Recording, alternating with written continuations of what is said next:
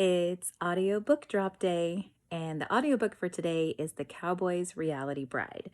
So, this series actually started when my friend and fellow author Evangeline Kelly and I decided we wanted to write a series about brides. And so we had all of these bride books planned out. Several other authors joined us in the Blushing Brides series, and this was my first book. Now, I was never a huge fan of watching some of the reality shows, but I will admit I did watch The Bachelor and The Bachelorette a few seasons, mainly Trista and Ryan's. That was my favorite one, which I think was like season 4. And then after that, I didn't really watch it much because it got kind of cheesy. So I took a little spin on that and turned it into what would happen if a contestant actually fell in love with a worker and not one of the contestants. And so there was the scene for the Cowboy's Reality Bride. So I hope you guys enjoy this one. And don't forget to make sure and come back, subscribe so that you know when a video drops and you'll know when there is a chance to possibly win some money with some questions. Those will be coming soon. I'm kind of like trying to get all these books up and then the questions will start coming. So have a great time listening and I'll see you guys later. Bye. The Cowboy's Reality Bride, A Blushing Bride's Romance. Written by Lorana Hoopes. Narrated by Lorana Hoopes. Copyright 2019. Chapter 1. Lainey Swan clutched her designer bag tighter as she weaved in and out of the crowded sidewalk. Why did the crowd have to be so thick today, on the one day she overslept? Normally, she was out the door by 6 a.m., giving her plenty of time to get uptown, stop at the coffee shop, and make it to work by 8. But sleep had eluded her last night, and she'd slept through her alarm. Now she was paying the price. She flipped her delicate silver watch around to read the face and quickened her pace. She was going to be so late, and Victoria Bonovich detested tardiness. It was a fireable offense in her book if you stepped in the office even a minute late, and Lainey couldn't afford to lose this job. She'd moved to the city with big dreams but a small savings after college. If she lost this job, there would be no paying her rent, and she'd have to go home. A nervous spring coiled in her stomach. She couldn't lose this job. "Watch it," a man's voice cried out as she squeezed between him and another man with a cell phone glued to his ear. "Sorry," she called back, but her head never turned. Turning around would cost her precious seconds, and she had none to spare. Her heart was thudding a constant drum of the precious seconds slipping away. A tendril of blonde hair appeared in her vision, and she blew it off her forehead. Great. Now, not only was she late, but her hair was eking out of its sprayed mold. Another issue she would have to remedy before seeing Madame Bonovich, or the man-eater, as they called her in the office. The woman was fearsome. With short gray hair, hawkish eyes, and thin lips which rarely smiled, she exuded a no-nonsense air wherever she went. But Lainey enjoyed working for her. Mostly. She had learned so much in the 6 months she had been at this agency, even though she was still just an unknown assistant to Madame Bonovich. Actually, she had learned so much from Myra, the makeup artist she assisted before photo shoots. But Lainey still hoped to become Madame Bonovich's assistant one day. Then she would have a chance at becoming a well-known makeup artist herself. At least she had received the promotion to coffee gopher the last month. It gave her a chance to interact with the man-eater, if only for a minute. However, today it could be her downfall. Only 15 minutes remained to obtain the coffee and return to the office, and it wasn't looking good. Lainey stepped up her pace a little more. Not too fast, though. The last thing she wanted to do was trip, and sadly, she was a bit of a klutz. "Excuse me," she said as she pushed through another clump of pedestrians. Why did it seem as if people walked slower and in impenetrable groups whenever she was in a hurry? The busy city was always like this. She knew that. But her need to move at a faster pace exaggerated the normal bustling bog and edged her anxiety up another notch. At last the coffee shop came into view. Sweet relief flowed over her, even though her feet ached already from the rigorous pace she had set the moment she stepped out of her door. The 4-inch heels were a requirement in the agency, something that had taken Lainey months to get used to. And though she agreed they added style to her outfit, her feet or not fans. They screamed for a nightly soak, and she had purchased so much Epsom salt in the last few months, she should buy stock in the company. A sigh billowed out of her lips as she pulled open the door, and the spring coiled tighter. At least 4 other people stood in line. Lainey bit her lip and checked her watch again. 13 minutes remained. Her foot began a rhythmic cadence on the floor, the impatient tapping garnering a few irritated stares. But Lainey didn't care. She didn't have time to care. The man in front of her turned around. "You appear to be in an awful hurry. Would you like to take my spot?" "Could I? That would be amazing." Lainey stepped in front of the man, but remained facing him. He had the most arresting eyes. "My boss is a bit of a time manager, if you know what I mean. If I don't get her coffee and get back to her in just over 10 minutes, she blew out a puff of air, "I don't even know what will happen, but it won't be good." The man said nothing, just raised an eyebrow at her. But Lainey couldn't shut her mouth. Perhaps it was his beautiful blue eyes. She had always been a sucker for blue eyes. Normally it's not an issue, but last night sleep evaded me. I just tossed and turned. So when my alarm clock rang, I guess I didn't hear it, though I must have turned it off because it wasn't still going off when I did finally wake up. Sadly, by then I was running late, and now I'm in danger of incurring her wrath. Lainey paused as the man's lips pulled into a smirk. "What?" He pointed behind her toward the register. "I believe it's your turn to order." "Oh, right. Thank you." A heated flush crawled up her face as she turned to face the woman behind the counter. She had made a fool of herself with the handsome man behind her. Why did her mouth always seem to run unchecked whenever she was nervous? "Can I help you?" "Yes, Lainey cleared her throat and forced her mind to focus. She could berate herself later. "I need a tall caramel macchiato and—" She shook her head. Even after a month, she didn't have Madame Bonavich's order memorized. But who could blame her? It had to be the longest order she had ever seen. "Sorry, just a second." Her fingers rifled in her purse until they touched a folded piece of paper. She pulled it out and unfolded it. "A double ristretto venti half-soy non-fat organic chocolate brownie iced vanilla double shot gingerbread frappuccino extra hot with foam upside down double blended 1 sweet and low and 1 NutraSweet." The cashier blinked and a momentary shell-shocked expression covered her face. Then composure set in, and she rang up the order and picked up 2 cups. Lainey felt sorry for the woman. She merely had to read off an order, but this woman had to put that nonsense on a cup in a way that the barista making the coffee would understand. Not for the first time, Lainey wondered if Madame Bonavich ordered this drink because she enjoyed it or because she relished putting others through the ringer. With the bill paid, Lainey continued down the line to stand at the other end, where the barista placed completed drinks. She kept her eyes on the floor to avoid seeking the nice man again. He didn't need another verbal diatribe from her. 9 more minutes. She was cutting it so close.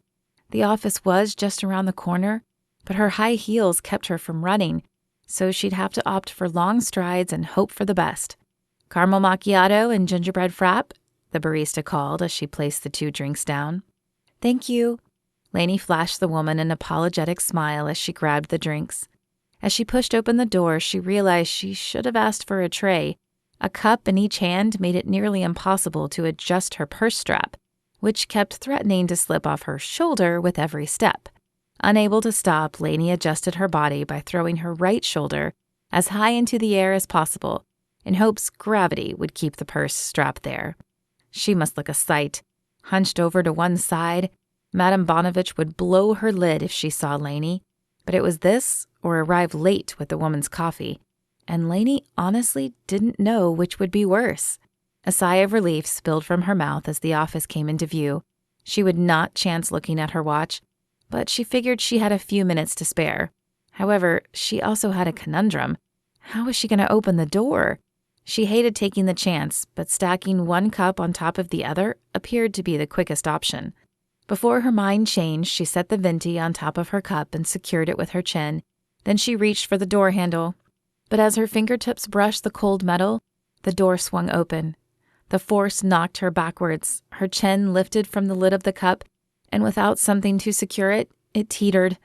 Lainey observed in slow motion horror as the cup not only fell off its perch, but onto her chest. The lid popped off and flew through the air as the contents of the drink spilled down Lainey's front. Her body finally unfroze when the searing hot liquid broached her skin. Lainey jumped farther back, sending the venti cup crashing to the pavement. "I'm so sorry. Can I help?" Anger flared in her stomach, and Lainey flicked her eyes up to take in the perpetrator before she let loose her vitriol on him. However, the flame fizzled at the sight of the young man with glasses who stood gaping at her. His wide eyes held an apology, and his baby face placed his age in his early 20s, probably a college intern. She swallowed the harsh words she wanted to bark at him. If she'd had Madame Bonavich's coffee order written anywhere else, she would have given him the paper and told him to go replace the coffee. It would be late, but perhaps late was better than never. But she didn't. "No, it's fine. I'll take care of it." She didn't know how exactly. The only option she had was giving Madame Bonavitch her drink, which probably wouldn't sit well with the woman. She could only hope she was in a good mood. "Again, I'm so sorry." The man ducked his head and scurried away, looking like a scolded puppy with its tail between its legs. Lainey spared one glance at her formerly white shirt, now stained brown, and sighed. She was late. She didn't have the woman's coffee, and she looked like a slob. These were not the makings of a good day. Chapter 2. Tyler Hall stared at the woman across the table from him as if she were a stranger, and not the woman he'd been dating for the last 6 months. "I'm sorry. What did you say?" She let out an exasperated sigh and flicked her hair over her shoulder. "I'm leaving, Tyler. I thought I could handle this, that it might be fun. There is nothing to do in this town, and I'm bored. You work all day, and you don't even drink." Anger flared within Tyler, and he interrupted her. "I told you why I don't drink." Sierra rolled her eyes. "I know. You don't drink because you're a recovering alcoholic. But I'm not. Tyler, I'm 26 years old, and I want to have a little fun." "I'm fun?" Tyler couldn't believe this was happening again. "I have fun." "Hanging out with your friend Aaron and his wife is not my idea of fun. I mean, it's fine for them to stay home and play Scrabble. They're married, but I want to do more. I want to go out and not worry if I have a drink." Or a few drinks, Tyler thought to himself. He should have known when he met Sierra at the town social. She'd been tipsy that night, but had assured him it was only because it was her friend's birthday. They'd avoided drinks after that, but lately Sierra had insisted they go out to eat, instead of eating at his ranch, and she'd ordered a drink every time. "I've never stopped you from drinking." "No, you haven't, but it hasn't made me feel any less guilty, and I don't want to feel guilty." She reached across the table and took a hold of his hand. "We're just not right for each other, Tyler. Surely you know that." He glanced down at their hands. Yes, he knew that. He'd noticed her distancing herself in the last month, and it wasn't like this was new to him. His last 3 relationships had ended similarly. Still, past experiences never seemed to prepare him when the words left their mouths. He eased his hand out of her grip and leaned back. "You're right, Sierra. We aren't right for each other." He reached into his pocket and pulled out his wallet. A 20 should be enough to cover his meal. She could pay for her own. He dropped the 20 on the table and pushed back his chair. "I wish you the best." Her eyes widened, and her demeanor shifted. "You don't have to leave right now, Tyler. At least eat." She glanced around the crowded restaurant, but kept her voice low. "I'm no longer hungry, Sierra, but that should cover my order." "Tyler!" Her voice held an angry hiss, but she still didn't raise her volume. Probably she hoped he would come back and not make a scene. He wondered briefly if she even had money to pay for her order, but found he didn't care. He was tired of doing what everyone else wanted. The cool air matched his mood as he stepped out of the restaurant and walked toward his truck. Lights from a nearby bar called to him, but he looked away. Aaron. He needed to see Aaron. That would calm him down and keep him from drinking. He'd been sober long before Sierra, and he was determined to remain that way after her. "So what happened?" Aaron asked as he flipped over the ribs he'd been cooking when Tyler arrived. Tyler pulled his coat tighter and leaned closer to the warmth emanating from the grill. "Sierra and I broke up. Or, she broke up with me, rather." "Man, I'm sorry. You've had rough luck with women lately." Aaron closed the grill lid to give the meat a little more heat. Tyler scoffed. Yeah, rough doesn't really begin to describe it. His last 3 girlfriends had all said similar things. They loved him, but they needed excitement, or someone with more drive. Tyler had drive, but his drive was focused on his ranch, keeping it afloat and obtaining more cattle.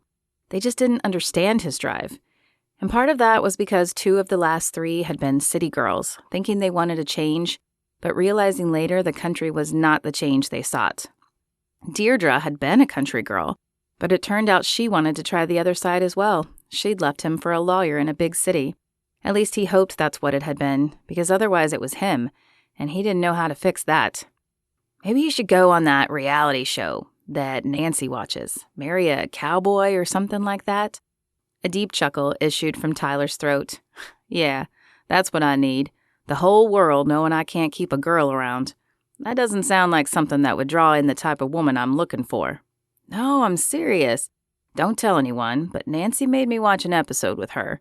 I think it was the first one. They brought in like 30 beautiful women for this guy to choose from. A beautiful outside isn't everything. Tyler hated it when people only focused on outer appearances. Yes, it was necessary to feel attracted to the other person, but beauty faded. Personality was way more important to Tyler. But it never hurts. Anyway, they pay for the dates, and you get to know the women. Maybe it's worth a try. Widen the pool, as it were. Can you imagine me on television? The thought sent Tyler laughing, and Aaron quickly joined in. What's so funny? Nancy had snuck up on them and now stood looking from one man to the other. Aaron thinks I should try to be a contestant on some reality dating show, Tyler said as his laugh faded. Nancy's eyes widened to the size of $50. Who wants to marry a cowboy? Yeah, that's the one, Aaron said as his own laughter fizzled. Sierra broke up with him. Nancy's smile faded, and her forehead wrinkled in a sympathetic expression. Oh, Tyler, I'm so sorry to hear that, but I think you would be great on the show. From what I understand, you fill out a survey, and they find women that match what you like. It might be a great opportunity to meet women you wouldn't normally. Tyler chuffed as he looked from Aaron to Nancy. He'd known Aaron since high school, and Nancy since just after graduation. There was a time they were clearly separate people, but after being married for a decade, it was harder to tell where Nancy ended and Aaron began. You two sound so alike. Tyler shook his head. Would he ever find love like Nancy and Aaron had? I'm serious. In fact, I'm going to go look up the requirements right now. I'm sure it's easy. Before either man could say a word, Nancy spun and disappeared into the house. Why do I have the feeling that I'm going to be auditioning whether I like it or not? Tyler asked as he leaned back against the porch railing. Because you know my wife? Aaron grinned and opened the grill to check the meat. That he did. Nancy was a determined woman, and she almost always accomplished whatever she set out to do. Chapter 3. Lainey paused outside the ornate office door.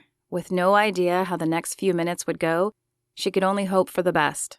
She took a final deep breath, squared her shoulders, and pushed open the door.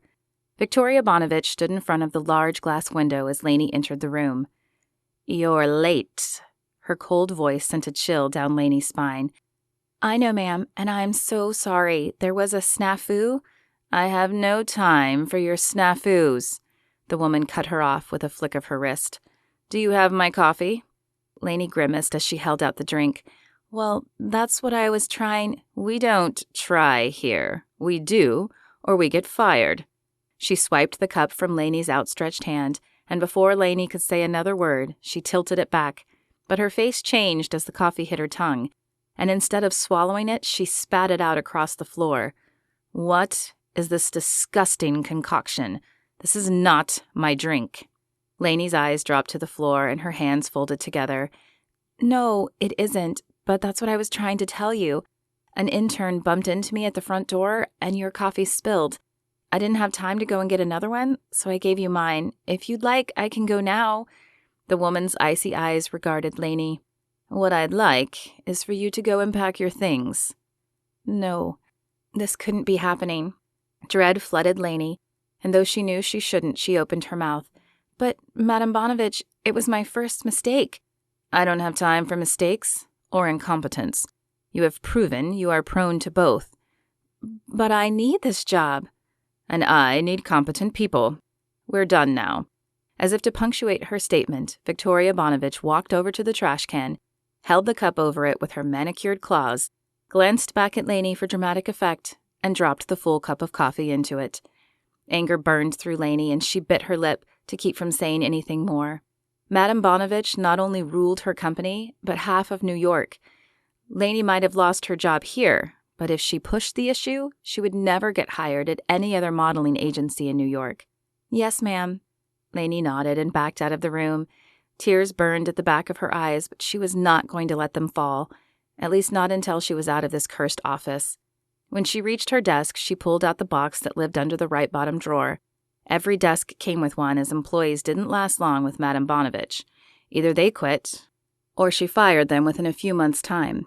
Lainey had lasted longer than most. Oh, no. Sophie, the other errand girl, looked at her with sympathetic eyes. What happened? Lainey shrugged and swallowed the lump building in her throat. I was late and didn't have her coffee. Of course, it wasn't my fault, but that didn't matter to her. Hope you don't end up with a job now. Lainey took the few items off her desk and placed them in the box.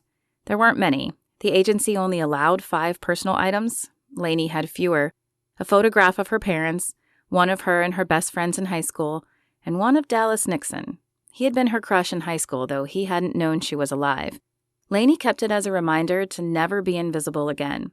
That was part of why she had taken this job in the first place. She packed them in the small box, wondering with each one what she would do now. Her rent was atrocious, and her paycheck barely covered it each month. She had none in savings, and who knew how long it would take her to find another job. Please tell Myra thank you for all her tips when you see her, and best of luck to you, Lainey said to Sophie as she tucked the box under her arm and headed for the door.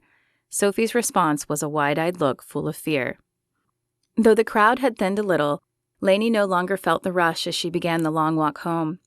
People pushed by her, but she hardly noticed, as her mind was running through all her possible options. There weren't many. She knew almost no one in the city, even though she had been here for 6 months. Unlike the city in Texas she grew up in, the people here were less than friendly, and kept to themselves more often than not. Lord, I could use some guidance here, she whispered as she entered her apartment. The words felt foreign in her mouth. Lainey hadn't prayed in a while, and part of her wondered if losing her job had been God's way of reaching out to her. She'd been too busy to attend church, and Sundays seemed to be Madame Bonovich's favorite day to require errands. As she shut the door behind her, she noticed the blinking light of the answering machine. Few people use them anymore, preferring cell phones and voicemail instead, but her mother was inept with technology and had insisted on sending her with the answering machine when she moved. Lainey had to look twice because the machine rarely blinked. Few people outside of her work called her, and they all had her cell phone number. Lainey pressed the play button, and her mother's voice filled the room. Is it time to speak now? I hope I'm talking at the right time. Lainey, it's your mother. I got a call from an old friend of yours from high school. Marianne Kim. I guess she didn't have your new number, but she wants to connect with you. I wasn't sure if I should give out your number, but she left hers. Now, where did I put that paper? Oh, here it is. It's 555-923-7555. Wow, that is a lot of fives. Okay, well, I hope this gets to you. I think I just have to hang up, right? Lainey chuckled at her mother's message and shook her head. She reached for the delete button, but curiosity stopped her. What had Marianne wanted? Lainey hadn't been popular in high school, but she'd had a group of friends, brainy misfits like herself who didn't fit in anywhere else and were united by one teacher and a competitive drama league. Nearly every weekend for 4 years, they had traveled to tournaments where they competed in acting, debating, and speech competitions. Somewhere, Lainey still had a ton of trophies she had won. At one time, she had even considered pursuing teaching if she could coach kids like herself, but then she'd felt the need to be something more, to be noticed. The group had promised to keep in touch after high school, but as they had all gone to separate colleges, it had been hard, and sometime in her sophomore year, Lainey had lost touch with them. She played the message one more time to make sure she had the number right. Then she pulled out her cell phone and punched it in. It rang only once before a breathless voice answered. Hello?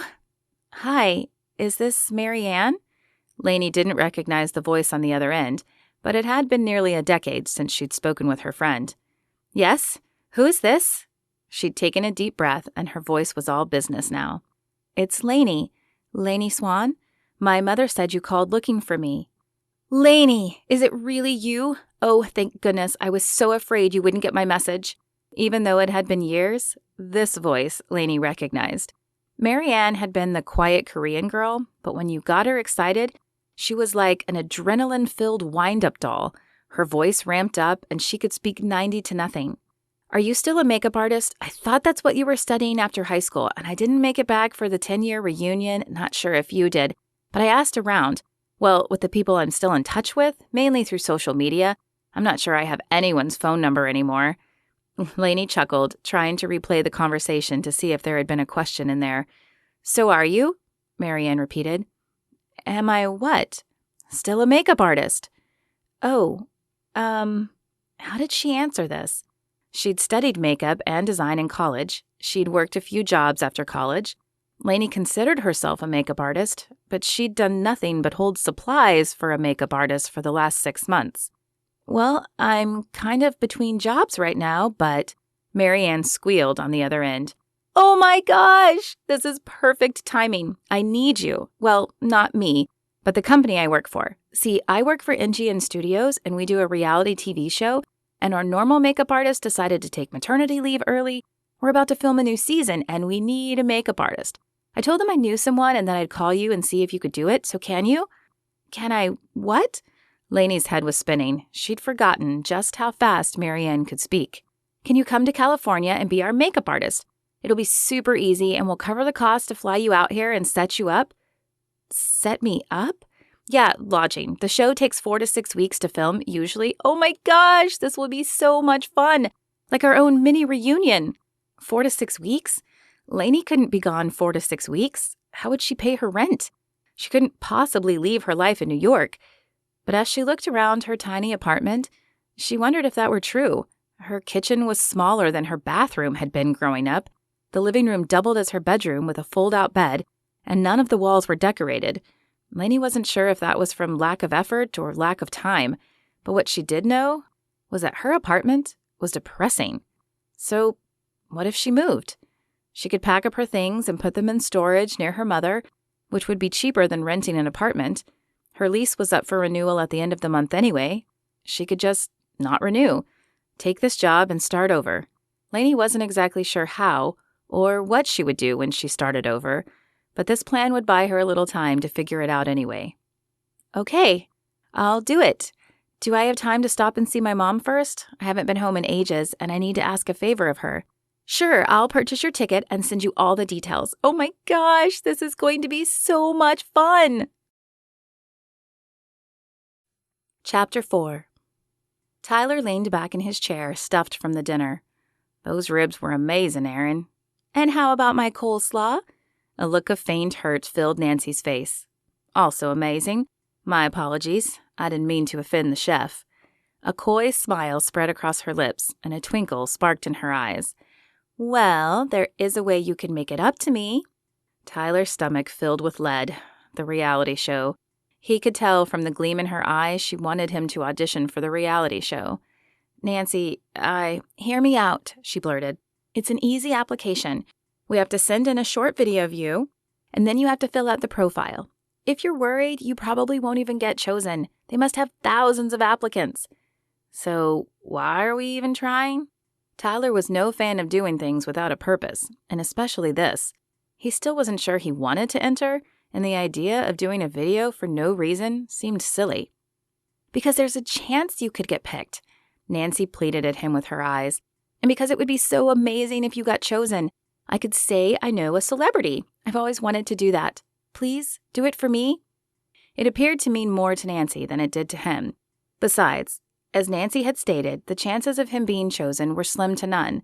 So why not record the video to make her happy? Okay, fine, he said, holding up his hands in surrender. What do I need to do? Her eyes lit up and she clasped her hands together like a kid on Christmas morning. Yay! Thank you. It's super easy. We need you to tell a little about yourself and what kind of woman you're looking for. I'll go get my phone, and we can record it on that." As Nancy dashed out of the room, Erin turned to Tyler. "Thanks for this, man. I know it isn't really your cup of tea, but I think you might have made her year." Tyler chuckled and couldn't resist teasing his friend. "My cup of tea?" He shook his head. "You need a guy's night out. Nancy's really rubbing off on you." Erin rolled his eyes. "It's just a phrase, but guy's night out sounds good. Let's do it soon." "Yeah, after I take care of this video. You owe me, by the way, or maybe Nancy does." Nancy returned then, her cell phone in hand. She scanned the room before pointing to the wall adorned with pictures. "Let's do it there. Give you some contrast." Tyler stood and walked over to where she was pointing. "Here?" She scrunched her face as she looked at him. "No, too busy. Can you take 2 steps to your left? Perfect. Okay, now state your name, a little about you, and what you are looking for." He waited until he saw her finger point at him, and then he began speaking. Hi, my name is Tyler Hall. I own a farm and cattle ranch here in Texas. I'm a Christ follower and looking for a woman who is the same. In addition, I need a woman okay with living in a small town, maybe one looking for a simpler life than the city can provide. I like movies and dancing and riding horses, and I guess that's it." He paused for a second, waiting for her to drop the phone. "Is that good?" "It's perfect," she said with a smile. "Now you need to do the survey." He followed her over to their small office where she had already loaded the survey questions on her computer. At least this might be interesting. He sat down in the comfy black leather chair and perused the first question. "Do you prefer blondes, brunettes, or redheads?" Tyler had no preference, but he was typically more attracted to blondes. A click next to that option moved the screen forward. Blue, green, brown, or hazel eyes. Tyler cared even less about this, and he wondered if all the questions would be about appearance. Question 3. Are you open to dating a woman outside of your race? Tyler had never thought about it, but he wasn't opposed.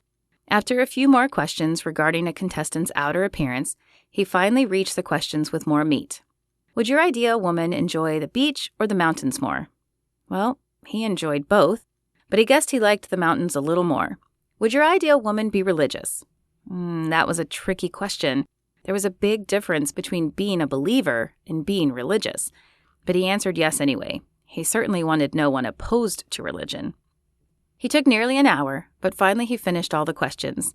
Then Nancy took over, uploading the video and sending it out into cyberspace. There, all done. She turned off the computer and smiled at him. Now we have to wait. He was no stranger to waiting, though he doubted they'd be waiting for anything but a rejection letter. Chapter 5. Lainey took a deep breath before knocking on the door. It was nice to be home. She'd run away after high school and avoided coming home as often as she could. But it wasn't because of her family. In fact, she'd missed her mother. A lot. The door swung open and her mother's shocked expression morphed into a giant grin before she pulled Lainey in for a hug. "Lainey, you're here." "I am," Lainey said with a shrug as she stepped fully into the living room and shut the door behind her. "I can't believe it. You haven't been home in ages. Your work must keep you so busy." "It does, or did. Madame Bonovich fired me this week." Lainey hated saying the words, hated admitting failure, but her mother would have gotten them out of her eventually. "Fired? What on earth for?" "I was late with her coffee and then spilled it when an intern ran into me. She doesn't tolerate mistakes." Lainey's mother's eyes softened. "That sounds like a terrible place to work. Maybe it's a good thing you got fired." Yeah. Lainey didn't really see getting fired as a good thing in any scenario, but she couldn't deny that she'd slept better the last few nights knowing she didn't have to deal with Madame Bonovich. "Is my room still available?" Her mother's bottom lip folded under the top one and her eyes shifted to the side. "Well, it's not quite the same. You haven't been home in a while, remember?" Lainey didn't think her mother meant the words as a criticism, but they felt that way nonetheless. She had probably earned them, though. She had moved away right out of high school and rarely come home during college. Lainey then worked for a modeling agency in Houston for a few years until Myra offered her the job with Madame Bonovich. Once she'd moved to New York, she hadn't been home since, until now. "Is there at least a bed still?" Her mother flashed a crooked smile. "Sort of." She continued down the hall to the bedrooms and opened the door that used to be Lainey's room. Her mother had transformed it into a sewing room. Rows of shelves stocked full of fabric and other accoutrements lined the walls, where posters of her heartthrobs used to be. A sewing machine sat where her bed had been, and a futon was the only semblance of a place to lie down. "Well, I guess it will have to do." Lainey tried to keep her voice light, but a trickle of hurt coursed through her veins. She shouldn't care about her old room. After all, she was nearing 30. She had moved away, and she rarely came home. It would be ridiculous to expect them to keep her room for her, and her mother had always wanted a dedicated sewing room. "The futon is rather comfortable," her mother said as a way of apology. "I've fallen asleep there quite a few times when I tire of sewing. I always mean to just close my eyes for a bit, but when I wake up, it's a few hours later." "It's fine, Mother. I'll probably only be here for a week or so anyway." "Are you still going back to New York, even with no job?" her mother asked. "Not to New York. Remember when you told me that Mary Ann called?" Her mother nodded. "Well, she offered me a makeup job in California for a few weeks, so I'm heading there first. After that," Lainey shrugged, "I'm not sure yet. I don't know what the future holds right now." A scheming glint appeared in her mother's eyes. "What about marriage?" The hair on the back of Lainey's neck stood at attention. Her mother had that expression that said she had something up her sleeve. "What about marriage? What?" Lainey's words were cautious. Who knew what the intent behind her mother's question was? "You do want to get married, right?" "Yes, one day. But why do I have the feeling you aren't talking about one day?" "Okay, don't be mad, but I kind of did something." Now tiny goosebumps prickled down her back in addition to the raised hairs. "What did you do, Mother?" "My friend Nadine has this son," Lainey groaned. "Oh, no. Tell me you didn't." "Well, I want grandchildren, and you always seemed too busy to date. I thought a setup date might help." "Mom, I'm about to go to California for 6 weeks. I don't want to get involved with anyone before I go." "Okay, but at least consider it when you get back." "I'll consider it, but I don't even know where I'll be when this show wraps up." "What show is it? Some reality show? Marry Me a Cowboy or something?" Her mother's eyes lit up. "Do you mean Who Wants to Marry a Cowboy?" "Yeah, I guess so." Her mother's reaction was surprising. She had never been much of a television watcher when Lainey lived at home. "Nadine and I love that show. The cowboy always seems like the nicest guy, and he's so handsome. You'll be doing his makeup?" That glint was back in her eye. "Yes, I'll be doing his makeup. Maybe he'll fall in love with you. Wouldn't that be a surprise?" "Mom, I don't even like cowboys. I'm a city girl, remember?" "You've never dated a cowboy, so how would you know?" "I've never dated a convict either, but I'm pretty sure I wouldn't enjoy that." Her mother shot her a withering look. "Are you happy with where your life is now?" Lainey opened her mouth to answer, but the thought forced her to pause. Was she happy?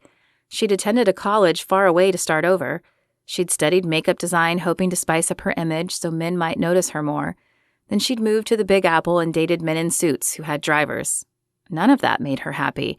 And now she was single, jobless, and back home. No, I guess not. But the man is there to meet beautiful women, not fall in love with his makeup artist. Besides, even if I liked this cowboy, he probably wouldn't like me. Most men don't. As much as I've tried to get past it, I'm still just Brainy Lainey. Brainy Lainey. She hated that nickname, but it's how she thought of herself. She had earned the nickname in middle school when she'd received a valedictorian award. At first, Lainey had been so proud of it as she'd always worked hard for her grades. But then one of the popular boys, Tyson Becker, had begun calling her Brainy Lainey. Her mother had insisted that it was because he liked her, but Lainey doubted that. Tyson got the nickname to stick, and it had followed her into and through high school. That, combined with her girl-next-door image, had been enough to keep her out of the dating pool in high school. No one had even asked her to prom, either year. She was everyone's friend, but no one's love interest. She'd hoped learning the art of makeup would change that, but it hadn't seemed to yet. Her mother's eyes crinkled in sympathy. "Oh, honey, you aren't just anything. Certainly not just Brainy Lainey. Look at what you've accomplished." Lainey snorted. "Yeah, I got fired. Big accomplishment." "No, I mean look at everything else. You were working for one of the biggest names in New York. You are an amazing makeup artist, and now you will get to show off your work." "I don't even know if they'll put my name in the credits." Lainey said. And even if they do, it might not mean much. Madame Bonovich didn't let her assistants do makeup until they had worked with her a year. Few ever made it that long.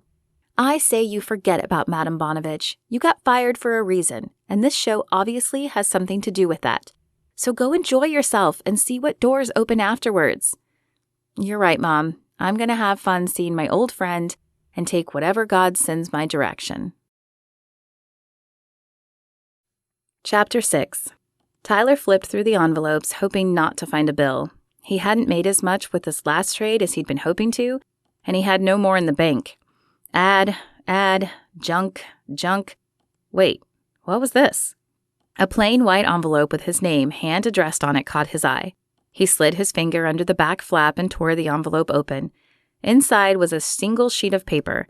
His eyes glanced over it as he unfolded it, and then they bulged. They had chosen him as the bachelor on Who Wants to Marry a Cowboy? But that was impossible. He had entered as a joke. Well, not exactly a joke. Maybe on a whim was a better qualifier. On a whim for Nancy.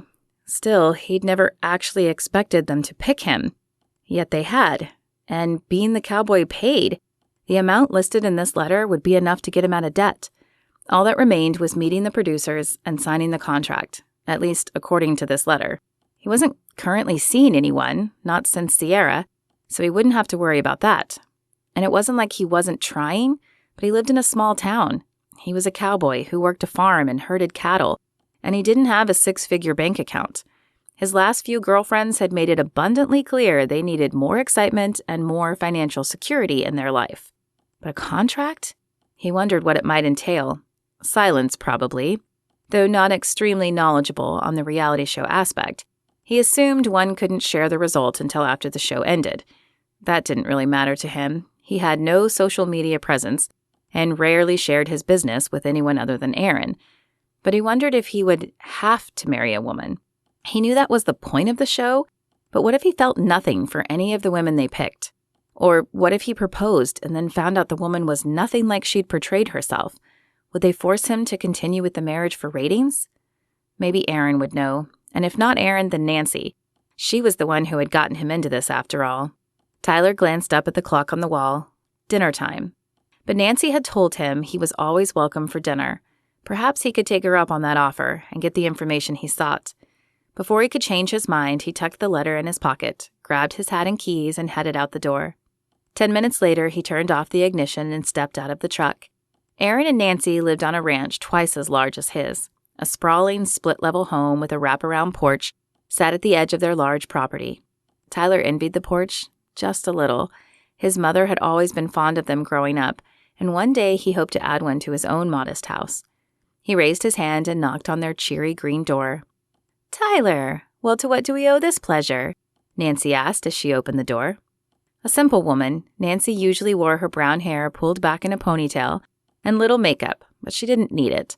Today was no exception. She wore a flannel shirt and jeans, her favorite outfit, from what he could gather, because other than when he saw her in church, he never saw her in anything else. "Do I need a reason, Nancy?" Tyler flashed his most charming smile. "Of course not." She stepped back, allowing him entrance into the spacious living room. "Come on in. Aaron is grilling burgers out back." He stepped over the threshold and removed his hat. His hands gripped the fur-based felt brim, curling it slightly. The beat of his heart thudded in his head, and he shook the sound away. He was acting like he was about to ask out a school crush, instead of just voicing an embarrassing question to his best friend's wife. "Thanks, but I have something I wanted to ask you." "Oh?" She cocked an eyebrow at him as she led the way into the kitchen. "Yeah, you watch those dating reality shows a lot, right?" Why was this so hard to ask? His throat felt as dry as the Sahara Desert. Man, this felt even more embarrassing than it had when he had played the scene in his head. The brim of his hat curled even tighter in his nervous grip. "I do." A coy smile flashed across her face as she leaned against the counter. "Why do you ask?" "Well, you know that video we did a few weeks ago?" "Uh-huh." She wasn't going to let him off the hook easy. He cleared his throat and forced the remaining words out. "Yeah, well, I wondered if you knew about the process. What's involved, I mean." "Why?" Did you get picked? Her eyes twinkled, and the pitch of her voice rose at the end of her question. It was clear she already knew they had chosen him. Yeah, I did. His gaze dropped to the floor. If he couldn't handle the way she was looking at him now, how was he going to handle the viewing nation looking at him? A shrill squill escaped her mouth as she clasped her hands together and did a little jig. I knew it! I knew you would get picked. You guys didn't believe me, but I knew. Tyler cleared his throat again. Right. Well, there's a contract involved, and I wondered if you knew what it entailed. Nancy's smile faltered as her eyes grew serious. I don't, but I'm sure it won't be anything crazy. You are going to do it, aren't you? Tyler paused. He hadn't decided yet, but staring at her hopeful face, he felt like he should, and he could use the money. And really, what could it hurt? As long as he didn't have to marry a woman if the chemistry wasn't right, then he might as well throw his hat in the ring. Maybe he would even get lucky and find the perfect woman. I suppose I will. She opened her mouth, more than likely to squeal again, but Tyler held up his hand to stop her. As long as the contract is decent. Oh my gosh, I'm so excited. I'm going to go call Helen. Tyler shook his head as Nancy ran off, and he continued to the back deck. He wasn't sure he would ever understand women. It was a reality show, not like they'd cast him in a blockbuster movie or anything. As Tyler slid open the sliding glass door, Aaron looked up and smiled. Hey man, what are you doing over here? You smell the burgers from your house? Aaron stood by a large circular barbecue grill.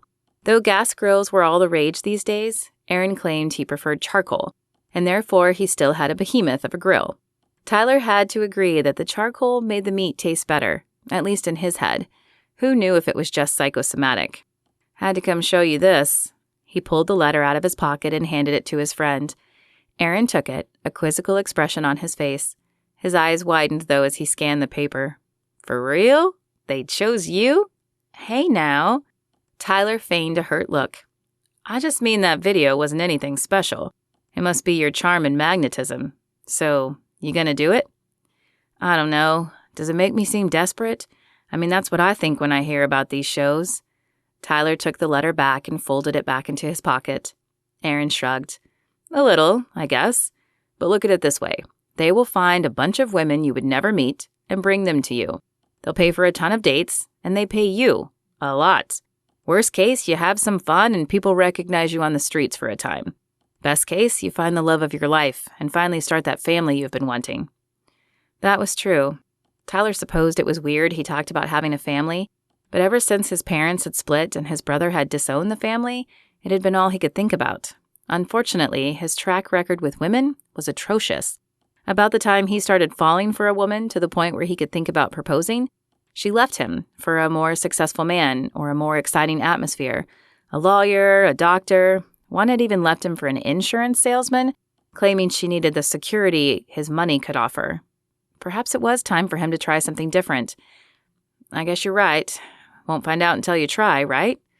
Indeed. Hungry? And just like that, Aaron dropped the topic. But it didn't fade from Tyler's mind. The meeting with the producers was in a week. He would have to decide by then, and he would have to spend some real time in prayer to make sure this was God's will. Chapter 7. Lainey pressed her face to the window as the car pulled into the compound. A massive house loomed in front of them. Is that where we're staying? Marianne laughed as she drove past the house. No, that is for the women, but it's not as big as it looks. I mean, it is, but the women have to share bedrooms and bathrooms. Our accommodations are a little smaller, but we have our own rooms and bathrooms, and the studio pays for the food.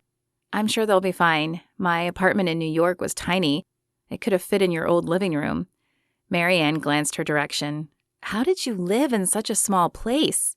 Lainey chuckled. Marianne had always been a little naive, and evidently she had not outgrown it. It was New York, Marianne. Everything is small and expensive. Unless you're a billionaire, then it's just large and expensive. Well, then, this might feel like a vacation house after all. She pulled up in front of a row of bungalow-type houses surrounding a larger house in the middle.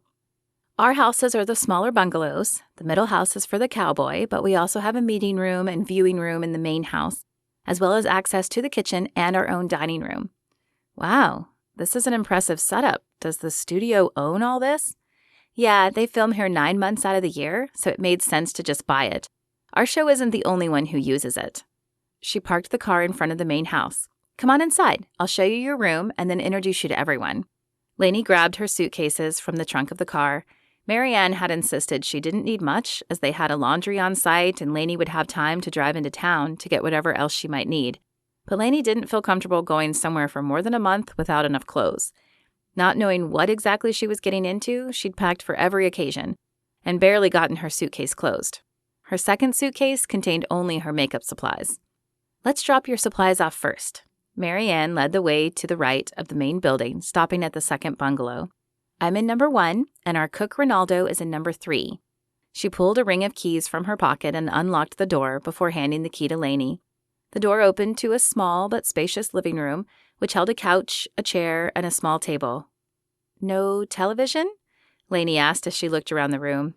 No, we're not supposed to watch anything except what plays in the group space, but believe me, that is entertaining as it's a live feed of the women. There are cameras all over the place in this compound, so be careful what you do. Oh, that reminds me. I'll have to take your phone too. Lainey's mouth dropped open. My phone? But it has all my books on it. Don't worry, Marianne said with a smile. You can use it in the common space, just not in your bungalow. It's part of the contract you'll have to sign. They don't want any leaking of the show. I guess there are a few things you forgot to mention when you told me about this gig.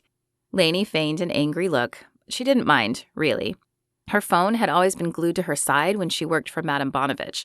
The woman could, and often had, called at all times of the night. Lainey was rather looking forward to a detox from her phone. Marianne's bottom lip folded under her teeth in a contrite expression. She looked like a kid who'd gotten caught with her hand in the cookie jar. I know, and I'm sorry, but I needed you to take the job. I promise I'll make it up to you. You bet you will. Lainey laughed to let her friend know she was teasing. She continued toward the back of the room where it opened to a small hallway with 2 doors. One held a bathroom and the other a bedroom. Simple, just a bed, nightstand, dresser, and closet.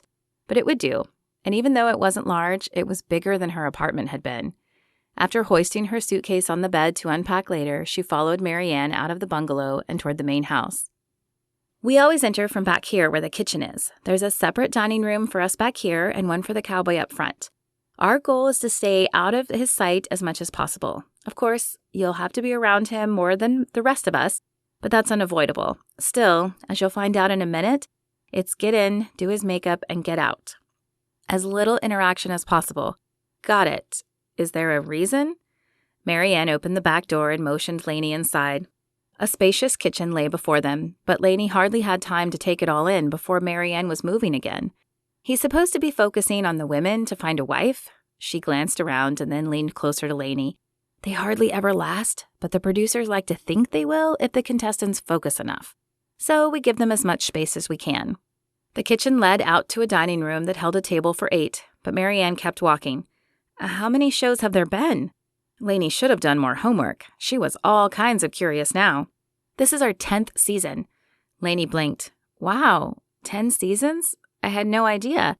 How many matches have lasted?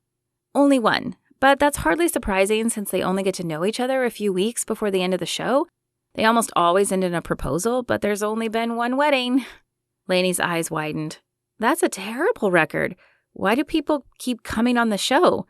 Marianne shrugged as she stopped in front of a closed door. A myriad of reasons, but mostly to get their 15 minutes of fame. Okay, this is the conference room. Peter, the director, and Justin, the host, are probably already inside. They'll give you the contract to sign. I'll answer any questions you have later, but don't bring up the success rate to them.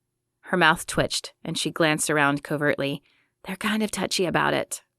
Got it. Lainey wondered just what she had gotten herself into. She thought it was simply a reality television show, but already it felt like a different world. 2 men looked up at them as the door opened. One was older, probably in his late 50s or early 60s if the gray in his hair was any indication. The other looked younger, maybe mid-30s, but it was hard to tell. He had to be the host, though, as he looked like what Lainey imagined a Ken doll would if one came to life. Blonde hair that laid in a perfect wave on his head, a pronounced cleft in his chin, and a smile that shifted between plastic and predatory. Peter, Justin, this is Lainey, the makeup artist I told you about. Justin's eyes roamed over her briefly and then shifted away. Perhaps she didn't meet his standard of approval, but that was fine with her, as he appeared narcissistic and closed off. Peter, however, stood and extended a hand. "Lainey, it's a pleasure to meet you, and I can't thank you enough for coming on such short notice. I thought our normal girl would make it through filming, but she had complications with her pregnancy, and the doctors forced her to start maternity leave early." "I hope she's okay." A surge of concern flooded Lainey, though she didn't know this woman and would probably never meet her. Peter waved a hand. "She's fine, but she's having twins, and I guess her amniotic fluid was low. I'm not even sure what that means, but she's on bed rest, so here we are." While low amniotic fluid held some risks, Lainey was glad to hear it was something relatively minor. "I'm glad to hear she'll be okay, and happy I could help." Good. Take a seat, and I'll fill you in on the basic contract. Marianne can answer any other questions you have. So, first and foremost, you can't discuss the show and how it's going. Obviously, we don't film live, and we don't want details getting leaked. You'll have a locker in the viewing area where you can leave your phone and computer if you have one. There's no Wi-Fi in the house anyway, but we monitor all your online activity. If you leak information, it is grounds for termination. Lainey tried hard not to focus on the word termination. She'd been fired from one job this month. She had no desire to lose another. Understood. You are responsible for his makeup and attire every day he goes on a date. Not that you must dress him, but you need to make sure what he is wearing will work well on the HD cameras, and if not, then help him pick something that will. You will probably need to go on most dates in case he needs a touch-up, but you can either wait in the car or sit with Marianne. However, because you'll have such a bird's-eye view of everything, it is important that you don't influence his decision. Right, I think I can handle that. Good, then you just need to sign here. He slid a single sheet of paper her direction. Lainey scanned it. She had learned never to sign anything without reading it. But the contract covered just what he'd gone over. She didn't see any surprises in it, so she took the proffered pen and signed her name to the bottom. "Welcome to the family," Peter said, and extended his hand one more time. Chapter 8. "What took so long?" Lainey asked as she took the cup. She kept her voice low and glanced around at the other crew members. "You're cutting it pretty close." Marianne shrugged. "The machine had a problem. You'll get used to that. I could have gone off the compound, but I didn't want to risk being late and leaving you all alone." "Thanks. I appreciate that." Though Lainey had met most of the crew, she still felt like the outsider. "And thanks for the coffee. I was up way too late last night." "Hot date?" Marianne asked with a wink. "Hardly." The word escaped Lainey's mouth more as a snort than a word. She'd unpacked and then lain in bed, unable to sleep, as she tried to figure out what she wanted out of life after this show. "First of all, I have no car, so who exactly would I have gone on a date with?" Marianne glanced to the front left and indicated with her head. "Justin's available." She said the words with a serious tone, but the smile that tugged on the corners of her mouth betrayed her. "No, thank you," Lainey said. "Besides, men don't seem to want the girl next door. They want the Jennifer Lopez's and Kim Kardashians of the world, and I am definitely not that.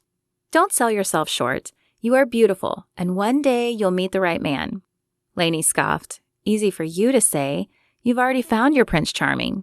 Marianne had filled her in on everything Lainey had missed in the last decade, including her marriage to a renowned cardiac surgeon. It seemed there was a man out there for everyone, except her. She was trying to be patient and wait on God's timing, but it certainly wasn't easy. The door opened and Peter stepped in. He scanned the room as if doing a visual count. It wasn't hard as the crew was small. Nodded and then began to speak. "Great. It looks like everyone is here. I decided it would be nice for you all to meet our cowboy. He comes from the great state of Texas, where he owns a farm and a cattle ranch." The door opened and a man stepped in. Dark hair peeked from beneath a black cowboy hat, and when he removed it, Lainey saw cool blue eyes. Her breath caught as he stepped closer to Peter. His chiseled features seemed almost etched from stone, but he didn't appear fierce. Far from it. He looked masculine, yet soft wasn't the right word, but like someone you could share secrets with. And instead of seeming cocky as she had expected, he seemed embarrassed to be there and facing them all. A light pink color graced his cheeks, and his eyes shifted from them to the floor. "Hi, everybody. I'm Tyler Hall, and I guess I'm your new cowboy." "How on earth is this man single?" Lainey whispered to Marianne. "He's gorgeous." Marianne's eyebrow lifted. 2 possibilities. 1, possibly for the same reason you are. He hasn't found the right person yet. Or 2, and more likely, he needs money or recognition for something. Maybe his ranch. They pay them? Only him. It isn't usually much, but as I said, most do it hoping to appear on another show after. So he was getting paid. Somehow Lainey couldn't imagine this man doing it just for the fame or the money, though. He looked too uncomfortable. Besides, there was a wholesome, honest look to his face, and she guessed there was another reason behind his acceptance.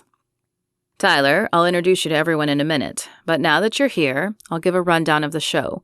The women will be arriving tonight, 20 of them. We'll be filming the first few weeks here. Cameras are in the house and run 24/7. We don't always use that footage, but it's nice to have. Plus, we'll film a date episode every few days. Those air every week on Mondays and Tuesdays.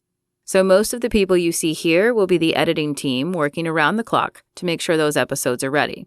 Justin will monitor the focus group who sees the episodes first to see if the audience doesn't connect with certain women or believes that others should have more time.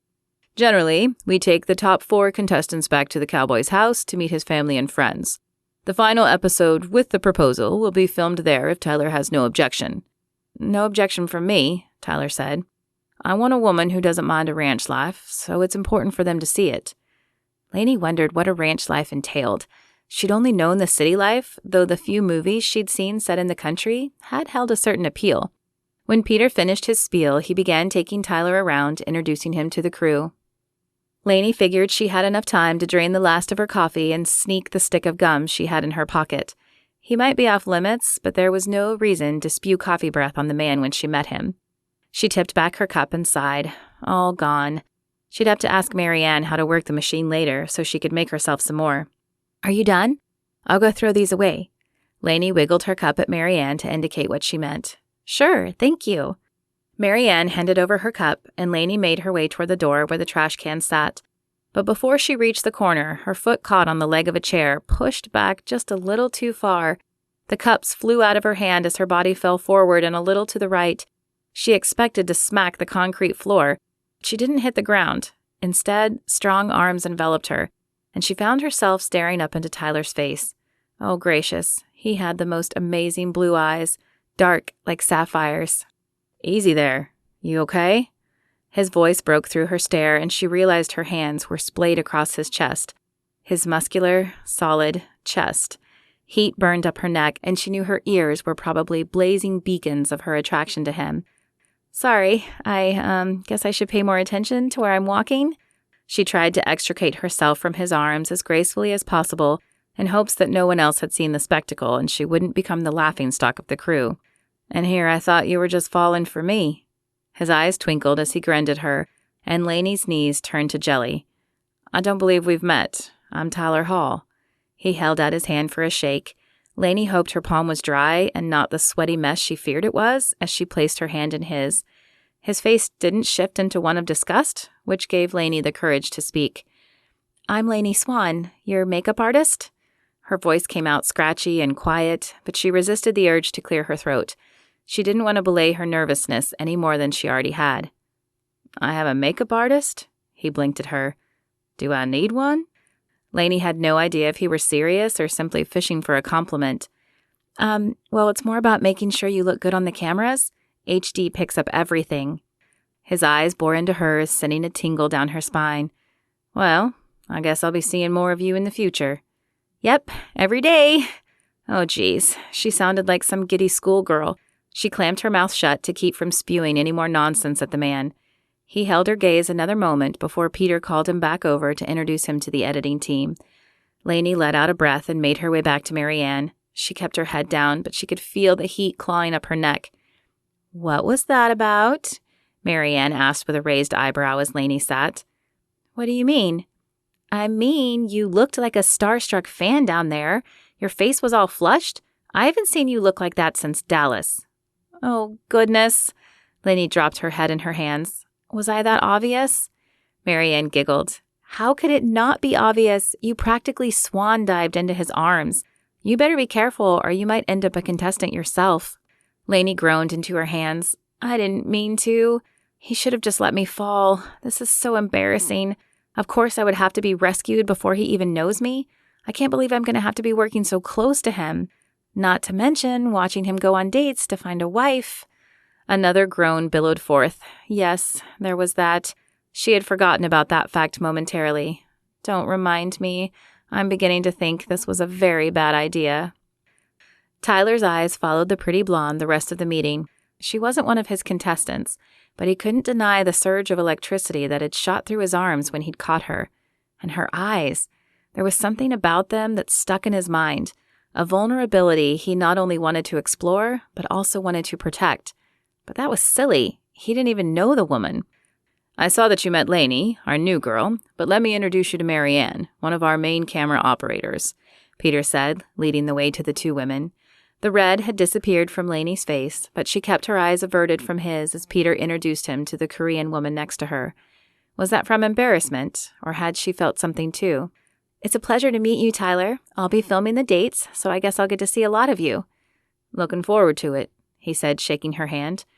All right, that's all the crew, but let me show you around the place and then you can get settled in for a few hours before Lainey comes to do your makeup. Are you ready to meet the women? I suppose I will be in a few hours. Great. I think you'll really like the women we found for you. They come from all walks of life, but they matched your personality questions. Peter continued talking as he led Tyler around the compound and then finally to his space. The simple main room held just a table and a few chairs, and a single hallway led back to a bedroom with an attached bath. Nothing extreme, but nice. It wasn't home, but Tyler thought it would be a suitable replacement for a few weeks. Chapter 9. Tyler stared up at Lainey as she poured liquid foundation into a spray bottle. What is that? This? She held up the bottle. This is an airbrush machine. You've heard of it, right? Yeah, but I thought they airbrush pictures for magazines. I didn't realize they airbrush people. A tiny smile pulled at the corners of her mouth. It was a cute, lopsided smile. They do airbrush magazine pictures, but they also airbrush people for TV. HD is wicked. It will pick up every pore in your face.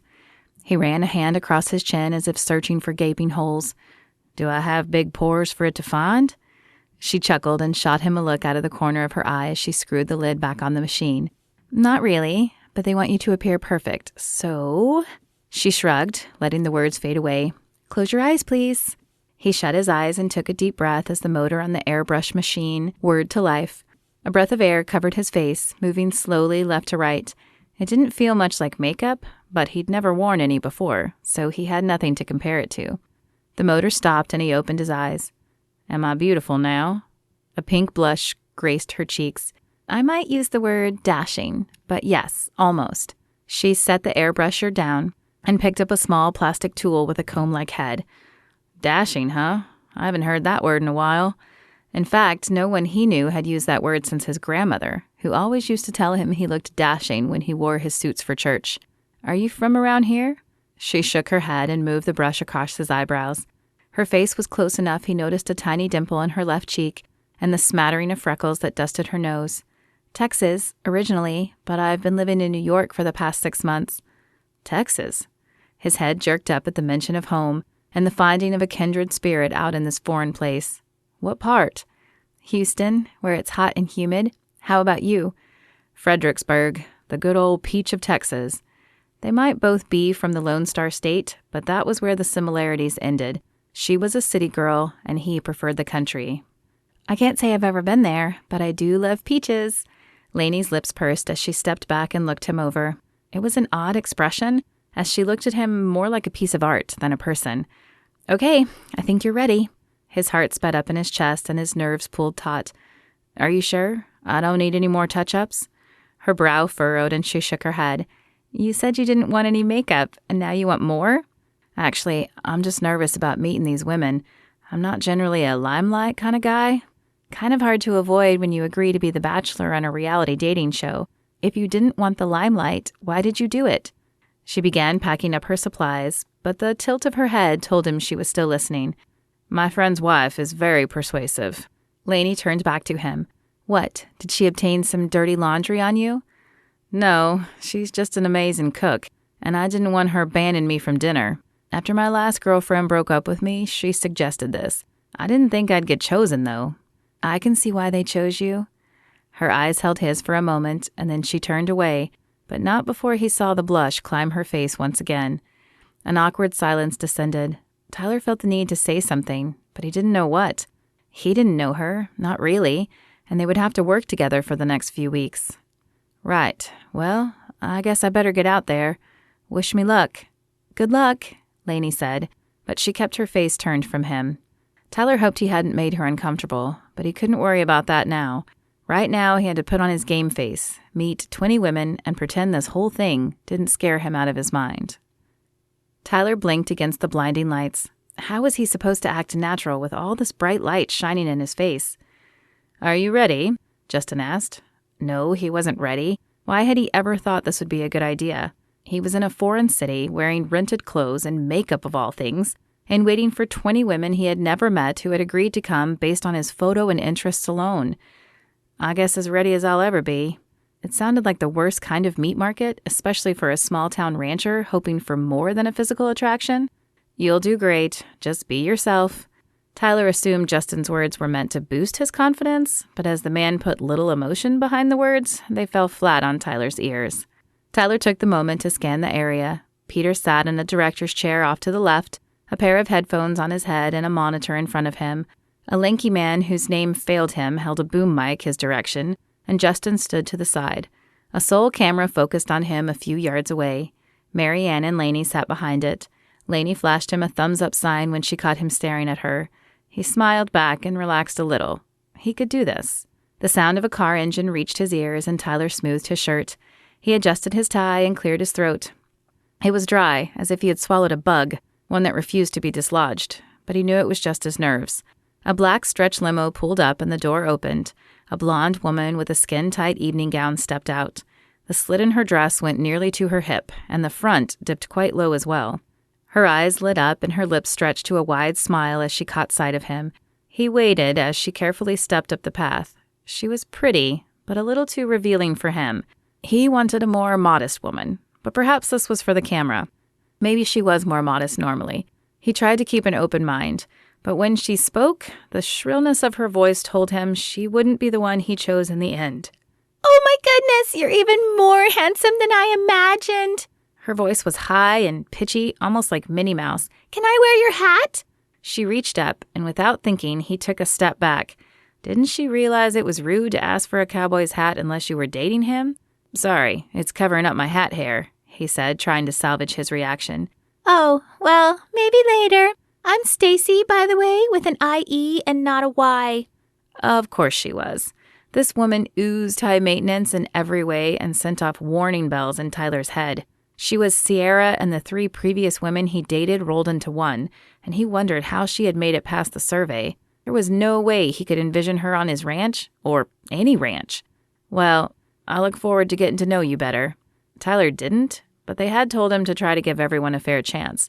It was harder than he thought it would be, and he wondered if he would be able to keep a stoic face if the rest of the women were like this. What if he felt nothing for any of them? Would they force him to continue, even if it was obvious there was no match for him? She blinked at him, obviously taken off guard. Oh, yes. I look forward to getting to know you better as well. Tyler breathed a sigh of relief as Stacy with an IE walked up the rest of the path and into the house. Surely the next woman would be better. Pulling his shoulders back, he turned back to the limo. They had told him 4 women would arrive in every limo. The door opened again, and a stunning redhead exited. Now, she was a little more his style. Beautiful, but in an understated way. Her long hair fell in a soft curl about her shoulders, and while her evening gown was form-fitted, it had a much more modest neckline and much smaller slit. This time, there was no need to fake his smile. "Hello," he said when she reached his side. He held out his hand to her. "I'm Tyler." She smiled as she took it and looked up at him with these amazing green eyes that seemed to sparkle in the light. "I'm Heidi." His breath caught a little in his chest. "What do you do, Heidi?" "I'm a preschool teacher in Washington State." He blinked at her. Washington State? That information stunned Tyler. He supposed he had known these women came from all over the country, but hearing her say she lived in a state across the country from him brought home the reality that either he or the woman he chose might have to leave their home and move at the end of this journey. "Washington State? I can't say I've ever been there." "It's beautiful, if you don't mind the rain. It rains a lot." Her eyes twinkled as her lips pulled into a crooked smile. "You'll have to tell me more about it." Though he wanted to talk with Heidi longer, they had told him to keep each first meeting to a minute or less. They claimed he would have plenty of time to talk to the women after the initial meeting. He hoped so, but he would have to keep Heidi on his radar. The next woman to exit was a tall brunette. She wasn't as thin as the other two women, but her athletic build was appealing. He could see her riding horses with him, and he added her to his mental list. Then a stunning blonde exited. She had a bubbly air about her he found appealing, and he wanted to get to know her better as well. "Let's take a break before the next car," Peter hollered. The lights cut off, and Tyler sighed a breath of relief. He had never thought acting was hard, but he felt as if he'd just done a physical workout, and there were 4 more cars to go. "Ready for your touch-up?" Lainey appeared at his side, brush and makeup in hand. "More?" He hadn't done anything to smear the makeup that he knew of. "Yep, a touch-up. The lights are hot, and they're afraid you might have sweated some off, so I have to retouch you during every break. I guess my face is all yours." She dipped her brush in some powder and ran it across his face. "How's it looking?" "Your face?" She smiled. "It looks good. I'm almost finished." "No, I don't mean my face. I mean the whole thing. Is my nervousness as apparent as I think it is?" He wasn't sure why he was asking her, other than she was the person he had spent the most time with so far, and she had an honest air about her. He held her gaze as he waited for her answer. "You look fine. Just be yourself." She squeezed his arm, and his eyes fell to her hand. It was nothing, a friendly touch, but it sent off a surge of heat in his arm. Before he uttered another word, though, she disappeared, and the next limo arrived. Lainey bit her lip as she watched the next limo pull up. This was harder than she'd thought it would be. She shouldn't care what these women looked like or how Tyler reacted to them, but she did. With each one he seemed uninterested in, her heart gave a tiny cheer, but with each one he smiled at, her stomach knotted and her fist clenched at her side. "Are you okay?" Marianne asked as Lainey leaned forward to catch Tyler's reaction to the stunning brunette. "What? Yeah, I'm fine. Just checking to see how his makeup looks in the camera. I want to make sure I do a good job." Marianne's eyebrow edged up her forehead. "Uh-huh. Look, I get he's good-looking, but you can't fall for him, Lainey. He's here to marry one of these women." "I know that." "You might know that, but you aren't acting like that." Lainey took a deep breath. Marianne was right. She was here to do a job, and she needed to focus on that. "Cut." Peter's voice carried across the lot, and Lainey picked up her tools. "That's my cue." Marianne shot her a pointed stare, and Lainey nodded. She could do this. She could build up her emotional wall and ignore the tingle that raced through her veins when she was near him. Emotional walls were her specialty, after all. Focus. Do your job and get out. Little interaction, remember? "How's it going?" she asked when she reached Tyler. He didn't need a touch-up, but she ran the brush across his face anyway. "It's a little daunting. These women seem great, but how am I going to know who to keep and who to let go?" Lainey bit her lip. "Keep it short and keep it professional. I guess you'll have to follow your heart." Easy advice to spout, but much harder to take. She certainly wasn't doing that. "Thanks." He caught her eye and held her gaze. "I appreciate that." Lainey forced a smile to her lips. "No problem. It's what I'm here for. And your makeup, obviously. Speaking of which, you're good to go." As she walked back to Marianne, she took a deep breath. She could do this, but she needed to get her emotions under control. "Well, Tyler, you've gotten to meet the women. Do you have any that stand out in your mind?" Tyler did have a few he really wanted to get to know better, but they had told him to be vague at the beginning. Part of keeping the ratings up was not letting the viewers discern his favorites too soon. The first ceremony would be tonight, and that would be their first clue. "Yeah, a lot of them do. But I must tell you, Justin, it's kind of hard keeping 20 women straight. I am going to get more time with them, right?" Justin flashed his fake TV smile. "Of course you will. In fact, why don't we head inside now? You can pick the first woman you'd like to talk to one-on-one." "And how much time do I get with each woman?" Tyler asked. Even half an hour with each woman would mean 10 more hours. He doubted they would film that long, but this was one area they hadn't clarified with him. Justin's smile froze, giving his expression an insincere plastic look. "We'll be having the ceremony in 2 hours." 2 hours? How am I supposed to get to know 20 women in 2 hours? That's not even 10 minutes with each one. Tyler's voice held an edge of panic, and he forced himself to take a deep breath. But this was his future here. How was he supposed to make the right decision, or more importantly, keep from making the wrong one with only 2 hours? "Cut!" Anger filled Peter's voice as he hollered from his chair. Justin, didn't you go over how this evening should be handled with him? Justin's forced smile faded and he rolled his eyes. I told him what we always tell them, but you know they always freak out the first night. He turned his attention back to Tyler. Look, you're only eliminating 5 tonight. Surely there are 5 women you didn't connect with. Tyler's brow furrowed. There might have been a couple, but I don't know about 5. Isn't this supposed to be about finding the right woman, though? What if I cut a woman I would have had a connection with but didn't get the chance to know? Look, I've been doing this long enough to know that there are women you didn't have an initial attraction to. Then there are the ones you did. Finally, there are a handful that don't really stand out one way or the other to you. My advice is start with those. Talk with them during these 2 hours and find out which ones you can let go. Then you'll have more time to get to know the others. While Justin's advice made sense, Tyler still wasn't happy that he had such a short time with the women. What if they did this again? He didn't like having to make such heavy decisions with so little time. You promise there will be more time from here on out? Justin's eye twitched. There will be time, but it may never feel like enough. The only thing I can say is use it wisely. Are we ready to redo this scene now? Peter called from the side. Justin looked at Tyler, his brow raised in silent question.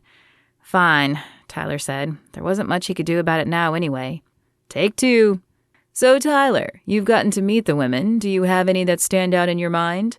Justin's game show host was back on his face like this was the first time he had asked the question and didn't know the answer. No wonder the guy was snarky in real life. Tyler probably would be too if this was what he had to do. He wanted to say no. He wanted to ask for his contract right now and maybe rip it to shreds and throw it at Peter. But instead, Tyler pasted on his own smile, knowing it probably looked about as real as fool's gold.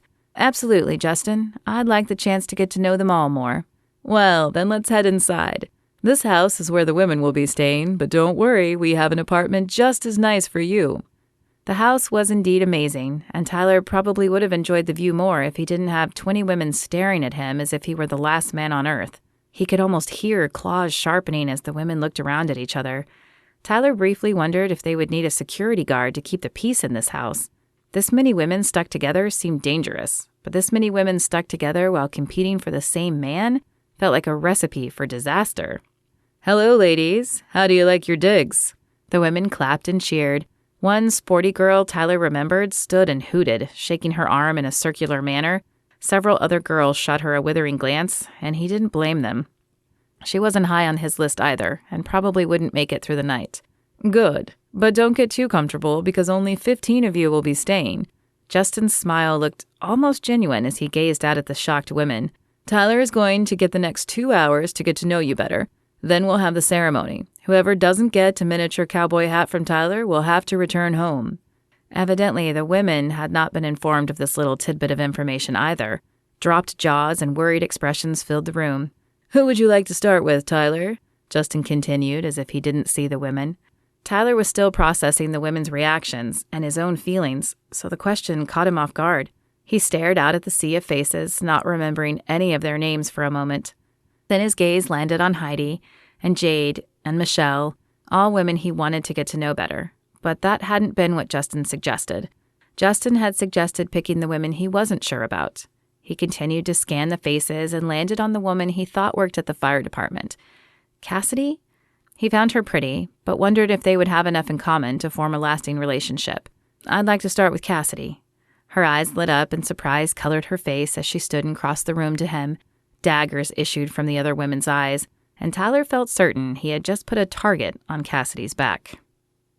This is when it starts to get interesting, Marianne whispered to Lainey as she scanned the room with the camera. They would have to follow Tyler outside in a minute, but Marianne had insisted she needed some footage from inside. What do you mean? Lainey looked around the room, but other than the lack of furniture and the number of women filling the living room, she saw nothing out of place. Notice there's no television. They get their phones taken away when they arrive, too. Realization dawned on Lainey and her eyes widened. So they have no entertainment besides each other? And Tyler, when he comes around. They have a full bar, though. At that moment, a woman stumbled into the room and called out, Y'all, there's a pool. Who wants to jump in with me? Oh my gosh, is she drunk already? Lainey couldn't believe any woman would drink enough to get sloshed on the first night of the show, but she supposed nerves played a large role. She didn't know the women's names, but she had begun giving them nicknames based on their looks or actions. and this one deserved the name Tipsy from now on. Marianne smiled. Yep, and it only gets better. The bar is open 24 hours a day. There are only 2 bathrooms, and they bunk the women 4 to a room. Lainey's eyes widened. Are they trying to get one of these women killed? It rarely gets that far, but it does make for some comedic moments. Come on, we better get outside. Lainey followed Marianne, but her eyes remained on the women. Now that she knew what she was looking for, she found nearly every woman had a drink in her hand. None looked quite as inebriated as Tipsy, but it was still early, and Lainey wasn't sure who she felt sorrier for. The women, placed in this awkward position, or Tyler, who had no idea what was going on in here. She wondered if they would allow him to watch the recorded footage. Outside, there was indeed a pool and a small gazebo area, which was where Tyler and the pretty brunette were sitting now. This one seemed nice, and Lainey had a hard time coming up with a name for her. As Marianne focused the camera, Lainey stood to the side and tried to be inconspicuous. It felt awkward being close enough to hear their conversation. So a firefighter. That must keep you busy, Tyler said. Firefighter, Then flame it was. It does. It's quite the hectic schedule, but the good news is that it's fairly easy to get a job wherever you go. I love Illinois, don't get me wrong, but I think I could love Texas just as much. Do you work in a large city in Illinois? Flame shrugged. Just over 100,000 people, I guess. Tyler opened his mouth to respond, but a second brunette cut him off. This one had dark black eyeliner extending like cat eyes. I believe it's my turn now, Cat Eyes said as she stared at Flame. I believe I still have some time, Flame said, returning the stare. It's okay, Tyler broke in. We can continue this later. Flame evidently took this as a hint she would be around after the ceremony and gave up her seat. Cat Eyes swooped in and scooted as close to Tyler as she could. I'm Deborah, and I must say you have the most amazing eyes. Lainey turned away from the scene. Being professional didn't mean she had to watch the women fawn all over Tyler. His makeup was fine, so surely she could take a break for a minute. She signed to Marianne what she was doing and then walked away from the filming. Chapter 10. Tyler stood in the small room staring at the pictures of the women. It was late and exhaustion covered him, but Justin claimed they had to have the ceremony tonight. He rubbed his bloodshot eyes and took down Stacy with an IE's picture. There was no sense leaving her up there, as they would never make a good pair. And Deborah R., he took her down. During his conversation with Cassidy, she had rudely interrupted, demanding time with him. As if that wasn't bad enough, she'd been extremely handsy and tried to kiss him. He needed none of that. But that was only 2. He needed to trim 3 more, and he honestly didn't know how he would do that. He glanced at his watch. It was after midnight. No wonder his body was so tired. Generally, he was in bed by 9. He ran a hand across his chin. Okay, maybe it would be easier if he made a pile of those he wanted to keep. Heidi, Jade, Michelle for sure. He had felt a connection with them. Rachel B. had seemed nice. Cassidy and Bristol. 6? Good grief, this would take him all night at this rate. Tyler scanned the rest of the pictures. Okay, there was Nikki, the outspoken sporty one. He removed her. And Stephanie, the tipsy one who jumped in the pool in her evening gown. But he honestly remembered nothing about the remaining women. He hated judging them by looks alone, but if he didn't, they would probably lock him in the room all night, and he still wouldn't have a decision. They just hadn't given him enough time. He removed the woman he was least attracted to, hating himself as he did it, and placed her in the pile with Stacy with an IE, Deborah R., Nikki, and Stephanie. Tyler could only hope he would get to know the rest of the women before the next ceremony. He pressed the small button to inform Justin he was ready and waited to be escorted out. 20 minutes later, Tyler stood staring out at the sea of women. They all wore hopeful, worried expressions, and he hated himself a little more. He was going to hurt 5 women's feelings, and the thought made him sick. Nancy hadn't warned him about this part, about how hard it would be to dash women's dreams.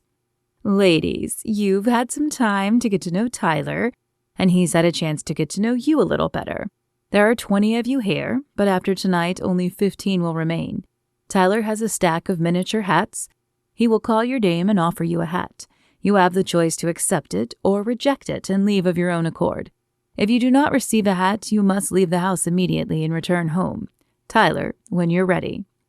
Justin's face held a look of satisfaction, and Tyler wondered if he didn't sadistically enjoy this part of his job. Perhaps he hadn't always been this way. Maybe the show had jaded him. Tyler would have to guard himself so he didn't end up like Justin, but that was a worry for another night. Tonight, he had to get through this ceremony. He had to hand out these hats to 15 women and send 5 others home feeling dejected.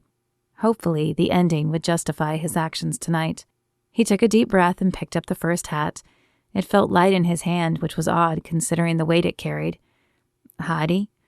Tyler said the name without looking at the women. While he would have liked to see Heidi smile, he held no desire to see the hurt, angry, fearful faces of the rest of the women.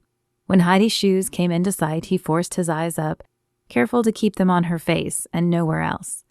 Heidi, will you accept my hat? I'd be delighted to. She flashed a smile, accepted the token, and then walked to the side. Tyler picked up the next hat. Jade? He waited for her to reach him. Will you stick around a little longer? Of course. She took the hat and walked over to join Heidi. One after the other, he picked up the hats and handed them out to the women. As the stack dwindled, the tension in the room increased, and a trickle of sweat snaked down his back. All right, ladies, this is the final hat tonight. Justin's voice broke the somber mood momentarily, but as soon as he stepped back, the temperature dropped in the room. The mood shifted from somber to icy. Palpable feelings of hope, rejection, disbelief, and anger circulated through the room, and Tyler had to force himself not to run out. He picked up the final hat and bit his lip. This one shouldn't bother him so much. All the women he'd felt a connection with stood on his left, but this hat held the uncertainty. With this hat, he would send away 5 women, only 4 of which he was sure he saw no future with. That left one he was unsure on. What if he sent the wrong woman away? He dared his first glance at the women. One had her eyes closed. A few shot daggers his direction as if they couldn't believe he hadn't picked them already. One clutched desperately at her necklace. He shut his eyes and took another deep breath. Lila? A chorus of sighs rushed his direction, and a lone sniffle broke the silence. But he couldn't focus on that. He needed to give Lila this hat so this night could be over. Not only was he exhausted physically, but mentally as well. He needed sleep and a few hours away from the pressure of this show. Lila, will you accept this hat? Thank you. I was so afraid you were going to send me home. Her lips formed a small, hopeful smile as she took the trinket and joined the other women. Ladies, if you did not receive a hat, please say your goodbyes. Deborah R. placed a hand on his shoulder. You have no idea what you're missing, she whispered to him before walking away. Stacy with an IE sobbed on his shoulder, and the other women did their best to keep a brave face on as they thanked him for the opportunity and wished him the best. Tyler saw the blanket of rejection on each of them. It draped across their dejected shoulders and lay in their hurt-filled eyes. He knew the sting of rejection, and it pained him that he was now passing on that sting to these innocent women. Even worse, he would have to do it 5 or 6 more times. Why had he ever let Nancy talk him into this? When the 5 women left, he turned to the remaining 15, knowing he should feel excited about them and the journey ahead, but he just felt zapped. He felt empty and cruel, and he wanted nothing more than to crawl into his bed and pretend this day had never happened. But he couldn't. Justin had told him he had to toast with the women and let the camera catch the happy moment, so he did. He lifted his cup of apple juice. He had stipulated no alcohol for him at any time in his contract, and said his memorized toast. To the future. To the future, they responded, and glasses clinked around the circle. The words cut had never sounded more amazing to Lainey. Exhaustion radiated down to her core. It was nearly 1 a.m., and she was awake way past her normal bedtime. The last time she had stayed up until 1 in the morning was in high school, when she and her partner had been cramming for a debate tournament the following day. She had barely made it through the tournament, and Lainey knew she'd feel the same way later today if she didn't get her 8 hours of sleep. Ladies, please go find your suitcases. Our crew delivered them to your rooms. You may change beds, but please do not change rooms. It is important we know who is in which room for safety reasons. Justin's sprayed-on smile had faded, and he was now all business, probably tired himself. Tyler, if you'll come with me, I'll take you back to your house. Lainey joined Marianne and the rest of the crew as they followed Justin and Tyler out of the living room.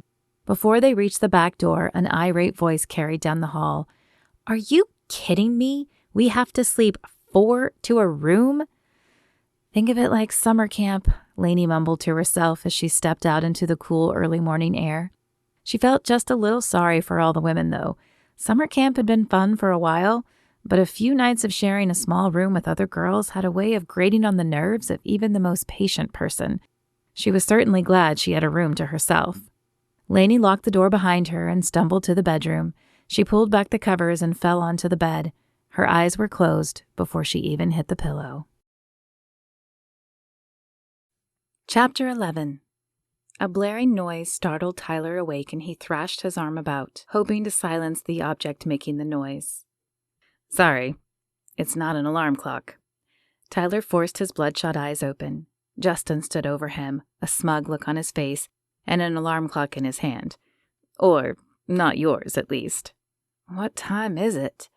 The windows were still dark. It couldn't be past 7 a.m. 5:30. Time to get up. How did he sound so chipper? 5:30? Dude, we just went to bed 4 hours ago. Why are we getting up so early? That's the filming schedule for you. We have to get you in the makeup chair, and you need to decide which girl you want your first solo date with. You only get one this week, so use it wisely. The rest of the girls will go on 2 group dates with you. Solo dates? Group dates? The words swam together in Tyler's head. 3 hours of sleep was simply not enough time for him to function like a normal human. Come on, Lainey will be here in 10 minutes to do your makeup. You have just enough time to get up, shower, and get dressed. She won't knock. All right, man, I hear ya. Tyler pushed back the covers and stumbled out of the bed. As he crossed to the dresser, he was glad the room was spacious, but sparsely furnished. His vision was still fuzzy from sleep. He opened the drawers to the dresser, rifling through them until he found his shower items and a change of clothes. At least he had his own bathroom. One of the women had told him the night before they only had 2 to share between all of them. 10 minutes later, though dressed, Tyler wasn't sure he felt any more human. He pulled on clothes he hoped matched and stumbled out to the main room. Lainey sat in the chair, her chin perched on her slender hand, her eyes closed. She'd probably gotten as little sleep as he had. He hated waking her as she looked so peaceful. Lainey? He spoke her name softly as he shook her shoulder. Her eyes popped open. Oh my gosh, I'm so sorry. I did not mean to fall asleep. Don't worry, your secret's safe with me. I'm exhausted too. She stood and stretched, then motioned for him to sit in the chair.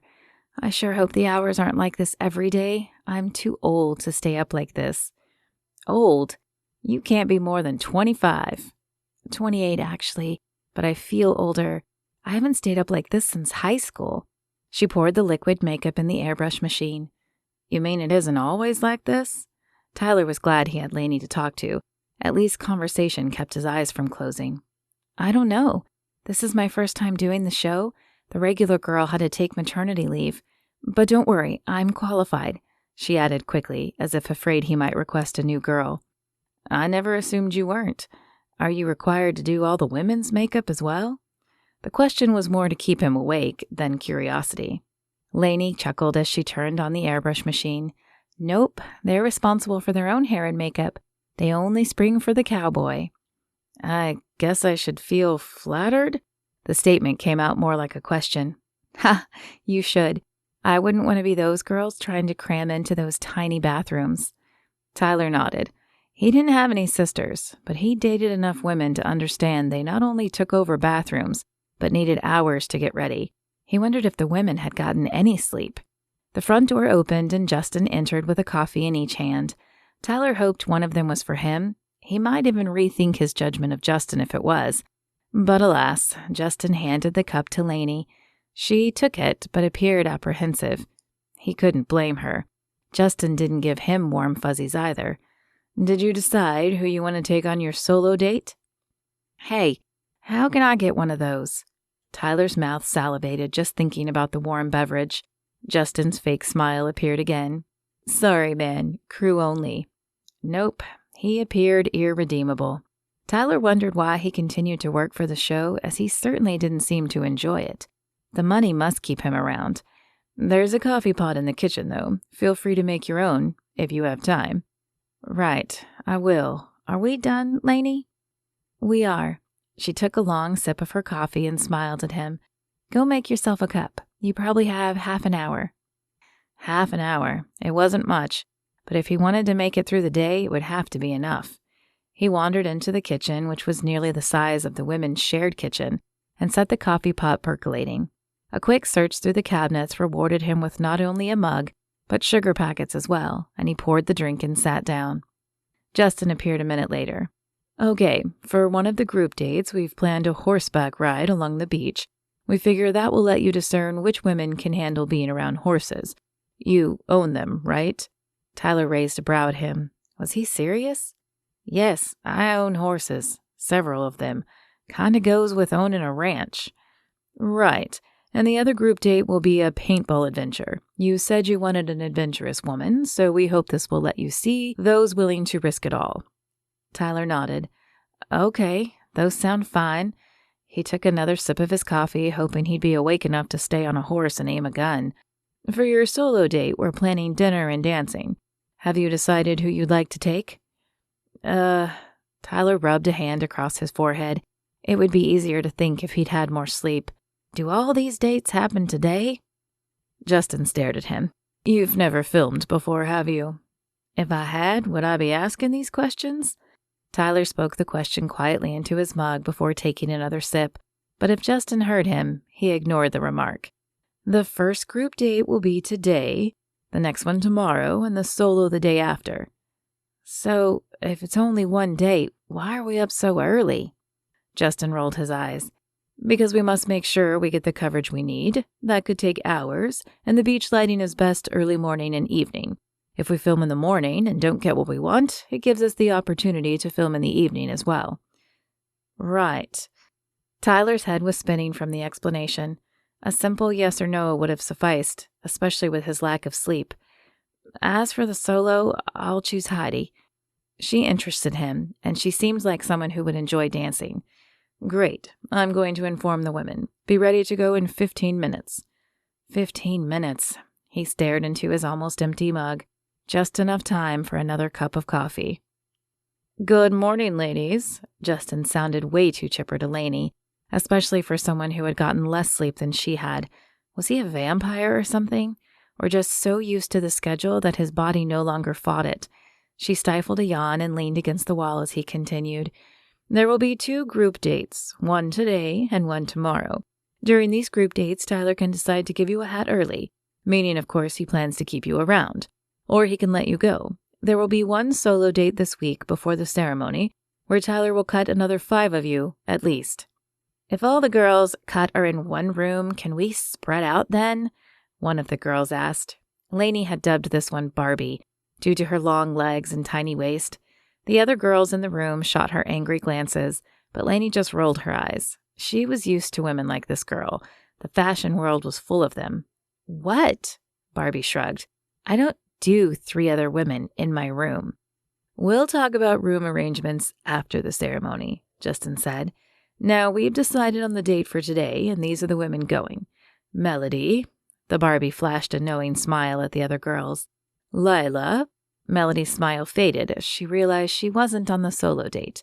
Cassidy, Jessica, Michelle P., Deborah N., and...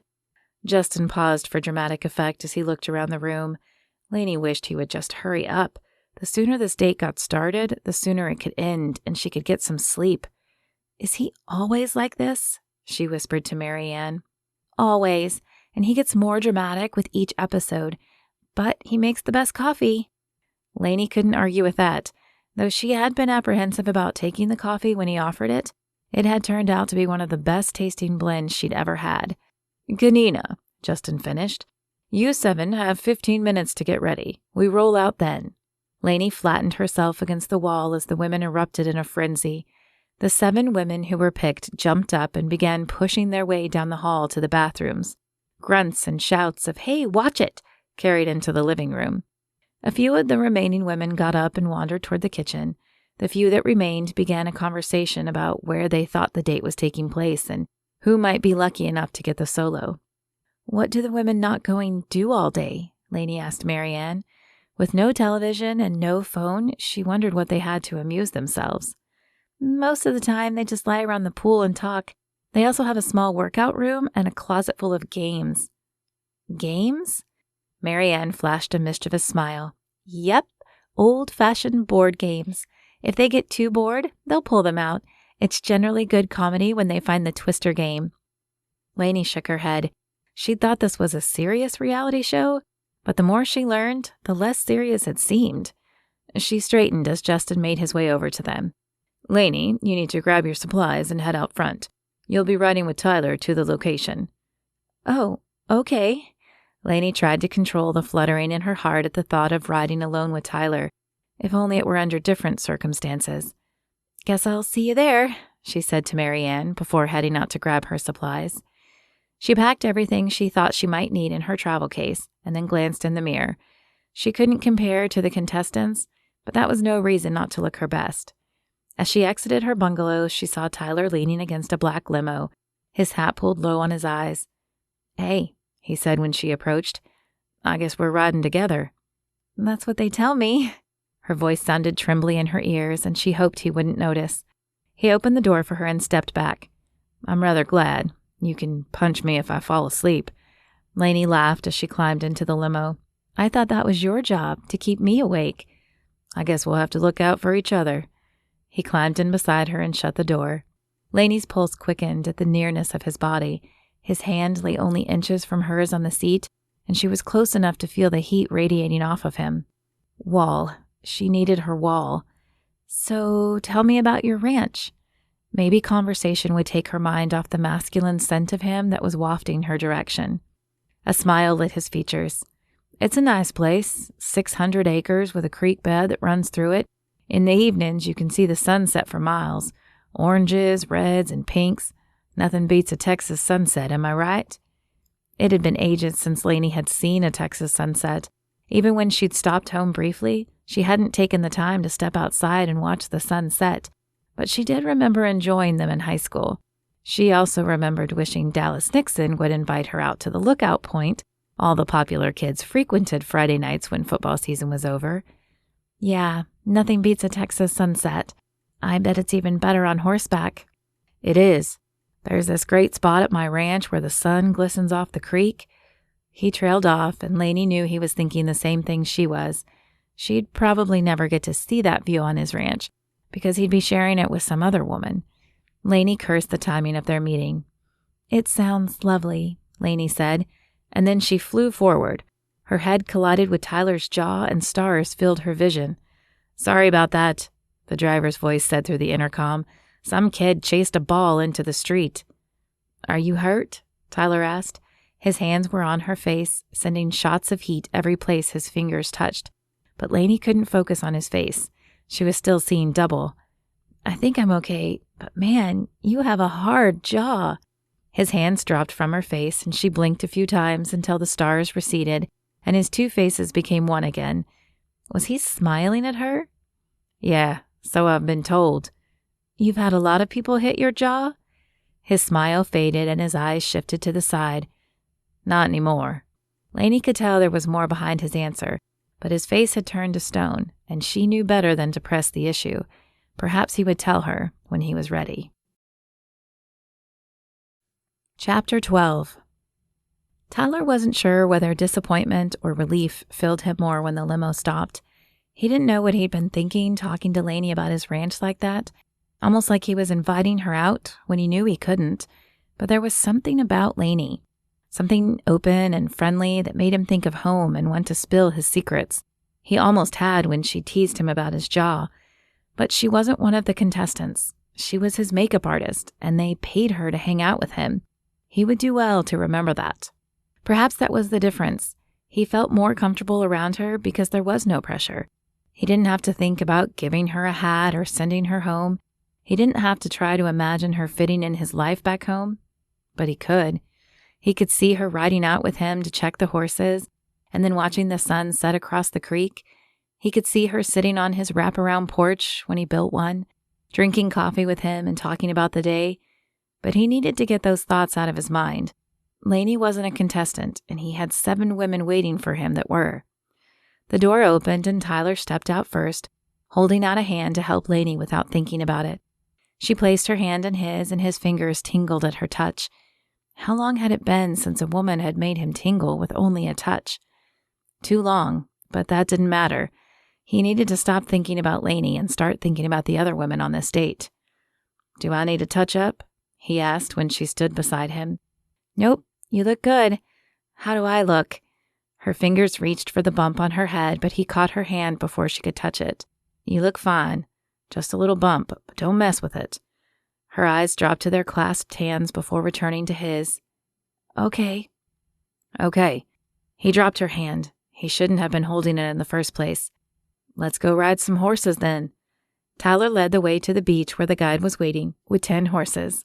As Tyler did a mental count, he realized Lainey wouldn't be riding with them today, and he wondered why they had sent her then.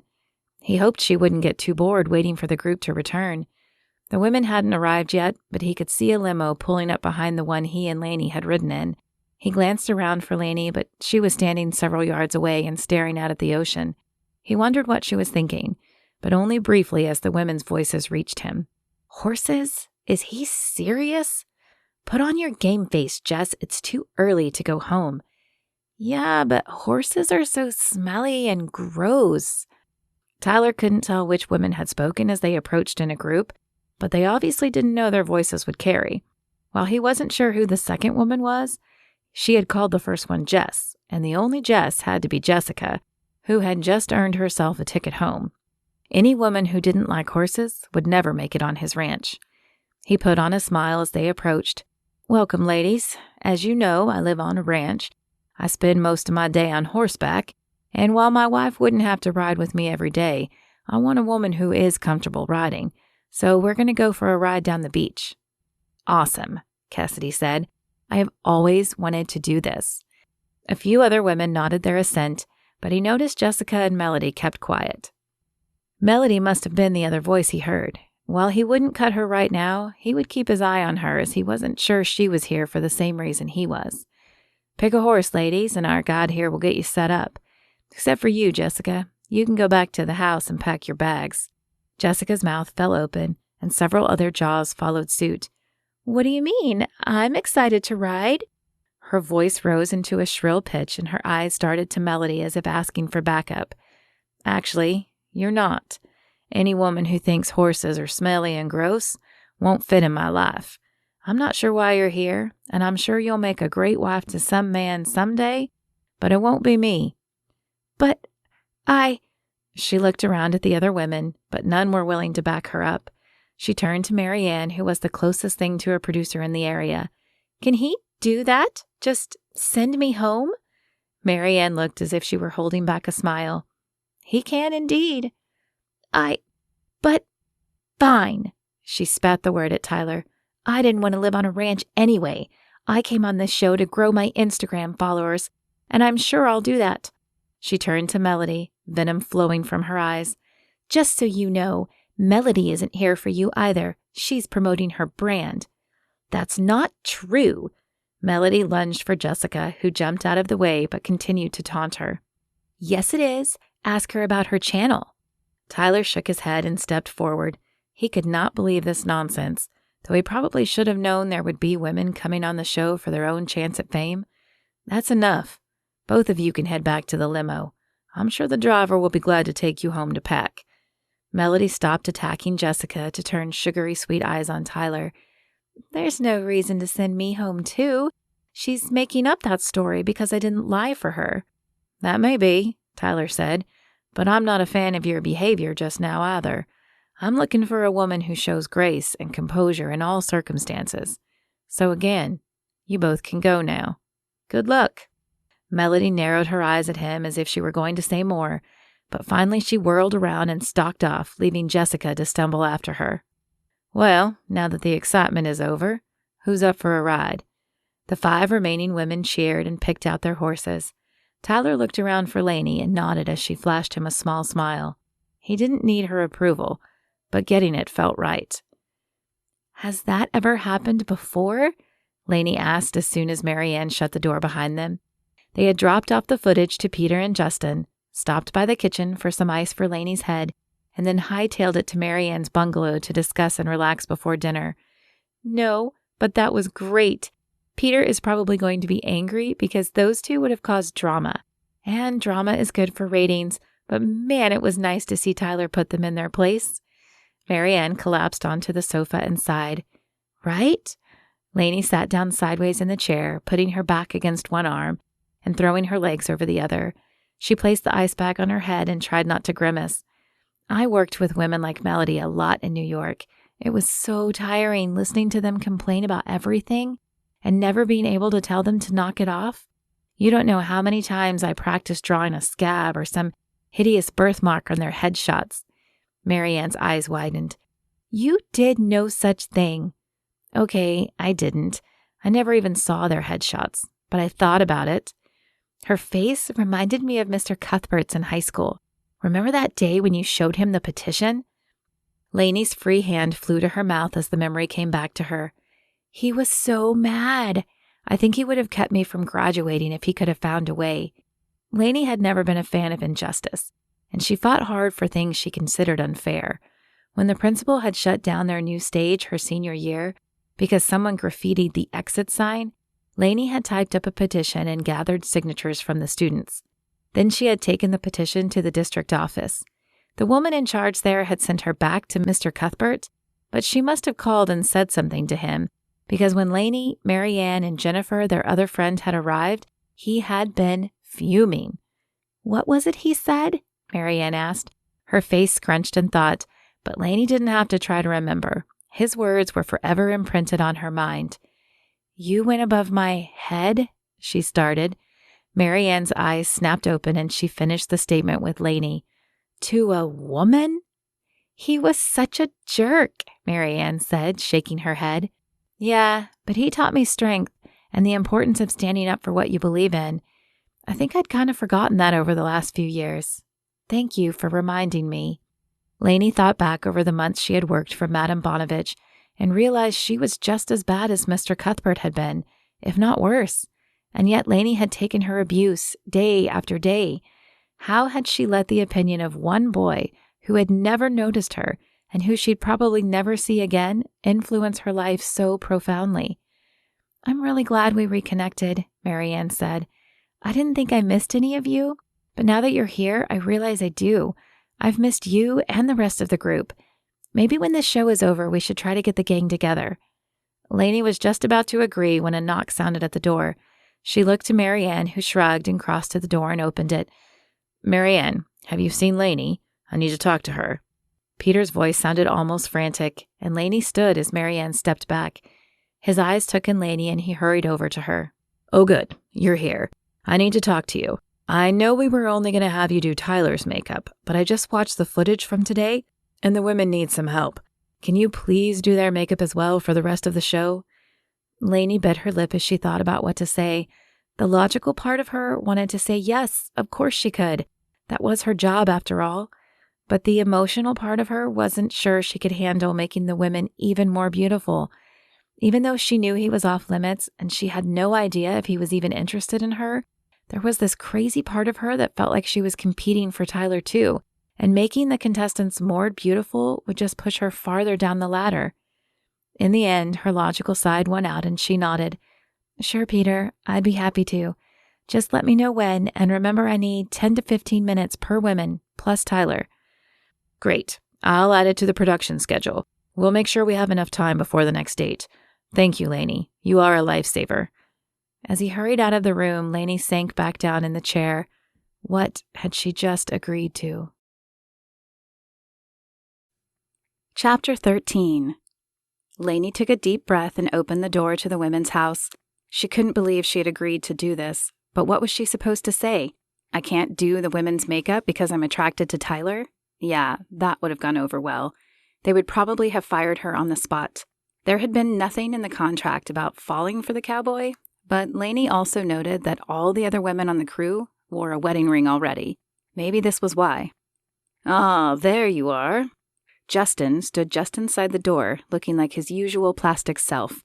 Lainey wondered if he did his own makeup or if that was his natural look. I had Marianne gather the women together. I was just about to tell them about the date tonight. Come with me. Lainey followed Justin into the living room where the women sat like an attentive audience. It was weird how they focused completely on Justin, but Lainey assumed it was because this was the highlight of their day. With no television, phone, or outside communication, the women must get bored the rest of the day. Most of the live footage she'd watched with Marianne had been boring. The girls making a sandwich, the girls getting a drink, the girls sitting by the pool. Lainey wondered why anyone paid for the live footage. Tonight's date will be an adventure, and I will tell you who is going in just a minute. But you might wonder why Lainey is here. A few of the girls nodded and looked her direction, but most kept their focus on Justin. Lainey is Tyler's makeup artist. We don't normally have her do the contestants too, but we noticed on the last take that some of the women's makeup was less than desirable on HD. So Lainey is here to make sure you look your best. Is that clear? The girls nodded and Justin continued. Great. So going on tonight's date is Michelle C., Erica, Bristol, Peyton, Rachel, Jenna, and Jade. Heidi, congratulations. You have the first solo date tomorrow night. Heidi beamed, and the other girls shot her envious looks. So if I called your name, please stay, and if I didn't, please vacate the room to give Lainey room to work. The 6 women not called stood and left the room, and Lainey glanced at the remaining 7. Okay, let's start with you. She pointed to the pretty brunette who sat in the single chair. I'm Erica, the girl said, scooting toward the edge of the chair. So what's it like doing Tyler's makeup? Lainey held up her foundation to try to match Erica's complexion. It's fine, just like doing anyone else's, I guess. Is his face soft? His jaw certainly wasn't, as the bump still visible on her forehead proclaimed, but she hadn't touched his face, at least not in the way Erica meant. Does he talk about us? Yeah, has he said who he likes best? The girls fired questions at Lainey, one after the other. They were like rabid fans at a concert. Lainey answered as vaguely as possible, not wanting to share the piece of Tyler she had access to that the women didn't. He doesn't really talk about it much. When it became clear Lainey couldn't or wouldn't answer any more of their questions, the women ignored her and chatted with each other. Their conversations subtly shifted into catty observations of the women not in the room. I can't understand why he chose Heidi for his solo date, one girl said. Yeah, what does he see in her? Lainey bit her lip to keep from interjecting into the conversation. She wasn't supposed to get involved, but listening to women disparage each other wasn't something she enjoyed. Relief filled her when she finished the last woman's makeup. She packed up her supplies and headed out to Tyler's room. Tyler smiled as Lainey entered his room, but his smile changed to a look of concern at her pinched expression. What's the matter? Oh, nothing. I was just asked to do the women's makeup as well, and I forgot how catty women can be when they get together. She pulled out the makeup and set it on the table. Catty? What do you mean? Lainey rolled her eyes. Just talking about the women who had gone on the previous date and poor Heidi who you chose for the solo. Lainey's eyes widened and she clasped her hand over her mouth. Oh my gosh, I'm so sorry. I'm not supposed to talk about the women in front of you. Please don't tell anyone what I said. Hey. He put his hand on her arm. She looked so vulnerable at this moment and his heart ached with her. Your secret is safe with me. Why aren't you supposed to talk about the women? Her eyes dropped to his hand and her teeth bit down on her bottom lip. I guess they think I might influence your decision, as if you cared about my opinion. She turned away and his hand fell from her arm, but he wasn't letting her off that easily. He grabbed her hand and turned her back to him. I do care about your opinion. She looked down at their hands and then back up at him. I'm not sure why I do, except that you're the person I feel closest to here. I am? Her voice was quiet, breathy. Yeah, I'm kind of shut up in here except for when you come over and when I go on the dates, and while the women seem nice, I don't get to talk to them the way you and I do. Besides, we're kindred spirits, both being from Texas. You know what they say, you can take the girl out of Texas, but you can't take Texas out of the girl. She pulled her hand out of his grasp. I should do your makeup. Her eyes shifted from his into the table where she rearranged the items she had just placed. Right. What had he been thinking? Lainey worked for the show, and he had probably just made her uncomfortable. Besides, even if she had been a contestant, she was a city girl, and he knew how well those worked out. He needed to be professional from now on with her. Still, he wanted to know more about her. So, what made you become a makeup artist? It seemed like an innocent question, but he saw Lainey's shoulders tense as she poured the foundation into the airbrush machine. "It's a rather stupid reason," she said with a forced laugh. "I wanted to learn makeup so I wouldn't be invisible anymore." "Invisible? You are anything but invisible." "That's nice of you to say, but I've always been the girl who is everyone's friend." The way she emphasized the word friend let him know that men overlooked her. For some reason, they didn't see her as dateable, and he wondered why. True, he didn't know her well, but she was funny and sweet and pretty, and he needed to stop that train of thought right now. She was not the woman for him. He wanted to say something to put a smile back on her face, but appropriate words failed him, and before any sprang to mind, she was already spraying his face and packing up. "All done," she said, her eyes avoiding his gaze. "Have fun tonight." "Thanks, I'll try." But he wondered if he'd be able to focus on anything other than Lainey's words. "Wait, you're not going?" She shrugged. "It's paintball. The point is to get dirty, so they said they don't need me there to pretty you all up." "Right. Well, I guess I'll see you tomorrow." "I'll be here." She flashed a small smile before exiting his room, and Tyler sank down into the chair.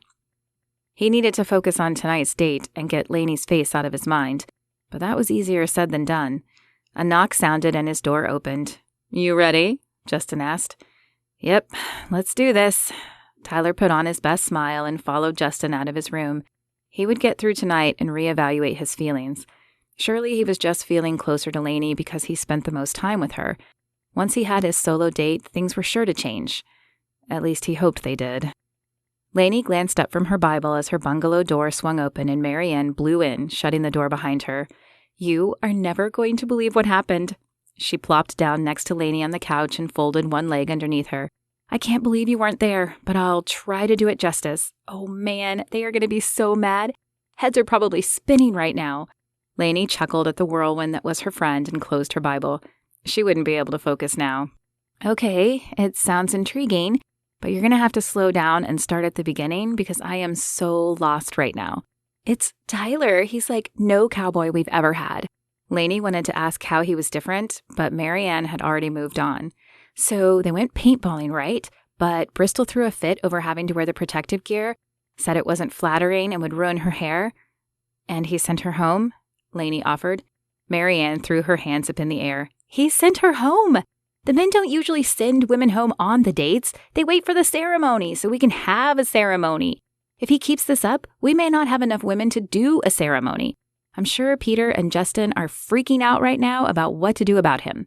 "Well, he obviously knows what he wants, or what he doesn't want anyway."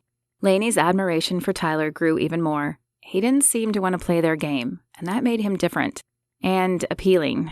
But she couldn't act on those feelings. Wouldn't act on those feelings. He might seem different now, but deep down, he was probably like all the other men Lainey had known in her life. The kind who said they wanted one thing, but really wanted another. Chapter 14. "Well, you've caused quite the stir," Lainey said when Tyler opened the door.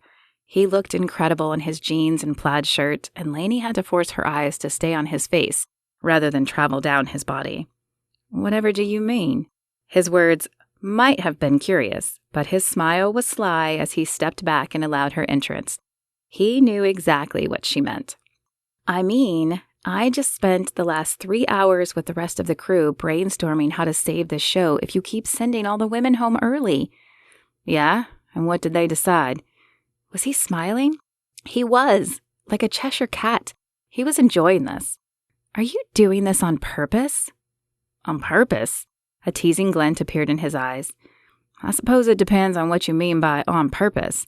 Am I sending women home I don't see a future with on purpose? Yes, I am.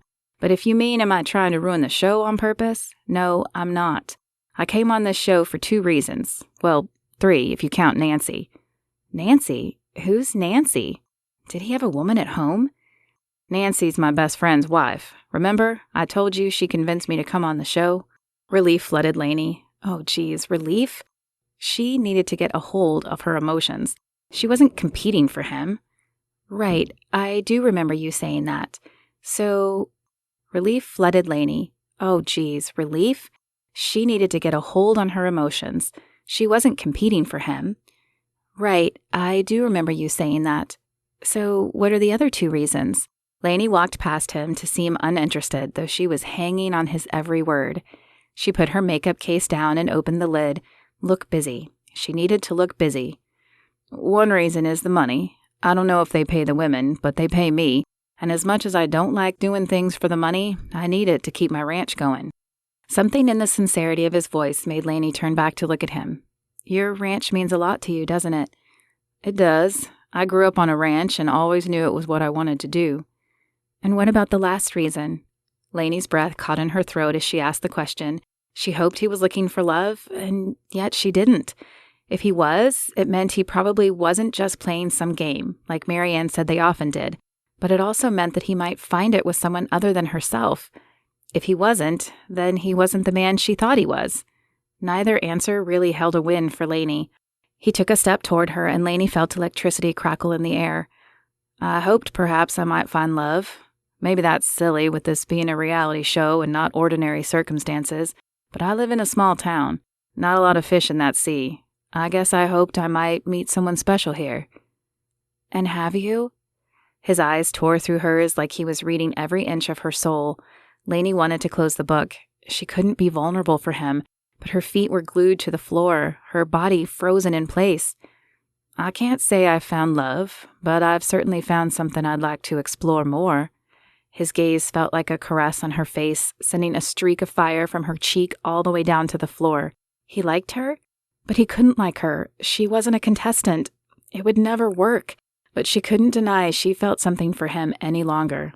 Tyler, She didn't get to finish the sentence as the door opened then, and Justin's voice carried into the room. Lainey, I need you to... Even though they hadn't been touching when the door opened, Lainey knew they looked guilty, and she could tell from Justin's face that he had seen enough to suspect something. But oddly, he said nothing, just finished his sentence.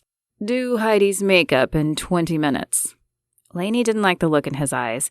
They gleamed wickedly like an older brother who had just obtained dirt he could use to frame his younger sibling. Sure, I'll be there in a bit. I need to finish with Tyler. When the door closed behind Justin, Lainey spoke first. We better get started. Though the look wasn't forgotten, she didn't have time to deal with it, or its ramifications right now. Tyler wanted to discuss the moment. He had wanted to kiss Lainey. He wanted to tell her he wished she was a contestant, but the second Justin left, she had become all business again. He didn't blame her. He'd seen the spark in Justin's eyes as he knew she had. Tyler was wary of Justin at the best of times, but he was even more wary now, having no idea what Justin might do with what he had seen. Would he revoke Tyler's contract? Fire Lainey? Though he needed the money, Tyler wouldn't be too hurt if they revoked his contract. Then he could pursue Lainey himself. He waited patiently as she changed his tie and applied his makeup, hoping the right words would come into his head, but he kept coming up blank. Lainey, he began when she finished, and began packing her supplies. We need to talk about... We will, she said, cutting him off. Her eyes did not meet his, though. Just not right now. You have your solo date to focus on, and I have to go do her makeup. With that, she closed her case and walked out of his room. Tyler sighed and ran a hand through his hair. Maybe he should just talk to Justin. Tell him he felt something for Lainey, more than he did for the contestants. He might lose the money, but he thought he might gain something even greater. Tonight, he decided, he would find Justin after his date with Heidi and tell him everything. Lainey had said they were trying to figure out what to do with the show. Maybe this would help them. Maybe it wasn't too late to get another cowboy and new women in. Pulling his shoulders back, he left the room. Tonight, he would get to ride with Heidi, so he might as well be waiting by the limo when she arrived. You look beautiful, he said 15 minutes later when she emerged from the main house in a stunning green dress. Lainey had done a wonderful job on her makeup, somehow drawing more attention to her already arresting green eyes. Her red hair lay piled on her head, but a few curly tendrils escaped and coiled by her ears. It surprised him to feel his breath catch a little. How could he feel attracted to Heidi and Lainey at the same time? They were completely different people. Thank you. You look handsome as well. He opened the limo door for her. Shall we? We shall. She climbed in first, scooting over to leave him room. After shutting the door, he settled in beside her. How's the experience going for you? He asked. It was a rather dumb and mundane question. This was one of the first times he had gotten to chat with her, without the other women or even the camera around. "It's definitely an experience." She said the words in a way that left him wondering if that was good or bad. "I grew up in a large family, so sharing the house hasn't been so bad, but that many women together..." She shook her head, and he understood her meaning. "I wondered about that. What do you do for entertainment?" They didn't let him see the women except for the dates and the ceremony night, and he wondered if they were often as bored as he was. "I try to read. They let me keep my Bible, though they took all the rest of my books." "You're a believer, then?" He wasn't keeping a mental tally of Heidi's qualities, but had he been, she would have gained another check. "Of course. God is important to me. It's getting a lot harder to teach in the public schools where I am now. I mean, they haven't let God in for years, but now, well, let's just say they allow in almost everything except God. And I teach preschool. I can't even imagine how much harder it is for high school teachers." Tyler couldn't imagine either. He rarely watched the news because it seemed like every time he turned it on, he could see how the world was moving farther away from God, and his community was small, and most of them attended church. He was almost disappointed when the limo pulled to a stop in front of a breathtaking restaurant that overlooked an inlet. They still had the rest of the evening, but once they got inside, there would be the camera and other people watching. Tyler knew it wouldn't quite be the same. He was tempted to hold her hand as they walked up the sidewalk, but the moment with Lainey was still too fresh in his mind.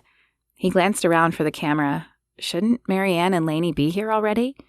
Maybe they had told Lainey she could skip this one, but there was no way they wouldn't film this date. A host dressed in black slacks and a white shirt opened the main door for them as they approached.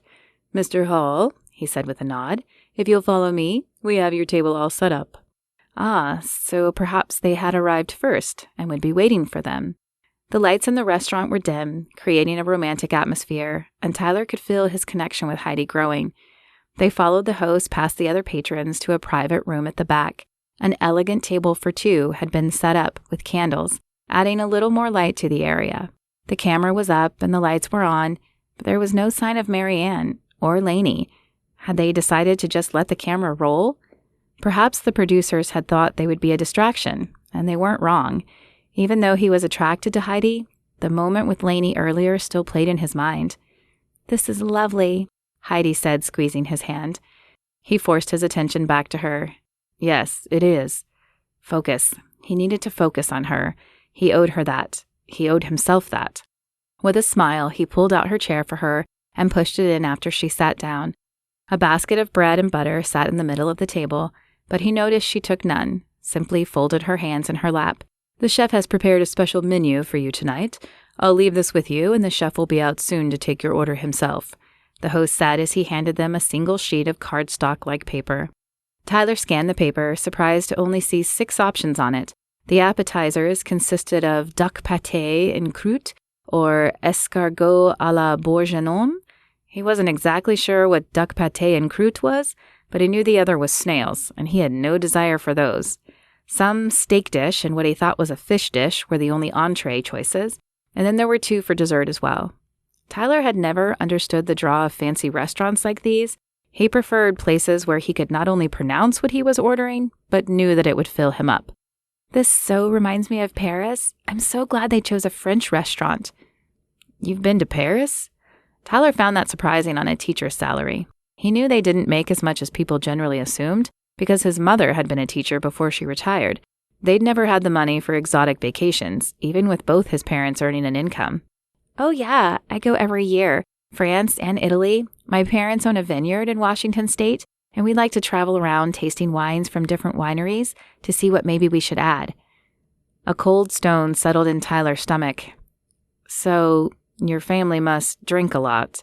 Heidi giggled. "Well, we don't get drunk, but yeah, wine is served at every meal." "Why, is that a problem? You're not against drinking, are you?" "Morally, no, but I'm a recovering alcoholic. I can't be around alcohol at every meal." "Oh." Heidi's voice fell flat, and Tyler knew what she was thinking. This was a deal breaker. Wine was important to her family, and he would never ask her to give it up, but there was no way he would be able to be around it that often. While he could opt out of the family vacations or dinners, he knew that would cause resentment in the future and tear them apart. Even their shared faith probably wasn't enough to overcome these obstacles. Yeah, but hey, that doesn't mean we can't enjoy a nice dinner, right? Give you a reminder of France before you go? You'd stay even though you know we can't work? Heidi looked at him as if he'd just grown a third eye. He must have gotten a reputation among the women, sending them home as often as he did. Tyler shrugged. We have to eat, right? He picked up his water glass and took a drink. That we do. You know, I wouldn't have to drink wine with every meal. We could abstain together. And maybe we could find other things to see on the vacations. He appreciated that she was offering a compromise, but he didn't think she would really be happy if she followed through with it. Do you think you'd be okay with that? I mean, it would mean breaking from the family tradition. Her teeth nibbled on her bottom lip. I'd like to think I could try. That's sweet, Heidi, but this isn't something that's going to go away from me. I don't drink when I go out. I don't keep liquor in my house, and I avoid situations where a lot of people are drinking. It's just too tempting. Heidi picked up a piece of bread and turned it in her hands. I guess you're right. I'm just disappointed because I think we might have been good together. Minus this fact, of course. God has a plan for everything, and I have no doubt his hand is in this. Maybe your perfect man will see you on the show and come into your life. Heidi chuckled at that, but picked up her water glass. I'll toast to that, and to new friends. With a smile, Tyler raised his glass and clinked it against hers. But now that he knew Heidi wasn't the woman for him, his mind went back to the other woman, who seemed to continually pop up there. He had just told Heidi he believed God was in control, but then how did he explain his feelings for Lainey? Chapter 15. Lainey glanced up as the kitchen door opened and froze. She had come in here to do her devotional and drown her feelings in a bowl of ice cream, but she had not expected to run into Tyler. Oh, Tyler, what are you doing here? She didn't think they would approve of her being in the same room with him if she wasn't doing his makeup. That probably went against her contract. I was looking for some of that. He pointed to her carton of ice cream. You mind if I share? The correct answer was neither yes nor no, but leaving the room, especially after their interaction earlier, but her body refused to move. I guess not. He grabbed a spoon from the drawer and sat across from her. What are you reading? I was doing my devotional. I'm in the book of Luke. You're a believer too? There was surprise, but not condescension in his voice. Still, she answered slowly, unsure of where this conversation was going. I am. He nodded, but said nothing as he scooped up a bite of ice cream. She decided to pry a little. Did the date not go well? She tried to keep her focus on the bowl, but her eyes glanced up at him. It started out well. I found out Heidi was a believer too. A feeling of dread settled in Lainey's stomach. Was he about to tell her he decided Heidi was the one for him? Unfortunately, it turns out her family also owns a winery, and wine is an integral part of their family. And that's a bad thing because... Tyler put down his spoon and stared at her. Do you drink? The question caught her off guard, and Lainey blinked a few times as she processed it. I'm not much of a drinker. I watched my dad get drunk on New Year's Eve once, and he acted so stupid. While I can't say I never drink, it's certainly something I could live without. Why do you ask? Because I'm a recovering alcoholic. The look he shot her was almost a challenge, and I can't be with a woman who drinks. A light flicked on as a piece of the puzzle clicked into place. Is that what you meant about your jaw? Did you get in fights when you were drinking? He ran a hand across his chin and dropped his gaze. I did. It's not something I'm proud of, but it's something I've worked hard to overcome. So I can't date a woman who surrounds herself with alcohol. Well, that is understandable. Why was he telling her this? I'm sorry things with Heidi didn't work out. He took another bite as he continued to stare at her. Are you? The question flustered Lainey. What was she supposed to say to that? I mean, yeah, that's why you came on the show, right? To find a partner? And what if I find someone I think would make a great partner, but she isn't a contestant? Lainey's breath caught in her throat. Was he talking about her? He had to be. There was no other explanation. She wanted to tell him that he should tell her, that he should leave the show and pursue her. But then she thought of the ramifications. He would lose his contract and the money he needed for his ranch, so she didn't tell him those things. Instead, she said the words she never expected to come out of her mouth. I think you should focus on finding a partner among the contestants. He opened his mouth as if to protest, but Lainey didn't let him. I wish you luck, and I guess I'll see you tomorrow before the ceremony. She grabbed her Bible and hurried from the room. Tears were already starting to blur her vision, and she didn't want Tyler seeing them. Tyler tried to focus on what Lila was saying, but his mind refused to forget the night before with Lainey. She felt something for him. He was sure she did. But why hadn't she said so? He had given her the perfect opening, and she hadn't taken it. Then she had barely spoken to him today while doing his makeup. Had he read her wrong? Maybe she wasn't single, just friendly? But he didn't think so. You're a lot nicer than I expected. People told me horror stories about men from Texas, how they dominated their women and carried guns everywhere. But you don't seem like that at all. She giggled and placed a hand on his arm. Her words grabbed his attention, and for a moment Lainey flew from his mind. What? I mean, I have guns, but they're to protect my cattle from coyotes and other wild animals. And I have no desire to dominate a woman. I want a partner. Who told you such nonsense? He was overreacting, and he knew it, but he was upset.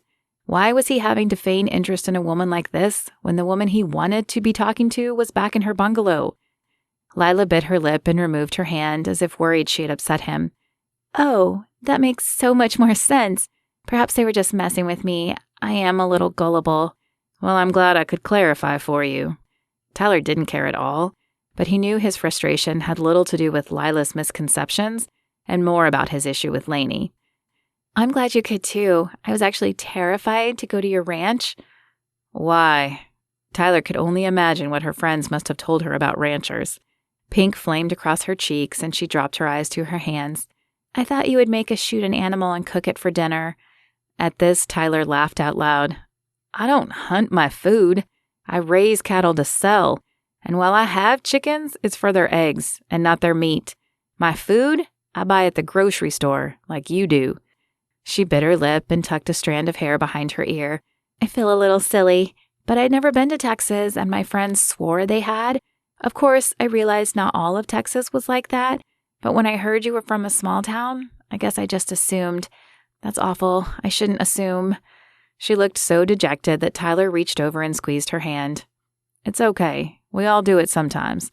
I'm just glad you get to go back with the truth. Me too. She stared up at him with big doe eyes that almost made him want to give her a second chance. But he was tired of doing the same thing over and over again. In fact, wasn't that the definition of insanity? Doing the same things again and expecting a different outcome? He had dated too many women who he connected with momentarily, but wanted different things out of life. So even though Lila was beautiful and sweet, he knew a relationship with her would never last. And that was what he wanted, a relationship that lasted. The only problem was that he wanted a relationship with Lainey, and she seemed unable or unwilling to give it a shot with him. He needed to know why, and he needed to do it before the ceremony. Chapter 16. Lainey looked from Peter to Justin with wide eyes. You can't be serious. The ceremony was scheduled to start any minute. We're very serious. Peter leaned back in the other large leather chair and crossed one leg over the other. You were in the meeting the other day. We need to do something drastic, especially after he sent Heidi home.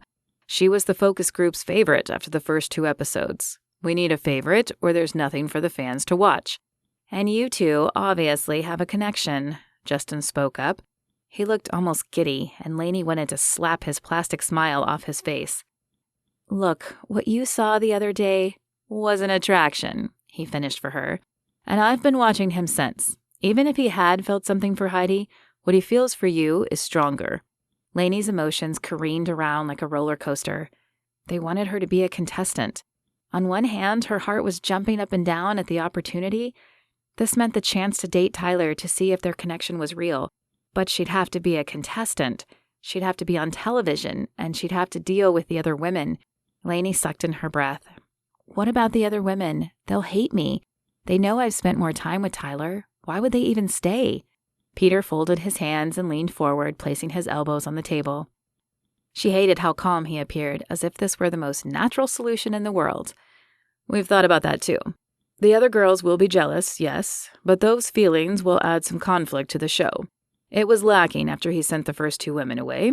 Plus, we have come up with an incentive for them to stay. They'll have the option to leave when it's announced you are joining, but for those who stay, we're going to offer a guaranteed spot on our tropical spin-off series, Match Made in Maui, that will be kicking off soon. Lainey wasn't sure how many women left were on the show just for the fame, but she could imagine there were at least a few. An incentive of more FaceTime might be enough to keep them around. And what about me? Is there a bonus for me? You mean beyond the bonus of getting to date a man you are clearly attracted to? Justin's eyebrow arched on his forehead. It didn't even create a wrinkle. He must use Botox. Nobody's face was that wrinkle-free. She fixed an even stare on him. Yes, I mean beyond that. As much as I would like to date Tyler, you are asking me to walk into a hostile situation and have our relationship unfold on national television. That's not always the best foundation for a lasting relationship. So yeah, I want to know what's in it for me beyond that. A job with us, until Talia returns from maternity leave. Her head whipped around to Peter. And a recommendation from us after that. This is California, Lainey. There are a lot of studios and modeling agencies around here that could use your talent. Lainey bit her lip. While it wasn't a guaranteed job offer, it was as close to one as she could get. And that meant security and money. Money, especially for someone who had recently gotten fired and paid to move all her belongings back to Texas, was certainly appealing. What about Tyler? Does he know about this? Justin's lips pulled back into that plastic smile. This was Tyler's idea. He came in here just an hour ago to tell us that he wanted to pursue you. He offered to walk off the show and void his contract. Lainey stared at the men. Tyler had offered to forfeit the money he needed for his ranch? For her? Peter and I happen to think this is a better idea. Everyone wins. Lainey wasn't sure about that. The deal might have a perk for everyone involved, but she could also see about a dozen ways it could go incredibly wrong. Still, a chance with Tyler and the money was quite appealing. Can I have an hour to pray about it? Justin chuckled and leaned back. You two really are perfect for each other. What do you mean? Lainey asked. I mean, that's exactly what he said when I laid out the option for him. Lainey's heart leapt in her chest, but she mashed her lips together to keep from smiling. She'd guessed he was a believer after their conversation last night, but she was glad for the confirmation. Perhaps that explained some of their chemistry. A love for the Lord, combined with common roots of both being from Texas, made their connection make sense. Good. Then I'll take that as a yes. I'll pray about it and let you know my decision in an hour. She turned to Peter. I assume I'll have to move out of the bungalow and into the house? Those are the rules. And what about the makeup? Who will do it now? We've already got calls in for that, Peter said. You just let us know your decision, and we'll handle the rest. We will continue to pay you through the end of the show as well.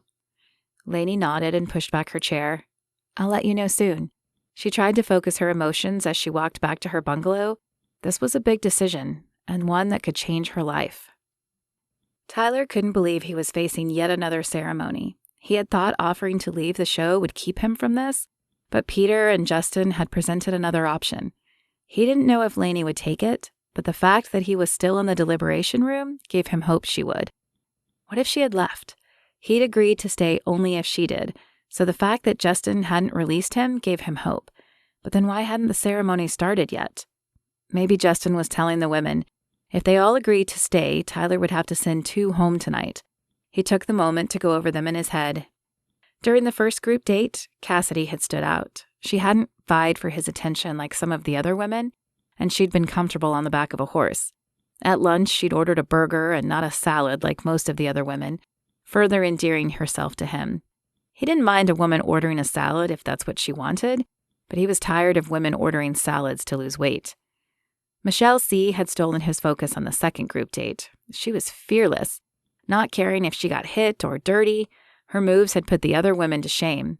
He'd had a chance to talk with Erica and Peyton at dinner, and they were both spunky and fun, but the rest of the women he hadn't had much time with, nor had they stolen his focus. How would he choose the 2 women to send home?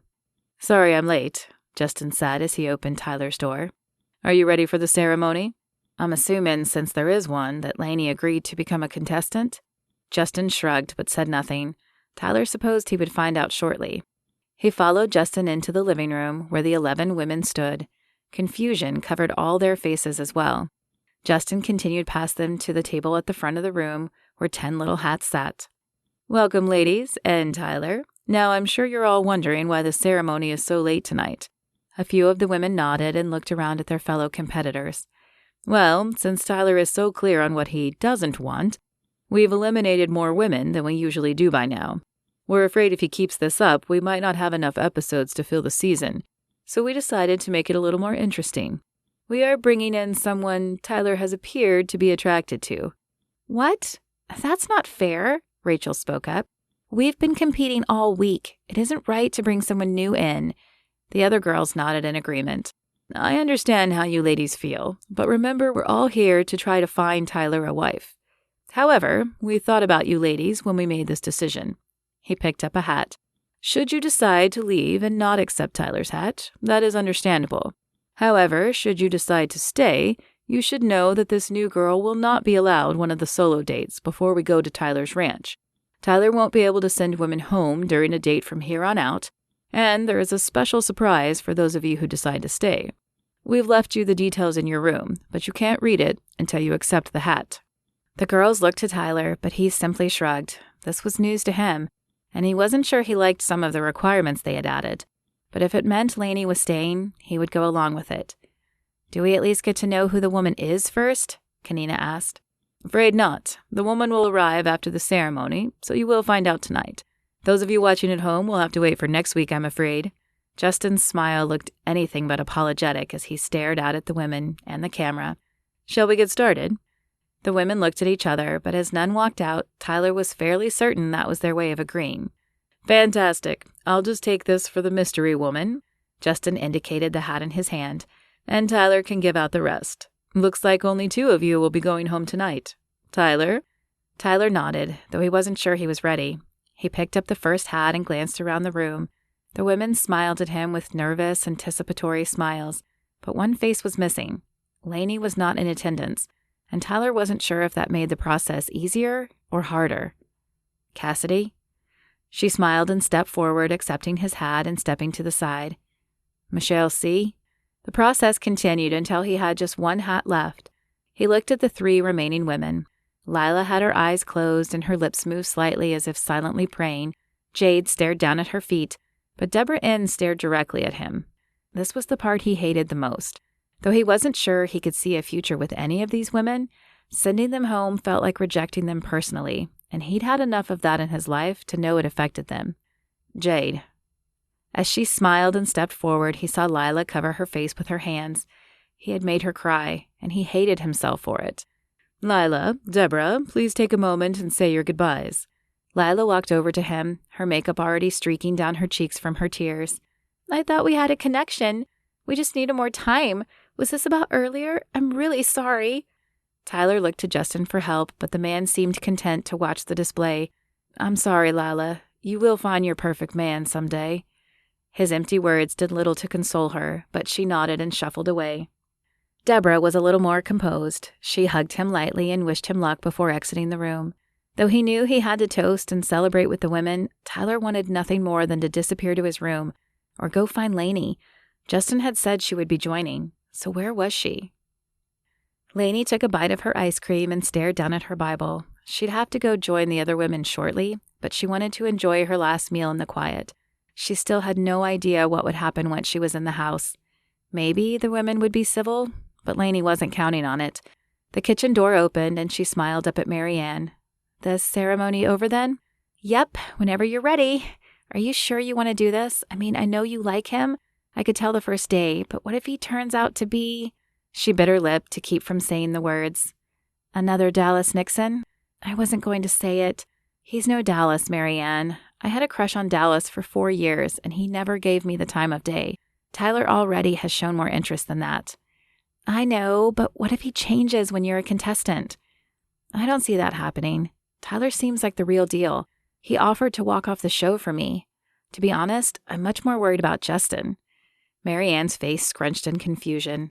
Why Justin? Lainey shook her head. I don't know. He had this look on his face when he suggested this. I have this feeling he's going to try to sabotage it somehow. I just don't know how. Justin's harmless. He's vain and annoying, but harmless. If you trust Tyler, then I'm sure it will be fine. Speaking of which, are you ready? Lainey nodded and placed her bowl in the sink. Then she closed her Bible and tucked it in her bag before following Marianne out of the kitchen and into the main house. She could hear the hum of conversation as they approached the living room, and Lainey took a deep breath. Here goes nothing.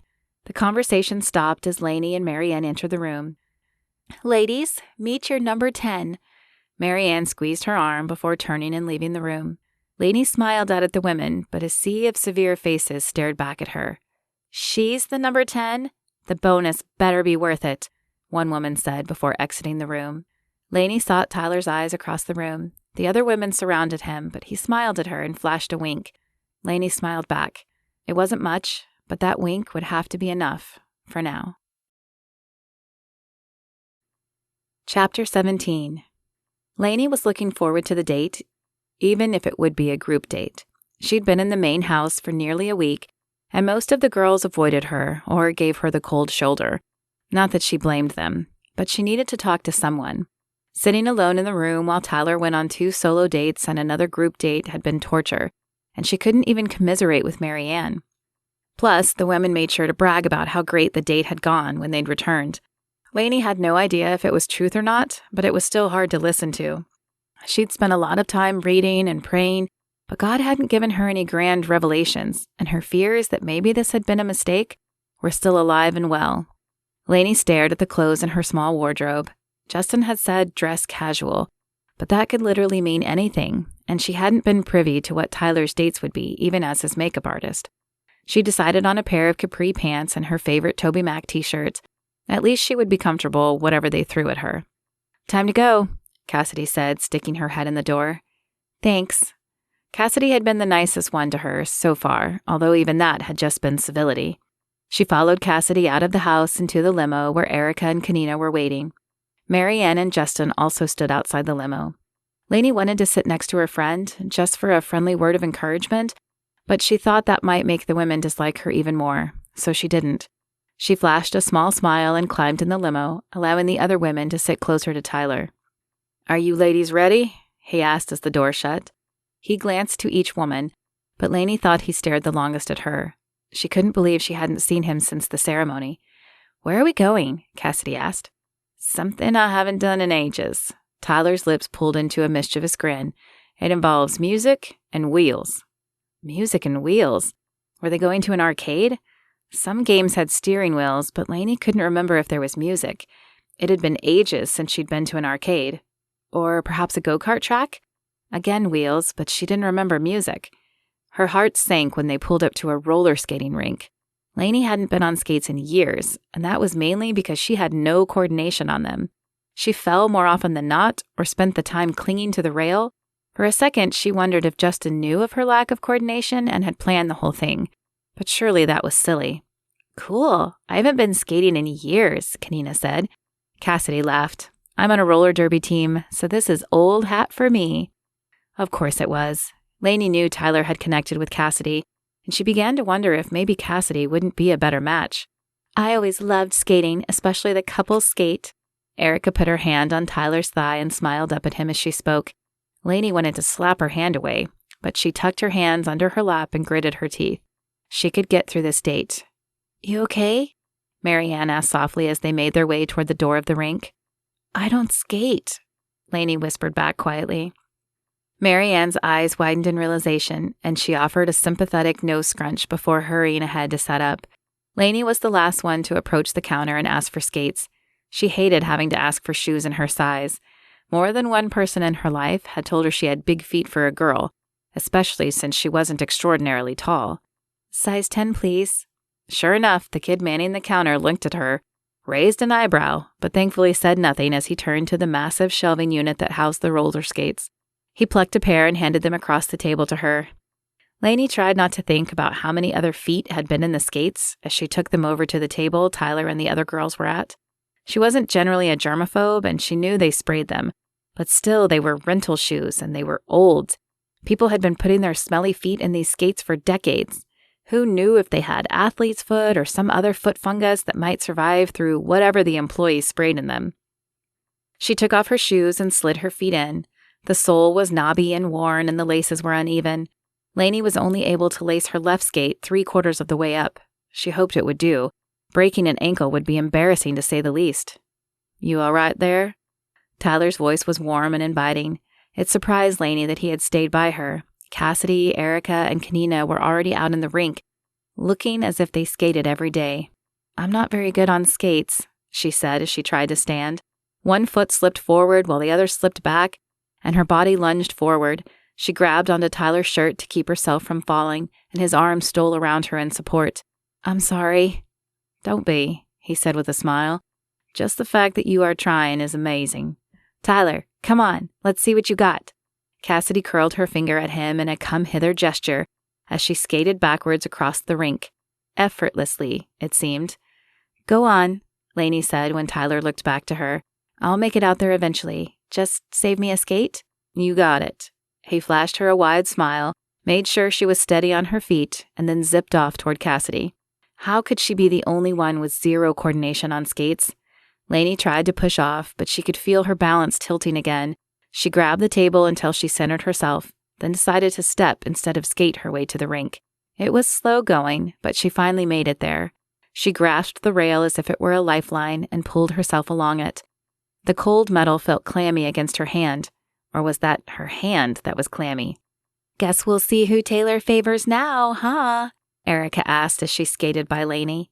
Lainey shook her head and continued inching around the rink. Okay, all you couples, grab hands and let's do our first couple skate, a voice said over the loudspeaker. The lights went dark and spots began circulating around the floor. Great. Now she had to try to skate in the dark. As she turned to see who Tyler was choosing for the first skate, her hand hit something slimy on the rail. She jerked her hand back, sending her balance off. Lainey saw her skate fly up in the air and had just enough time to find that odd before she fell backward, and the world went dark. Tyler watched Lainey fall as if in slow motion. Her hand jerked up with such force that her body arched backward. Her right leg lifted in the air, followed by the left, and her arms flailed, but not in a way to break her fall. The first thing to hit the floor was her butt, followed by her head hitting the rail. That was bad, but when her head bounced off the rail and hit the hard rink floor, he knew she was unconscious. Whether she had blacked out from fear or from the concussion he was sure she had, he wasn't positive, but neither was good. Go find a phone and call 911, he said to Erica, whose eyes had widened to the size of quarters. She nodded and skated off, and he turned back to Lainey. Tyler was glad to see Cassidy already by her side. As a firefighter, she probably had some paramedic training. Is she okay? Cassidy looked up at him. I don't know for sure. She hit her head pretty hard. Have you called an ambulance? I sent Erica. He placed a hand on Lainey's forehead, surprised at the emotions racing through him. Had he really only known her a few weeks? Her eyes fluttered open and she jerked as if trying to sit up. Don't move, he said, even as Cassidy pushed gently on her shoulders. You hit your head, and we need to have you checked out. It seems I do that a lot around you, she said softly before her eyes closed again. Tyler bit back his grin. Smiling seemed inappropriate right now, but she was right. In the short time he had known her, she had fallen into his arms, into his chin, and now this. On most women, this would be annoying, maybe even cause for alarm, but he found it endearing on Lainey. The paramedics arrived a few minutes later and forced Tyler to stand back and watch as they loaded her up on a stretcher. Watching her get taped down stirred his heart in a way he hadn't felt in a long time. I'm going with her, he said to the paramedics. They nodded and began walking toward the exit. Tyler turned to the other women and Marianne. Can you make sure they get back all right? Marianne nodded. Fear flooded her eyes, but he could tell she was trying to be brave. Make sure they take good care of her.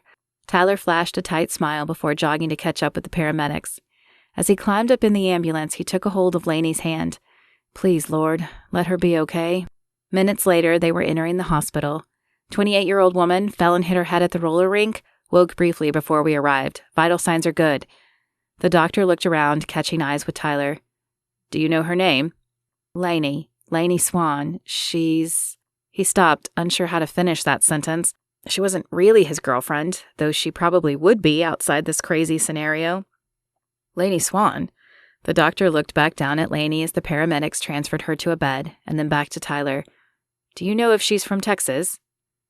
She is. Tyler wasn't sure how much information he should give out.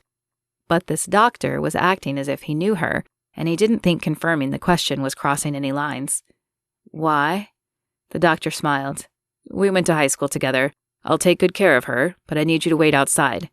He pointed to the waiting room. Tyler wanted to object, but the doctor had already closed the curtain. As he walked over to the chairs, Tyler wondered how close they had been in high school. He hadn't had the chance to ask her much about her past, and though he knew it was probably an unfounded fear, he worried there might be something between them. A doctor was more successful than a rancher by most people's standards, and women seemed to leave him for more successful men most of the time. Tyler just hoped Lainey was different. Lainey opened her eyes, surprised to see White. Where was she? Oh, right, she'd fallen at the rink. Probably made a huge fool of herself, as she did it too.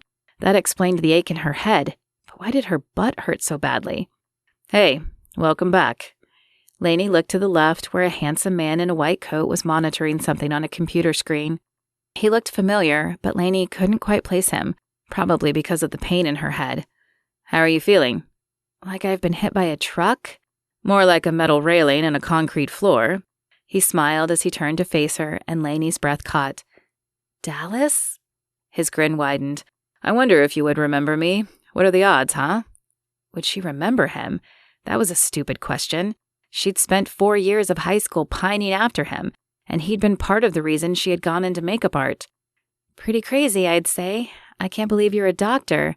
"Yeah, I thought I wanted to be an engineer, but then I ended up taking an anatomy course in college for some credit I needed and found that I loved it. I'm still in my residency, but I can't see myself doing anything else now."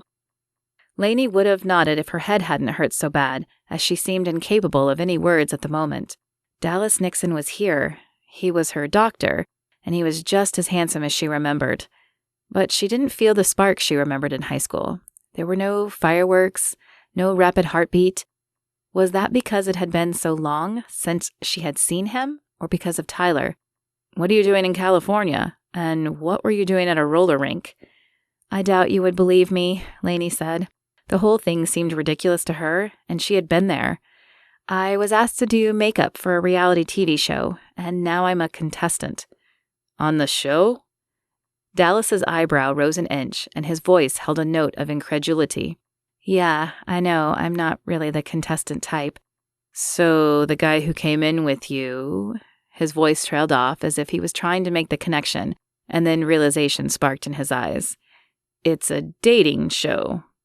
Lainey hated the way he said it, like she was desperate for a date. Of course, that's what she had thought about the contestants initially, too, so she couldn't really blame him. "It is, but it's not like you think." He took her hand and squeezed it. "Well, whatever it is, I'm glad I was the doctor on duty when you came in. It was good to see you again." The door opened then, and Tyler stepped in. Though Dallas let go of her hand almost immediately, she saw Tyler's jaw tense. He had seen it, and he didn't look happy about it. "How's she doing, doctor?" Dallas glanced at Tyler before turning his attention to Lainey, but now she almost wished he wouldn't. The tension in the room was palpable. "She is fine. You had a mild concussion and you bruised your tailbone, so you'll need to take it easy for the next few weeks, but you'll recover fully.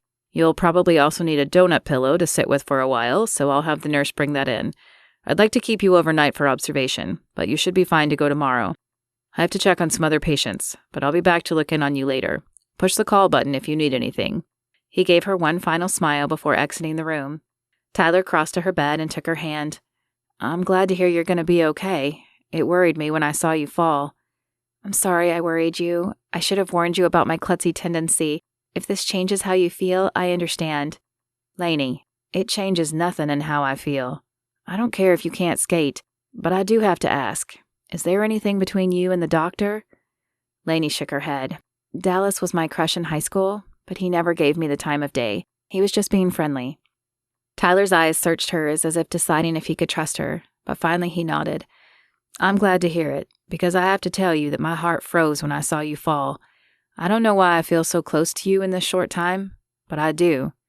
"I do too, and I agree it's crazy, but it might just be a God thing." His lips pulled into a smile. "Maybe it is.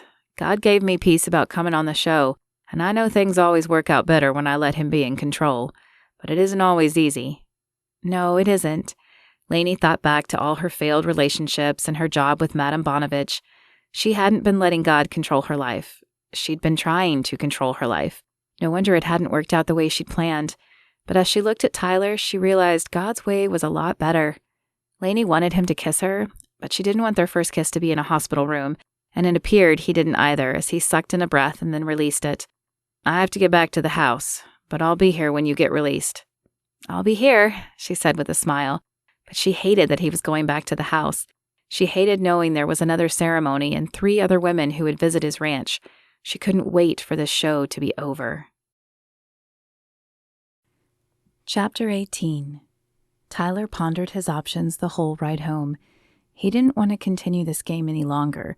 It wasn't fair to the remaining women, and it wasn't fair to Lainey. The question was, how did he get out of it?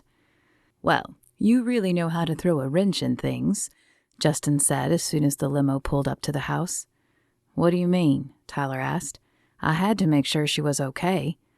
Of course you did, but we showed the footage to our focus group.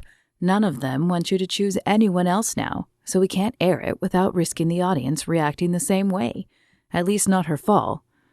Okay, so don't air her fall. Tyler couldn't care less what they did. Watching Lainey fall had confirmed his suspicions. He wanted her and no one else.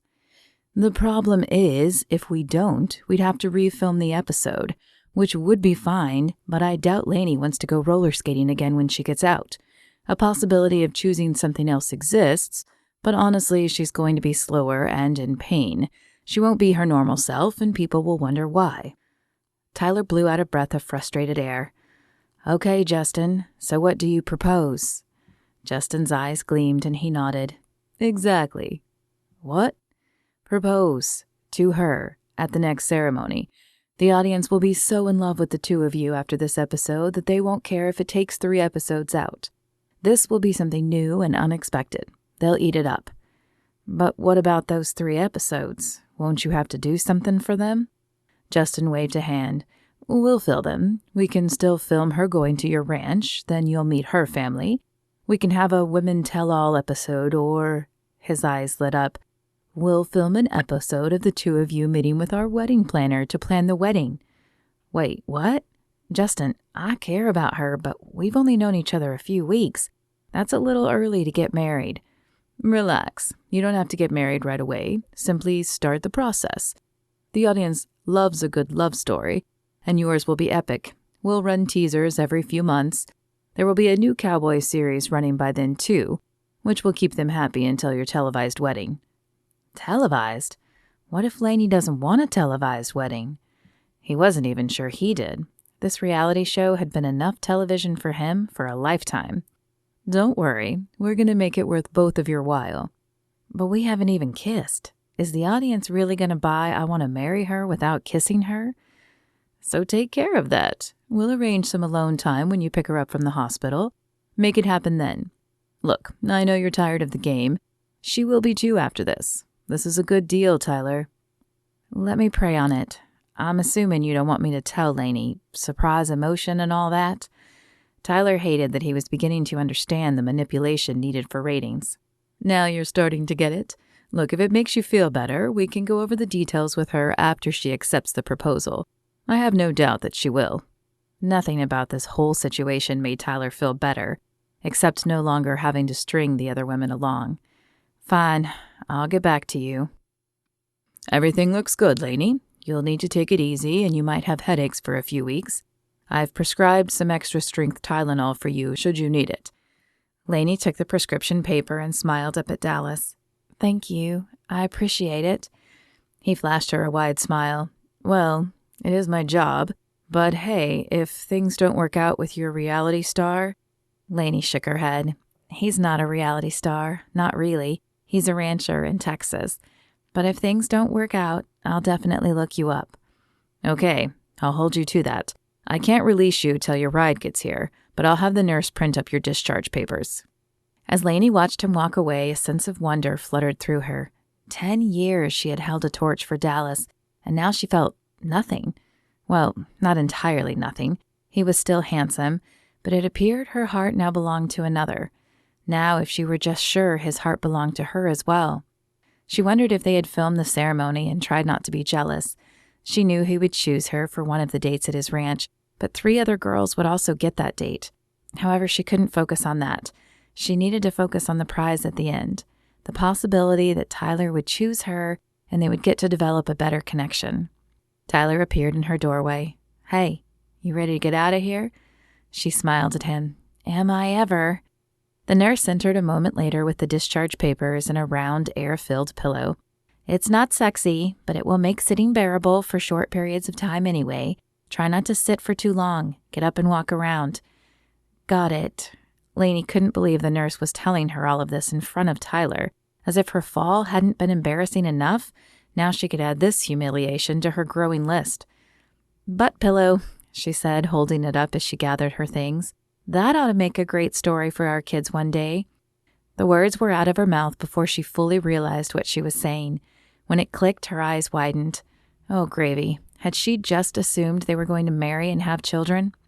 Tyler didn't even bat an eye. With a wide smile, he fired back at her. "With your klutzy tendencies, they will probably issue a helmet to our kids at birth." Lainey took his hand, and the corners of her mouth split into a wide grin. "I like the sound of that." "What, helmets? How bad is this klutzy tendency?" "No," she batted his arm with a playful swat. "The word our. It sounds good." He squeezed her hand as they walked down the hall. "Yeah, it sure does." Lainey forced herself not to grimace as she sat down gingerly on the donut in the back of the limo. "Is it bad?" Tyler asked as he turned to her. "It's kind of like sitting on a really pointy rock all the time." She shifted around to try to get comfortable. "Well, you won't have to sit too long, I promise." Lainey wondered what that meant.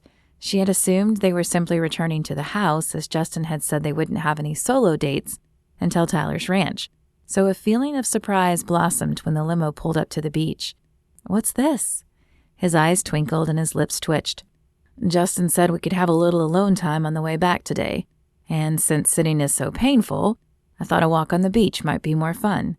He stepped out first and then reached back for her. "You thought right." She laced her fingers through his and matched his mischievous grin. "I'm not sure I'm allowed to ask, but how did your other dates go?" Lainey wasn't sure she wanted to hear the answer, but she was hoping for a little reassurance. What had started as attraction was quickly blossoming into real feelings. He shook his head. "Nope, this time's about us. I want to know more about you." Lainey could appreciate that. She firmly believed God had brought them together, but a lasting relationship needed a firm foundation, and in that area, they were lacking. "Okay, what do you want to know?" "You said once you became a makeup artist so you wouldn't be invisible. What made you think you were invisible?" "Whew, that is quite the question. When I was in school, I was smart. In 6th grade, I won the valedictorian award. But I wanted to be more than smart, you know? I wanted, like so many girls, to be popular. And I tried everything, buying the right clothes, wearing the right makeup. But I was the girl everyone knew, but no one invited out. Looking back now, I realize God was probably protecting me. Several of the popular girls in my class ended up pregnant before graduation, and one even committed suicide after her mother forced her to have an abortion. But I couldn't see that then. All I could see was the girl that no one wanted to date. And so I thought about what would make me stand out. I watched a modeling show and figured if I could learn makeup, then I could make myself beautiful. And if I were good enough at it, I could do makeup for models and make a name for myself. That's stupid, right? He pulled her to a stop and turned her to face him. His eyes tore into her soul as his hands cupped her face. "It's not stupid, because it's how you felt. But you are beautiful, and you don't need makeup or a name. You just need a man who sees you. And I see you, Lainey." The sounds of the beach faded as Lainey stared into his eyes. So much depth resided in those blue jewels, warmth and tenderness and strength. Her heartbeat grew louder, pounding in her head, and Lainey's breath stilled. Electricity crackled between them, sending arcs down to her toes. She wanted to kiss him. She wanted to feel his cheek against her own. Rough or stubbly, she didn't care. And as if he could read her mind, his face drew closer to hers until she could feel his breath on her face. His lips parted and she closed her eyes. A fire burned through her body at the touch of his lips. Hot and cold and 100 other things she had never felt raced through her veins. Her hands wound around his neck and into his hair. His hair was soft against her fingertips. As the kiss deepened, she needed more of him, and she pulled on his neck. Her body molded into his, and a flame of desire ricocheted through her, a flame that was so hot she needed to douse it before she compromised her morals. She loosened her grip on his neck, and, as if sensing her desires, he pulled back, ending the kiss. For a moment they stared at each other, no words existing. Then Lainey opened her mouth, not even sure what would come out. "I see you too, and you're enough." She wasn't sure why she added the last 3 words, except that she felt he needed to hear them. Just as she needed to be seen, he needed to know that he was enough, and he was. Chapter 19. Tyler's hand touched the ring box in his pocket again. The producers had taken him to their private designer the day before, and he'd picked out the perfect ring for Lainey. The jeweler's selection was all beautiful, but Tyler knew when he laid eyes on the princess-cut diamond that it was the one for her. He hadn't even gotten to see her much after their kiss on the beach, but a part of him was glad.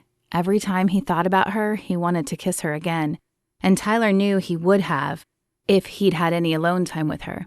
But Justin made sure that didn't happen. Instead, Justin tried to keep him busy with shopping and helping to edit some of the footage, including the kiss with Lainey.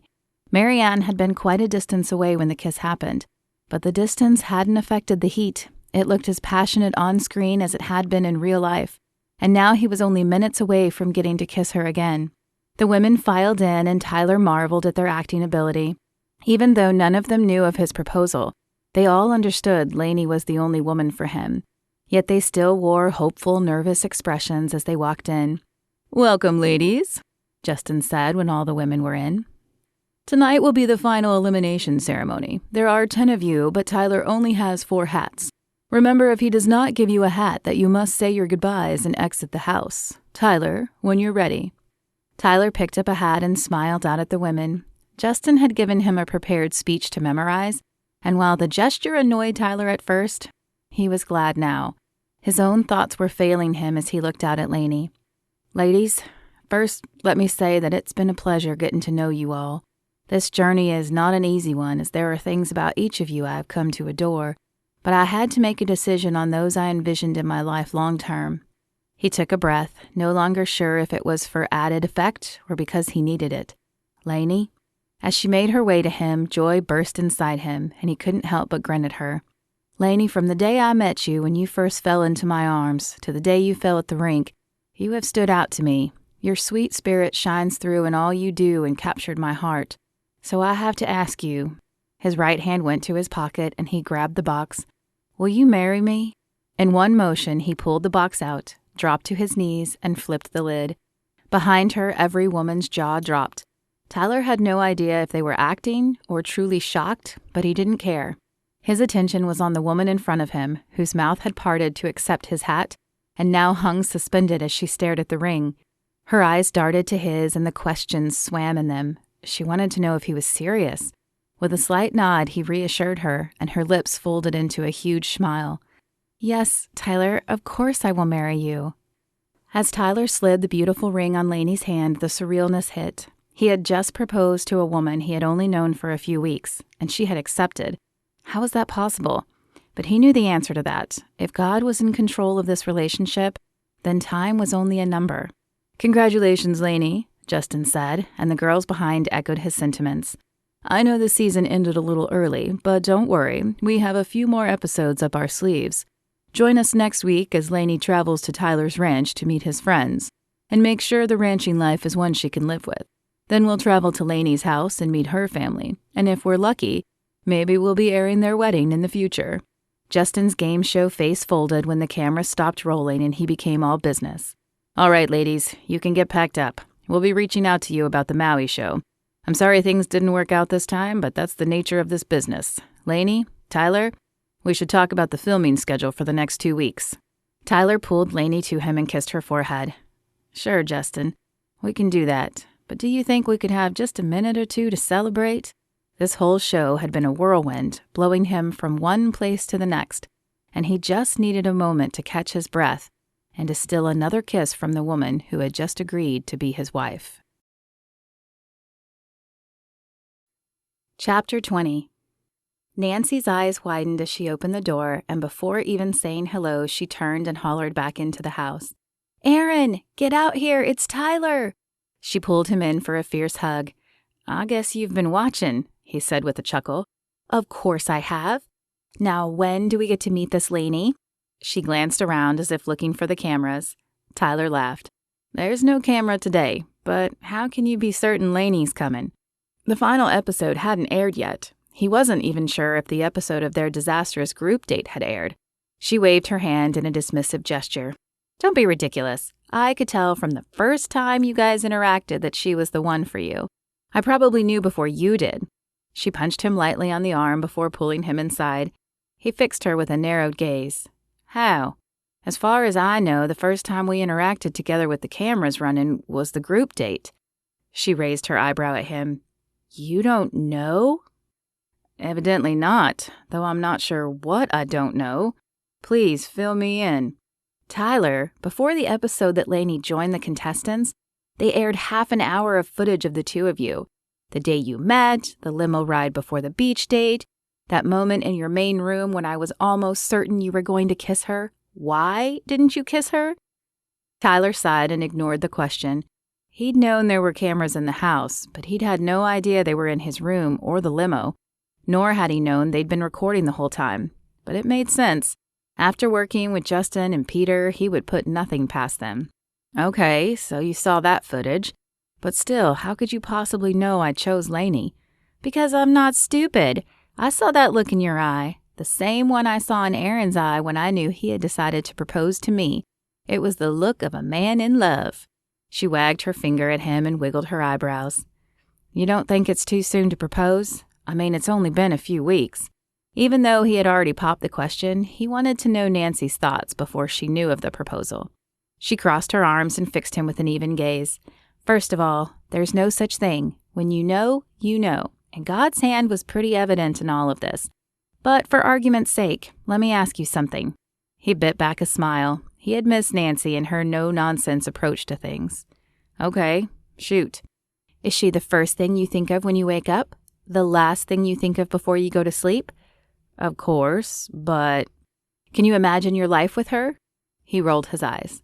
Okay, now, can you imagine life without her? Even though he had already proposed, that stopped him, and he paused to think. He could see Lainey in his life for sure, but the thought of continuing in life without her held no appeal. That, she pointed at his face, that is how I know you've decided. Now let me see the ring. Tyler laughed and shook his head. I don't have it. I don't believe that for a second.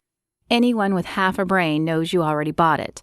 He shrugged, enjoying stringing her along for a moment. I didn't buy a ring. Hey, man, good to have you back. You are back, right? Aaron entered the living room and crossed to Tyler, holding out his hand for a shake. I am. Well, I have one more episode to film elsewhere, but otherwise I am. When do we get to meet Lainey? Nancy smiled at her husband before shooting a triumphant look at Tyler. That's what I said. You'll get to meet her soon. Good, because I've known since the first time they showed her that she was the one for you. I was hoping you wouldn't be so dense that you'd miss that she cared about you. You had me worried for a few of those episodes. It's not a normal situation. Well, why don't you tell us all about it over dinner? I made spaghetti. Nancy linked her arm through his and led the way to the kitchen. Tyler couldn't help grinning. It was so good to be home. He had really missed Aaron and Nancy the last few weeks, and he too couldn't wait for them to meet Lainey. Lainey gingerly stepped out of the limo and grabbed her donut pillow. She couldn't believe she still had to carry the thing around nearly 2 weeks after her fall, but her booty was still sore if she sat for too long. Tyler stood at the bottom step of his house, grinning at her and looking devastatingly handsome in a pair of jeans and his cowboy hat. She hadn't seen him in over a week. They had kept Lainey working for another show while they sent Tyler back to his ranch to get caught up. The distance had been hard, but they'd called each other and begun a video devotional a few times a week. How's the tuchus? He teased as he walked toward her. Healing nicely, thank you very much. I should be fine as long as you don't expect me to go trail riding today. His lips twisted into a grimace. Oh, my friends live in the back country, and the only way to get there is by horseback. Very funny, she said as she punched him in the arm. He caught her hand on the way back and pulled her to his chest. His arms wound around her waist and her breath caught. There is still a camera, you know, She indicated Mary Ann with a nod of her head. I don't care. I've been waiting too long to do this again. His head lowered and his lips pressed down on hers, sending a flame of desire all the way down to her toes. Her arms wound around his neck, and she leaned into him, enjoying the heat that burned between them. Lainey had a hard time catching her breath when the kiss ended. Well, with welcome kisses like that, I might have to go away more often. Don't you dare, he whispered in her ear before pulling back. Come on, let me show you the ranch, and then I'll take you to meet Aaron and Nancy. He laced his fingers through hers as he led her up the stairs and onto the porch. One day, I want to have a big wraparound porch here with a rocker or a swing and a table. Breakfast on the porch? She'd never had one growing up in the city, but she'd always thought they sounded nice. The closest she'd ever gotten was a tiny balcony, big enough to fit a single chair in one apartment she lived in. Unfortunately, when she'd sat and tried to drink her coffee in the morning, the sound of the traffic and honking had made it less than a peaceful experience. Here, though, she could see it. Tyler's plot of land was huge, and there were no neighbors as far as the eye could see. She wondered if she'd be able to handle the quiet. He didn't take her on a fool tour, as she'd needed to be able to ride for that. But he showed her the house, the barn, and enough of the ranch to leave her in awe. The place was large, larger than any apartment she had lived in. Lainey had no idea how to quantify a rancher's success, but she thought he'd done well for himself. Ready to go meet the woman who brought us together? He asked when they returned to the front of the house. Lainey nodded. She had wanted to meet Nancy since he first spoke of her. Nancy and Aaron's house was even bigger than Tyler's, and Lainey could see why he wanted the wraparound porch. They had one, and it was beautiful. Tyler laced his fingers through hers and flashed her a smile before ringing the doorbell. A woman, dressed simply in flannel and jeans, opened the door. Her eyes lit up when she saw Tyler, and Lainey assumed it had to be Nancy. Hey, Nancy, I'd like you to meet Lainey. Nancy turned her warm brown eyes on Lainey, and the look she sent made Lainey feel as if they'd been friends forever. Lainey, it's so nice to meet you. You as well. I didn't think I would ever meet anyone on a reality TV show, but I'm certainly glad you made Tyler audition. She looked up at Tyler and smiled, still unsure of how she ended up with him. I want to hear all about what didn't air live or on the cameras. Tyler told me some, but you know how men are. They miss all the best details. She flashed a conspiratorial smile at Tyler before grabbing Lainey's arm and leading her into the house. Don't mind me. I'll just go find Aaron and discuss things without details. Okay, so spill. I want to know when you first fell for Tyler. Lainey laughed at Nancy's excited demeanor. She was like a kid tasting candy for the first time. Well, it would probably be when I literally fell into his arms, or he caught my fall, rather. Nancy laughed. You do seem to fall a lot near him. I'm not usually that big of a klutz, but his eyes... She trailed off, unsure exactly how to put into words what his eyes were, but Nancy seemed to understand. As Lainey continued to answer Nancy's questions, she knew they would be good friends. Okay, you have to meet my husband, Aaron. He'll never admit it, but I think he's just as excited to meet you as I was. Lainey chuckled as she followed Nancy outside. She couldn't remember the last time anyone had been so excited to meet her. Aaron was a man of average build with warm brown eyes just like Nancy's. You must be Lainey, he said as he pulled her in for a hug. It's so nice to meet you. It was a good thing Lainey wasn't opposed to hugging, as Tyler's friends seemed intent on it. It's nice to meet you, too. I'd say I've heard so much about you, but I haven't. Aaron feigned a hurt expression and turned to Tyler. Really, man? Not a word? Tyler shrugged and flashed a wink at Lainey. It was an odd situation. So you keep saying. Speaking of which, when is the big day? Lainey turned to Tyler, surprised to see his jaw tighten. Oh, we haven't talked about it yet, much less set a date. Actually, the date is in 4 months. Tyler's voice sounded pained and tight. Lainey's head shot forward. What? The color drained from his face. They didn't tell you. Justin said he would talk to you about the contract. Contract? What contract?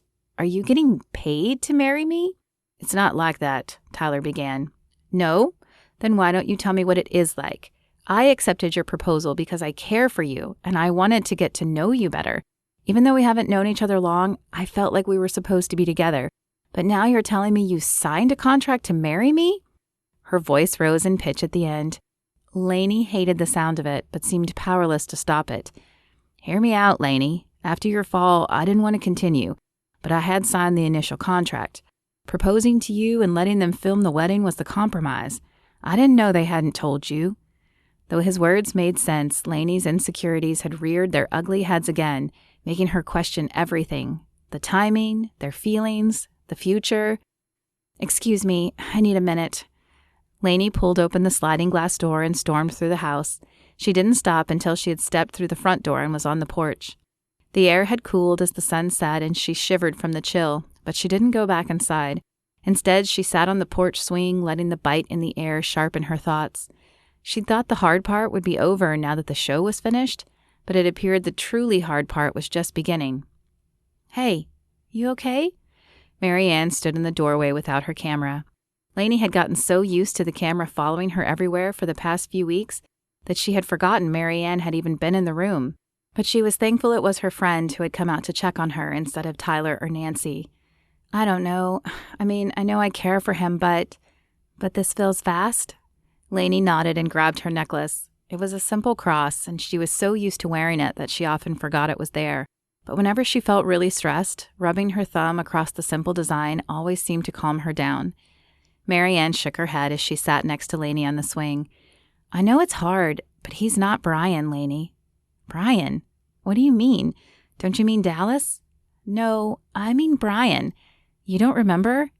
Lainey shook her head. "Freshman year, before you set your sights on Dallas, you liked a boy named Brian. Maybe I remember because I had just met you and you talked about him all the time. I thought you were a little boy crazy."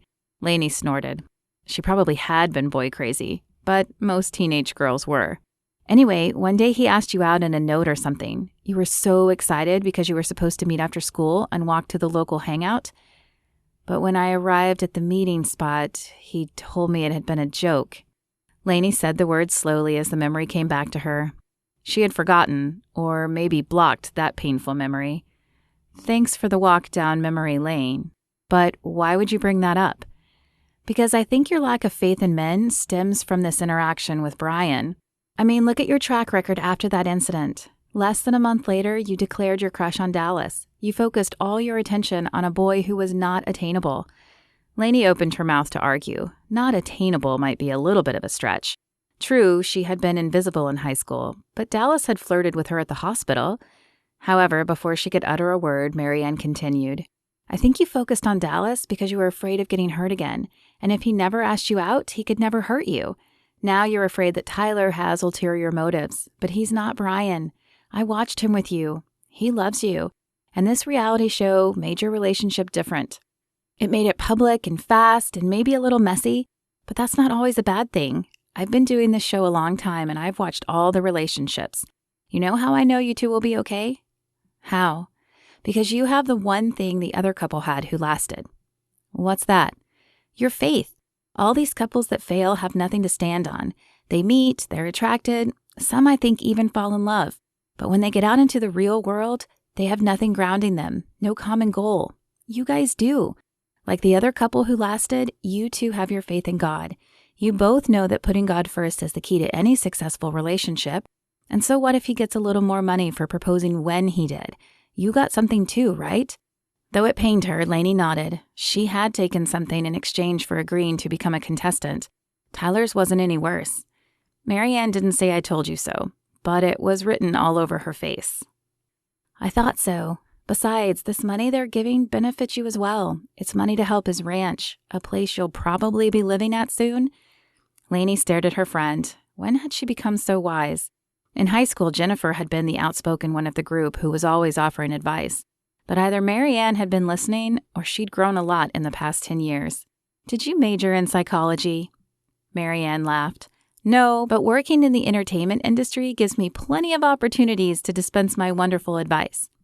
Now, come on, why don't we go back inside, eat that wonderful smelling dinner, and find out what else is in the contract?" Lainey still had her reservations, but Mary Ann's words did make sense. "Okay, let's go."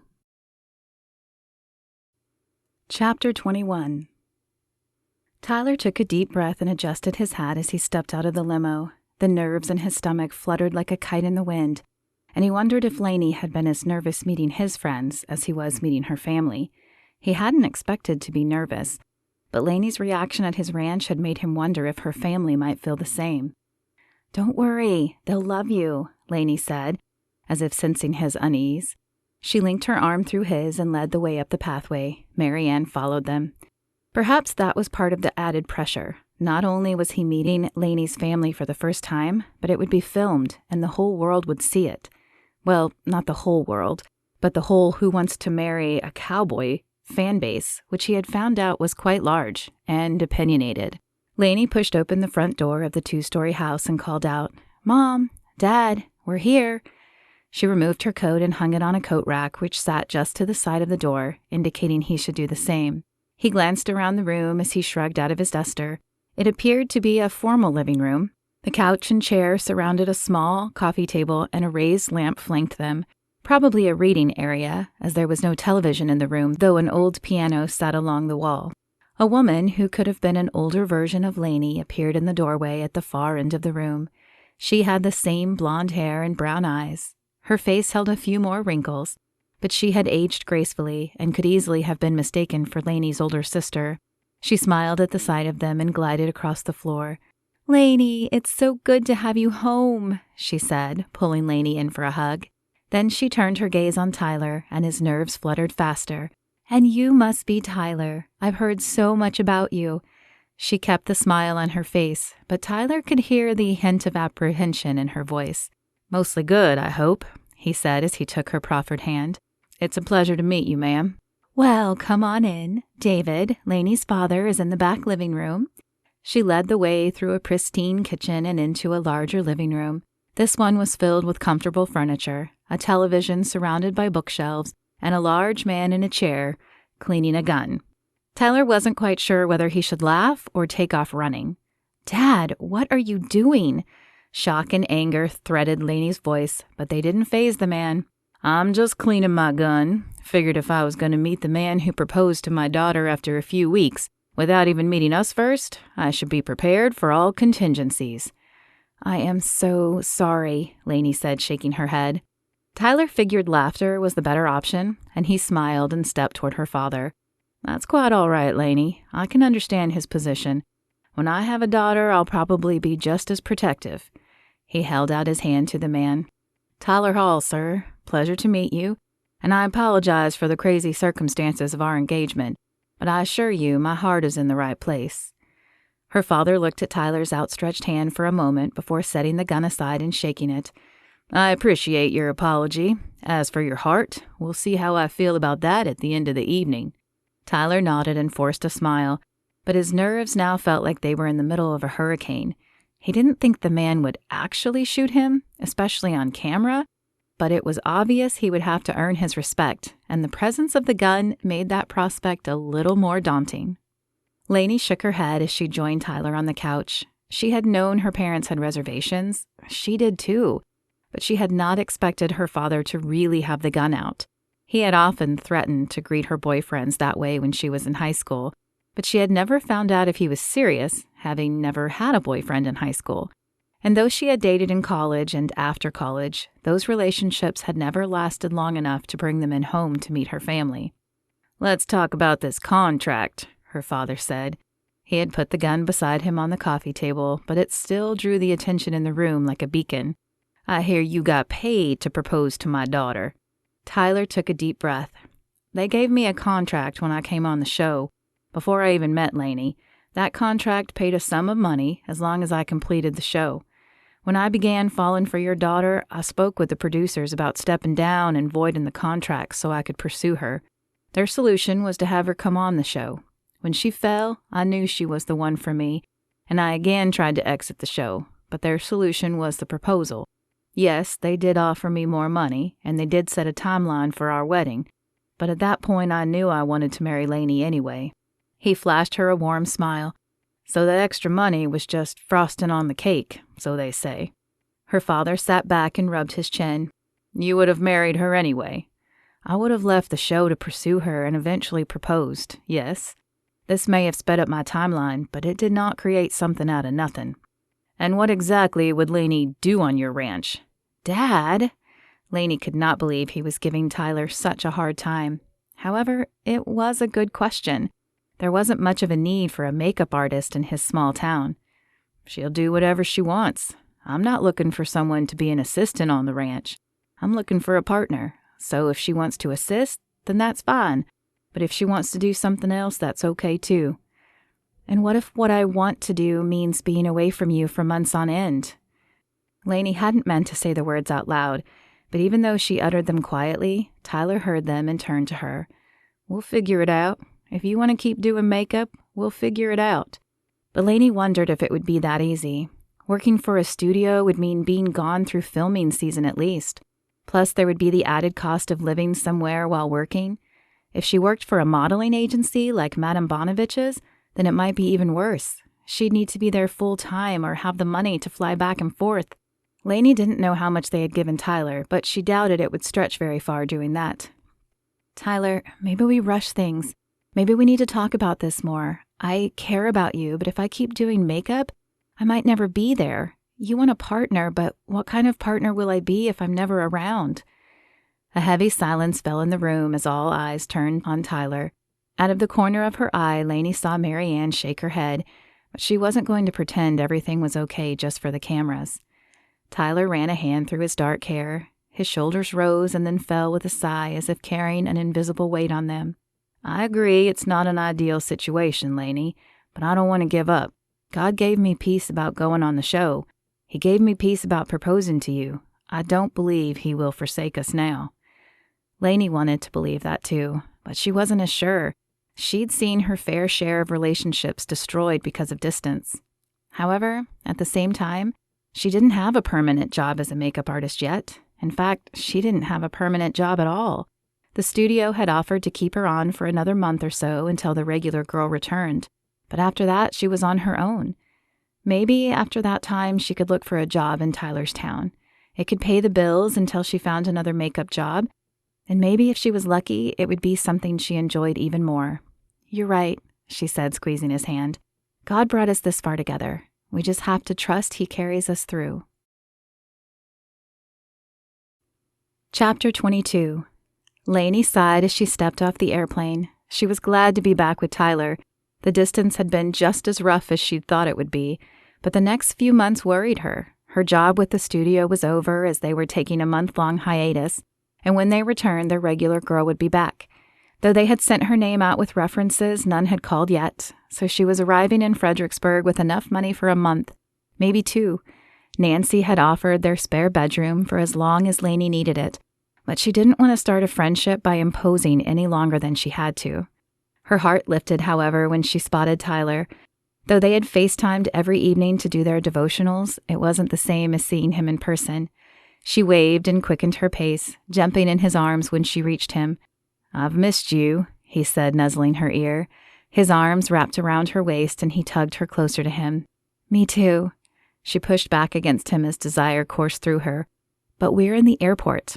I don't care where we are or who sees us. It's been too long since I've kissed you.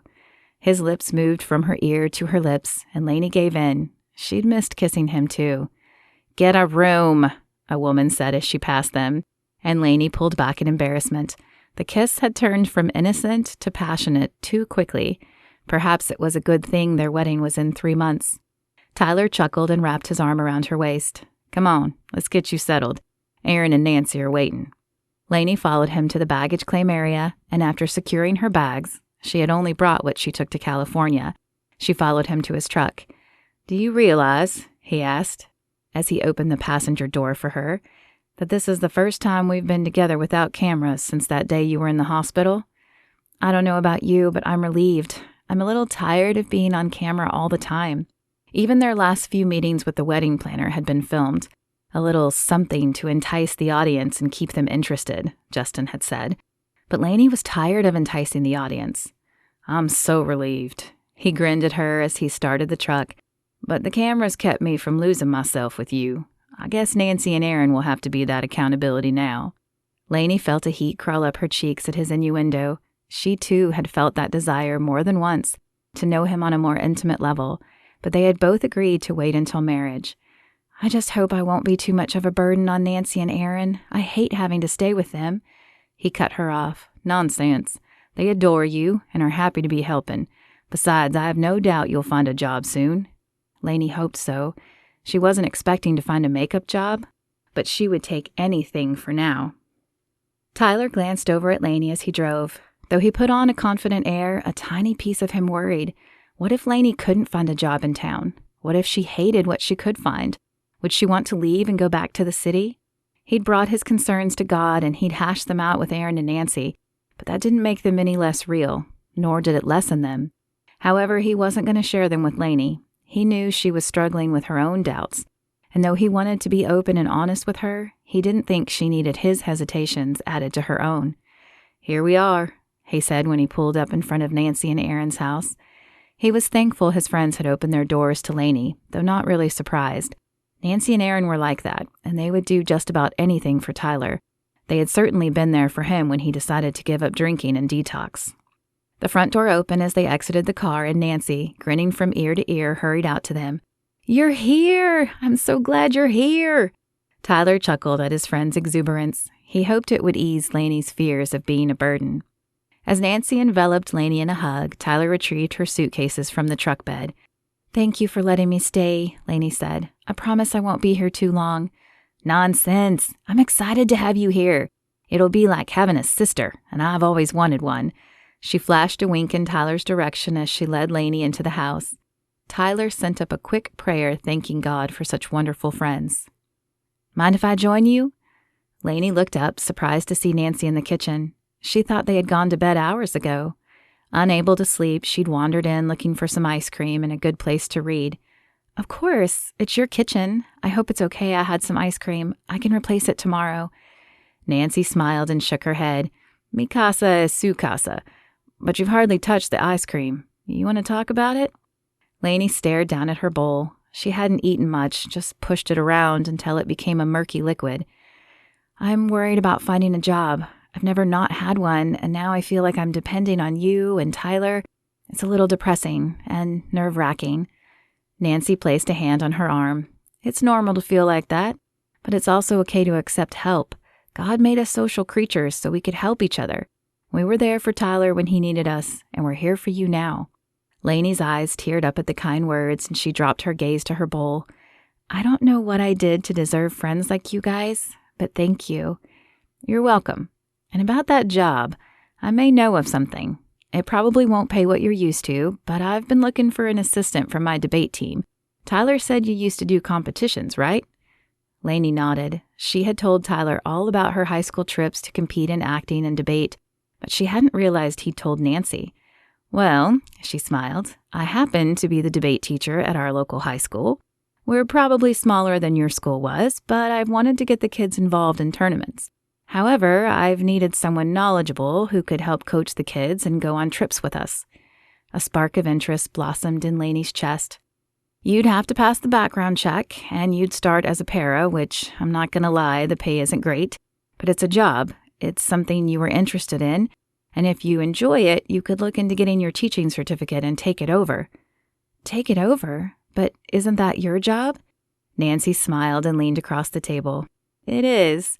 But I'm pregnant, and it's taken us so long to have a baby that I want to have a few years off to enjoy being a mother." "Oh my gosh, congratulations, Nancy." Lainey dropped her spoon and rushed around to hug her new friend. "Thank you," Nancy said, returning the hug. "So you see, you'd be helping me out as well as yourself." "I'll do it." Lainey didn't have to think about it. She'd loved competing in high school, and she knew she would enjoy it just as much now. It might be a brainy Lainey thing to do, but she was okay with that. Perhaps brainy Lainey wasn't so bad after all. She smiled as she thought about how in control God was. A few months ago, she'd been lonely, working a terrible job and dreaming of a man who she'd barely even talked to. Now she was surrounded by friends, about to do something she loved, and engaged to a wonderful man. Chapter 23. Lainey sighed as she walked to her car. It had been another long evening prepping the students for a tournament tomorrow, but she finally felt they were ready. Now she just had to make sure she was in bed before 10 p.m. so that she would be able to function the next morning. She pulled into the driveway of the small rental and turned off the car. It was a cheap Honda, but it was hers. Nancy had been kind enough to give her rides for the few weeks she lived with them. But finally, Lainey had saved enough to not only purchase the cheap Honda, but to make the deposit on the rental house as well. The landlord, being a friend of Aaron's, had given her a month-to-month lease, knowing that she would be moving in with Tyler after the wedding. Lainey could hardly believe that was only a few weeks away. She pulled out her keys to open the front door and dropped them in surprise when her cell phone began ringing. It was probably Tyler wanting to wish her good night since she had missed their nightly dinner. As she squatted down to grab her keys, she punched the button on her cell. "Hello? Is this Lainey Swan?" Lainey's fingers grasped the keys and she stood. This was not Tyler. "Yes, this is Lainey Swan. Who is this?" "My name is Madeline Perry, and I'm the head of Perry Modeling Agency. Peter gave me your name and a glowing recommendation. I'm looking for a makeup artist, and I'd like to interview you." Lainey's hand froze on the doorknob. A modeling agency? This was the call she'd been waiting months for, but her wedding was in a few weeks. Could she really start a new job now? Besides, she had a job, one that required her to be at the school at 4 a.m. Still, this was her dream. Could she really turn it down? "I would love that. I have to be somewhere tomorrow, but I could take a few days after that." "That would be perfect. Give me your email address and I'll have my assistant send you the flight information." The woman was going to pay to fly her for an interview? This was even better than she dreamed. Fantastic. She rattled off her email address, thanked the woman, and then hung up the phone. Lainey couldn't believe she had finally gotten an interview. She would have to tell Tyler, but it could wait until tomorrow. Tonight, she needed to grab some food, brush her teeth, and crawl into bed. Tyler tried to keep his face emotionless as he listened to Lainey tell him about the job interview. He knew this was what she had always wanted, but he had hoped she had found fulfillment working with the kids at the school. Perhaps it was selfish of him, but he didn't want her working in California. He wanted her here, with him. "What do you think?" Her eyes pleaded for him to be okay with it, and Tyler knew that's what he would do. He had told her father he wouldn't expect her to stay at the ranch if she didn't want to. Now he was having to back up those words. Tyler picked up her hand and rubbed his thumb across the back. He was so afraid, but he couldn't tell her that. He couldn't say he didn't want her to go because he feared she might never come back. He couldn't say those words, not because he didn't think she couldn't handle hearing them, but because it wouldn't be fair to send her off with his fears. Tyler could see she had her own fears she was dealing with. There was no need to add his own. "I think it's a great opportunity," he said slowly. Would this be the last time he got to hold her hand like this? He should relish the feeling just in case. And I think you should go. Interview, at least. I told you that I didn't want to hold you back, that we would make it work no matter what you wanted to do. If you get this job, it'll make it a little harder, but nothing is impossible." She scooted closer to him on the couch and placed her hand under his chin. He had kept his eyes down as he spoke, and she lifted his face now until they met her gaze. "Thank you, Tyler. I love you. I know you're scared, but I feel like I'll regret it if I don't go." He nodded, wanting to speak, but not trusting his voice around the lump that had begun to form. He didn't want her to have any regrets. If they were going to marry, and he hoped they still would, he wanted to be sure it was what she wanted. Her eyes remained on his, and he knew she was seeking reassurance. He cleared his throat. "Well, we should probably pray about this. Your safety and God's will to be done." "That would be amazing." He took both of her hands in his. They had done this nearly every day, but today felt different. "Lord, we thank you for this time together. We don't always understand your will, but we seek to follow it. Help Lainey to know if this is your will for her. Open doors if it is, and close them if it's not. Grant her safe travels and—" His voice caught. He was about to say, "Bring her back to me," but this was Lainey's prayer, not his. After she left, he could pray those words all he wanted, but right now he wanted this to be about her. However, he had no words for what to say next, so he ended lamely with, "Amen." When he opened his eyes, he could see hers glistening with unshed tears. He had made her happy, and that felt good. He just hoped it wouldn't be the last time. The old saying, "If you love someone, let them go," fluttered through his mind. It was easier said than done, though, when all he wanted to do was pull her against his chest, wrap his arms around her, and feel her heart beat against his. "I better go pack," she said, and ran a finger under her eye. He saw the shine of wetness on it before she turned away and pushed herself up from the couch. He followed to stand beside her. "Do you need a ride to the airport?" The thought of driving her there killed him, but at least it would mean more time. She shook her head and fidgeted with the cross around her neck. No, she's hired a car to pick me up. Royal treatment, I guess you could say. He could think of another word. Bribery, bait, enticement. But none of those sounded as nice. All right. Well, call me when you get there so I know you landed okay. I guess I'll see you in a few days. Yeah. He pulled her into his arms and placed his mouth against her neck. I love you, Lainey. I love you too. And then she was gone, and for the first time in months, Tyler felt the monster awaken inside of him. It clawed about his stomach, seeking a handhold to use in order to crawl out. Tyler reached for his phone and punched in the number he knew from memory. Aaron, I need you. Chapter 24. Lainey stared in awe at the modeling agency. It wasn't quite as large as Madame Bonavich's had been, but it was close. Glass windows granted an expansive view of downtown, and rich colors filled the office. Welcome, Lainey. I'm Madeline Perry. I'm so glad you could make it. The outstretched hand was slender, which fit the woman in front of her. Though not short, Madeline was twiggy thin, and her severe blonde haircut made her appear even thinner. Dark liner accentuated her gray eyes that looked like a storm. Calm now, but Lainey wondered what they transformed into if Madeline were angry. Thank you. Me too. I heard you ended up becoming a contestant on Peter's show. I'm sorry I don't watch it, but some of my girls have auditioned for it before.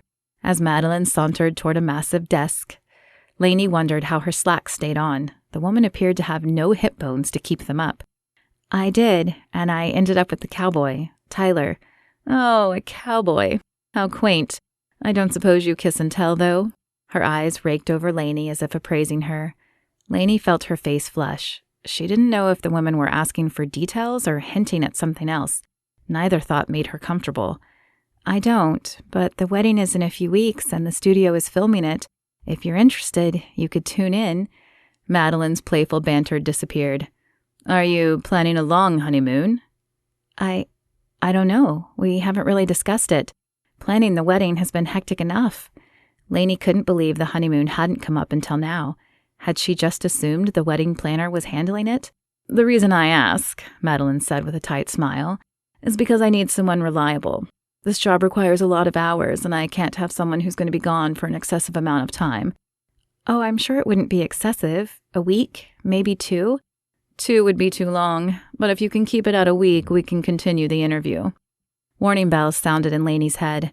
Madeline hadn't seemed like Madame Bonavich over the phone, or when Lainey had first entered the office, but she was glimpsing similar traits now. Still, this was her dream job, wasn't it? I'm sure we could manage a week. Why had she said that? It was like she couldn't help herself. Very good. Then let me introduce you to Natalie. Natalie? Yes, my lead makeup artist. You didn't think I was hiring you for lead, did you? Lainey's mouth opened, but she had no words. Oh, you did?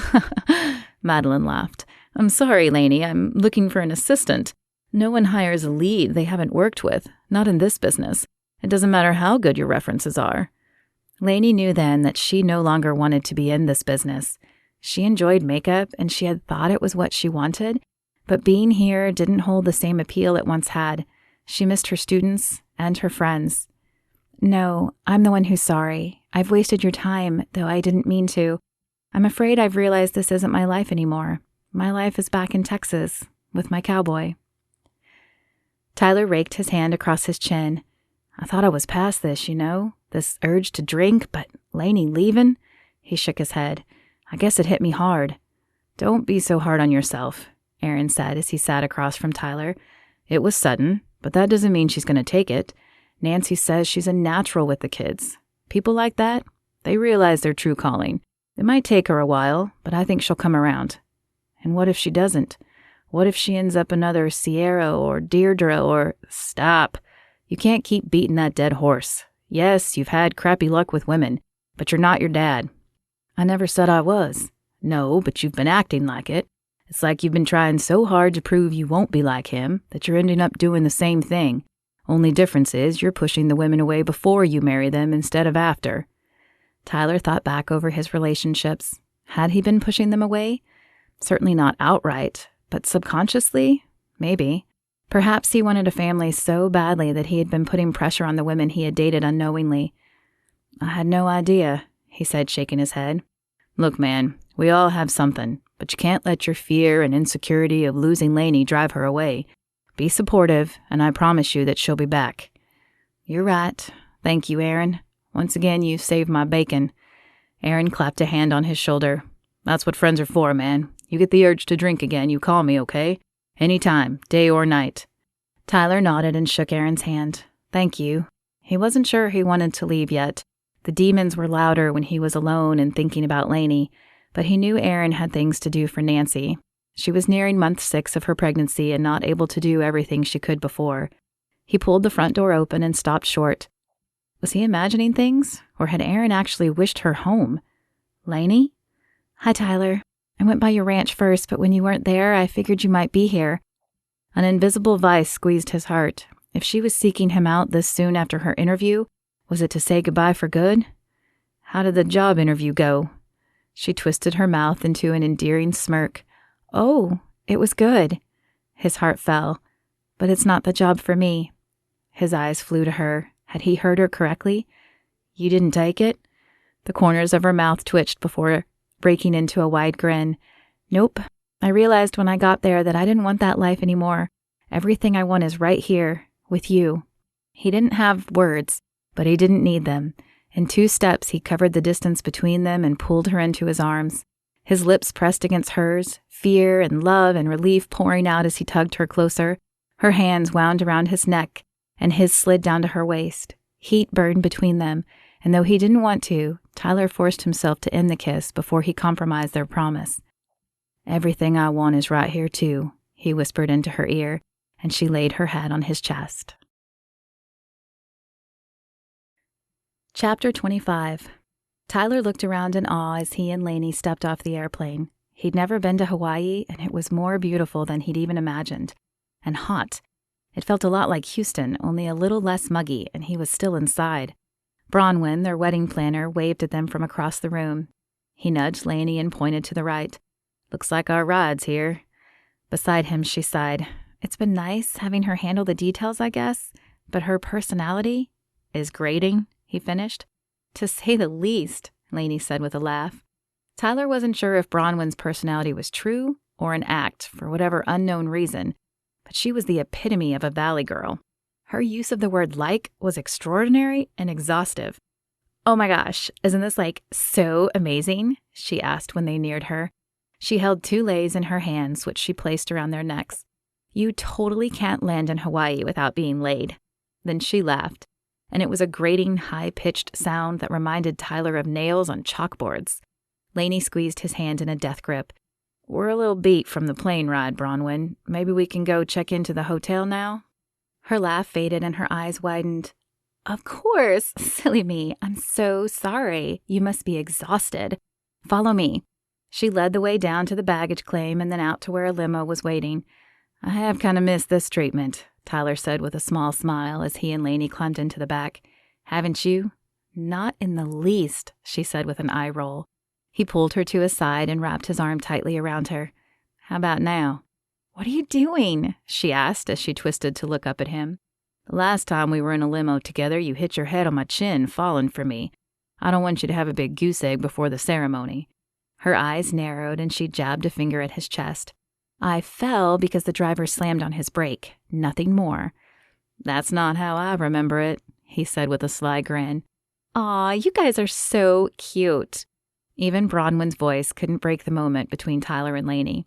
Tomorrow, she would be his wife, and Tyler couldn't think of anything he wanted more than to have her by his side forever. He turned his attention out the window and took in the beautiful scenery.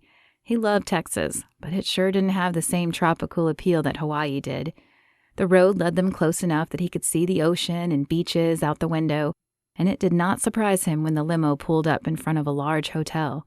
He was surprised by the paparazzi that greeted them as they stepped out of the limo. Tyler, Lainey, do you really think you're in love? Do you believe a marriage that started on a reality show can last? Is it true they paid you to propose? Tyler sneaked a glance at Lainey and was dismayed to see the tightness in her face. They had faced all these questions 4 months ago when he first proposed, and he thought they had gotten past them, but her body language suggested otherwise. He wondered if their unusual beginning would haunt them forever. Grabbing Lainey's hand tighter, he pulled her closer to him and forged through the reporters like a linebacker. The door to the hotel was just a few feet away, and he yanked it open with one swift motion. Blissful silence greeted them on the other side. He whirled on Bronwyn. "Are reporters going to be at our wedding? Because if they are, we won't walk. We'll happily get married elsewhere without the fanfare." Bronwyn's eyes were wide with surprise and perhaps a trace of hurt. "No, I planned to know reporters, but they probably kept wind when our crews began arriving. I promise you that even though we are televising the wedding, it will be tasteful. Can we just get to our rooms?" Lainey asked. Her voice was pinched, yet emotionless. "Of course, I'll have the driver bring your bags up after I get you checked in." Lainey sighed as she fell back on the bed. The day had started off so good, and then the reporters had been at the hotel. She had forgotten how pervasive the cameras were, and though she wanted to marry Tyler, there was a part of her that wanted to call the wedding off, sneak off to some quiet chapel and elope. Plus, they had drug up old questions and insecurities, ones that she thought she had gotten over, but clearly she hadn't. Strange how in high school she had just wanted people to notice her, and now she just wished they would leave her alone. She and Tyler had been lucky in Fredericksburg. People in town knew of their television romance, but hadn't seemed to care, and only a few rabid fans had bothered to find them there. Her students who watched the show had been the most excited ones, but even they had lost their celebrity fascination after a week. Lainey wondered why people even still cared about her and Tyler's marriage. A knock sounded at her door and she considered ignoring it, but it was probably her luggage, and she needed to hang up her wedding dress. "Just a minute," she called when the knocking continued. But when she opened the door, it wasn't the bellhop she saw, but Mary Ann, Jennifer, Meredith, Tracy, and Stephen, her closest friends from high school. "Oh my gosh, what are you doing here?" Stephen looked at the women. "I thought we were attending a wedding. Are we not attending a wedding?" "No, I mean early. What are you doing here early?" She'd expected Mary Ann early, and Nancy, as they would be her bridesmaids, but the others were an extremely nice surprise. "I thought it would be fun if we had a reunion before your wedding," Mary Ann said with a shrug. "Since you aren't having a bachelorette party or a rehearsal dinner, you are the best. Get in here." The fears and worries from moments before faded away as her old friends filed into her room. Mary Ann, Meredith, and Jennifer sat down on the bed, while Tracy, Stephen, and Lainey pulled chairs from the breakfast table closer to the bed. "Okay, I have to know what everyone has been up to," Lainey said as she looked from face to face. "Fine. But then we want to hear all about Tyler and this crazy romance," Jennifer said. "Yeah, leave it to you to have the most amazing wedding story of all of us," Meredith said.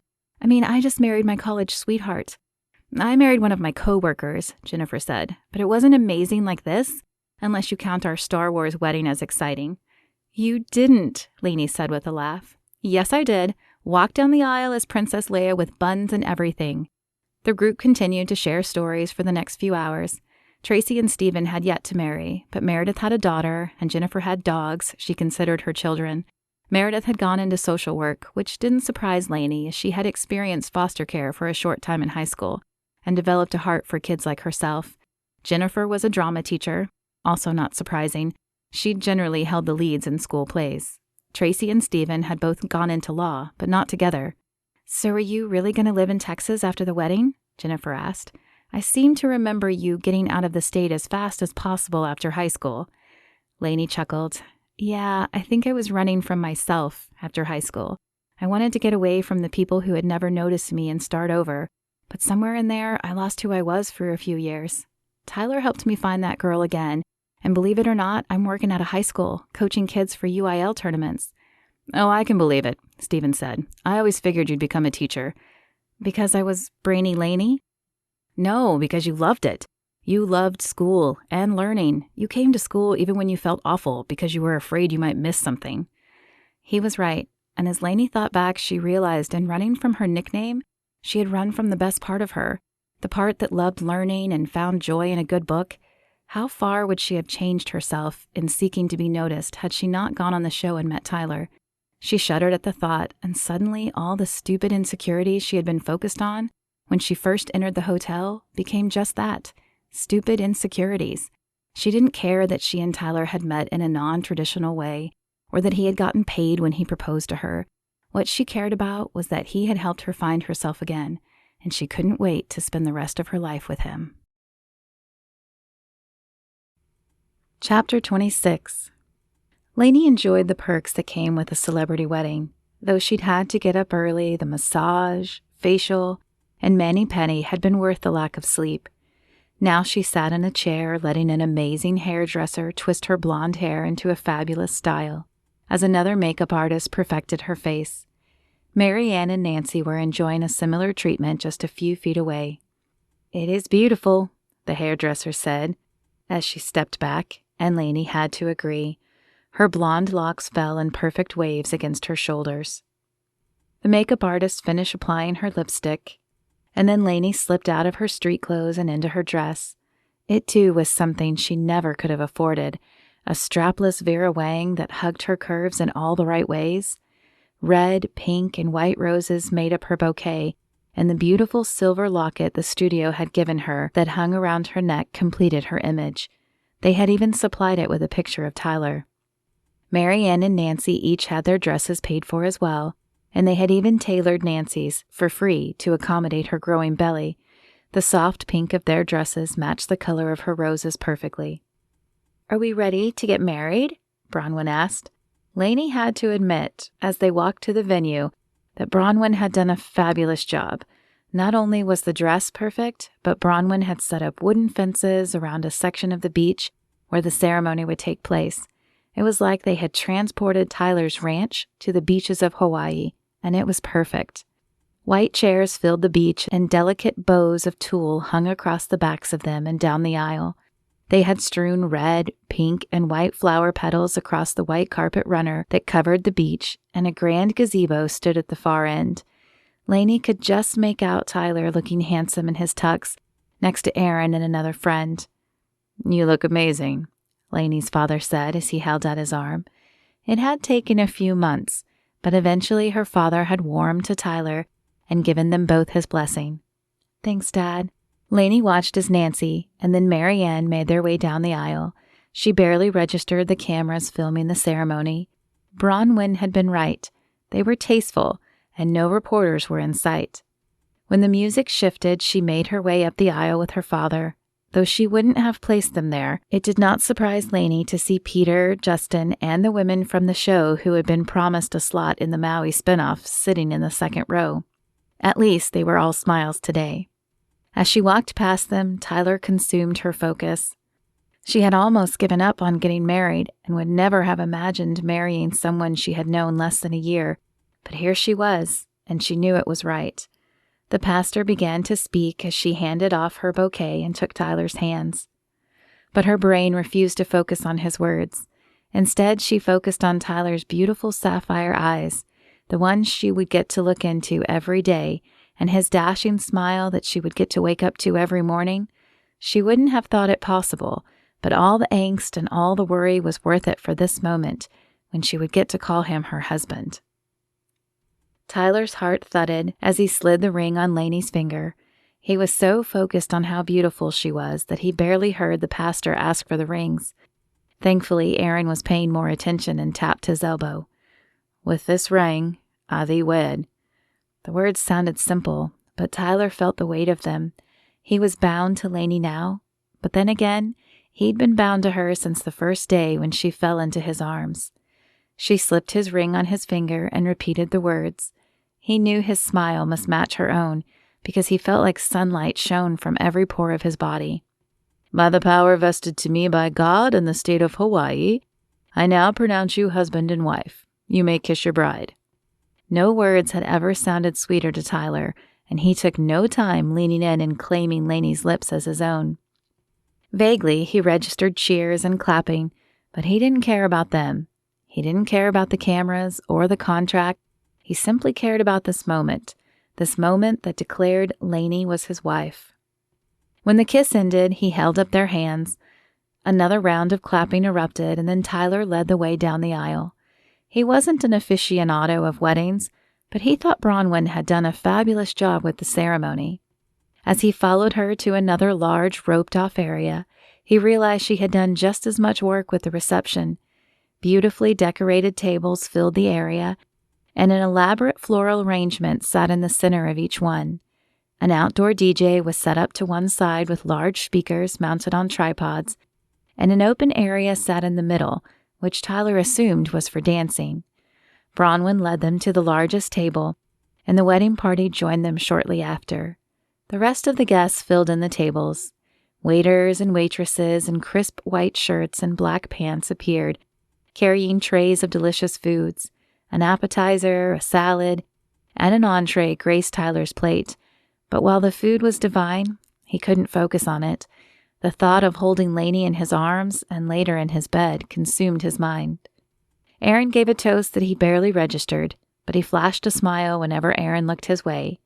Marianne must have shared some funny moments from the show, because the crowd chuckled, but he heard little of it as well. The one thing he did hear was the call for the first dance. Actually, he wasn't sure he heard it so much as he felt it, when all the eyes in the area turned to him and Lainey grabbed his hand. She smelled sweet and flowery as he wrapped his arms around her, and he couldn't help stealing another kiss from her lips. "Thank you for being such a klutz," he whispered in her ear. Her response was a silver bell of laughter and a punch in the arm. "Thank you for catching me.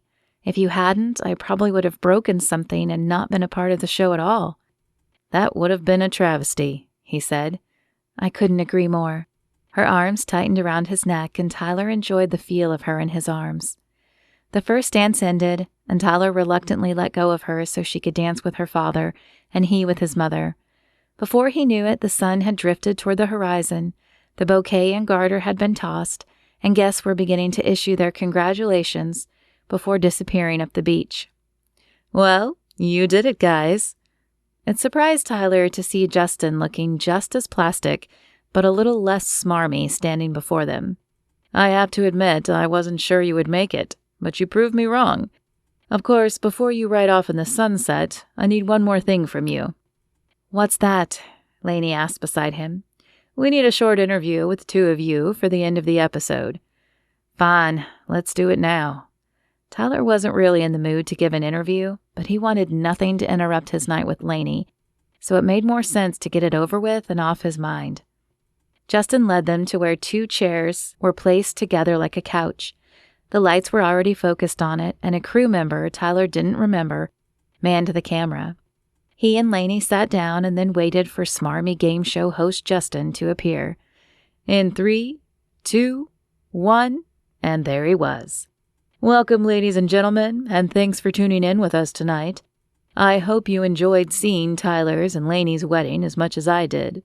On the last episode, I told you I would catch up with them for a small question and answer session, and I have. So let's welcome Tyler and Lainey Hall." The camera panned their direction, and Tyler tensed. He had not missed being on camera, and he would not miss it after tonight.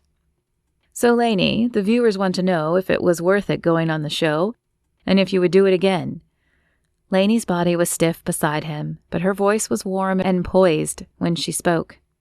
"Well, Justin, I didn't originally audition for the show, but I'll answer as best as I can. As for it being worth it," she smiled at Tyler, "I can definitely say yes. Would I do it again? That's a harder question. I would do it again if I knew going in what the final outcome would be, but it's a lot harder than people think." "What made it so hard?" Justin pressed. "At first, it was watching Tyler with the other women and thinking I didn't have a chance. But it might have been even harder once I became a contestant, because I had to deal with the women not liking me and yet being unable to get away from the situation. All those women in one house," she shook her head, "is stressful." "It can be, but you handled it well, and people want to know your secret. How did you guys find lasting love once the camera stopped rolling?" Lainey gazed up at him. "We trusted God." "And our hearts," Tyler added. "And we let ourselves fall," Lainey said with a wide smile. Tyler matched her grin and squeezed her hand. "One more thing, Lainey. I know you were filling in for us, and when the show ended, you were looking to continue your work as a makeup artist. I wanted to be the first to let you know that Elite Modeling Agency reached out to us and wanted to offer you a position on their team. What do you say?" Lainey took a deep breath and stared evenly at Justin. "I would say thank you for the offer, but that isn't my life now. My life is with my husband on his ranch." She squeezed Tyler's hand and smiled at him. Well, there you have it, folks. Thanks for joining us tonight. And thank you, Lainey and Tyler, for letting us share this day with you. We wish you all the best, and we'll see you at home next time on Who Wants to Marry a Cowboy? The camera stopped rolling and the lights turned off, leaving Tyler and Lainey staring at each other under the stars. You handled that well. You're kind of natural on camera. She chuckled and laid her head on his shoulder. I think I'm done with cameras for a while. I'm perfectly content to just be Mrs. Hall. Well, almost perfectly content. Almost? What are you missing? She looked up at him with twinkling eyes and a mischievous grin. A baby. His heart soared as he leaned down and kissed her again. That I can certainly help with, he whispered in her ears. I thought maybe you could, she said as she kissed him again. As the sun set around them, Tyler couldn't help but smile at the way things had turned out. The end. If you'd like to keep following Lainey and Tyler and find out if they get the baby they are hoping for, visit realitybridebonus.com for details on how to get the Reality Bride's baby for free. The Cowboy's Reality Bride, written by Lorana Hoopes, narrated by Lorana Hoopes. Copyright 2019.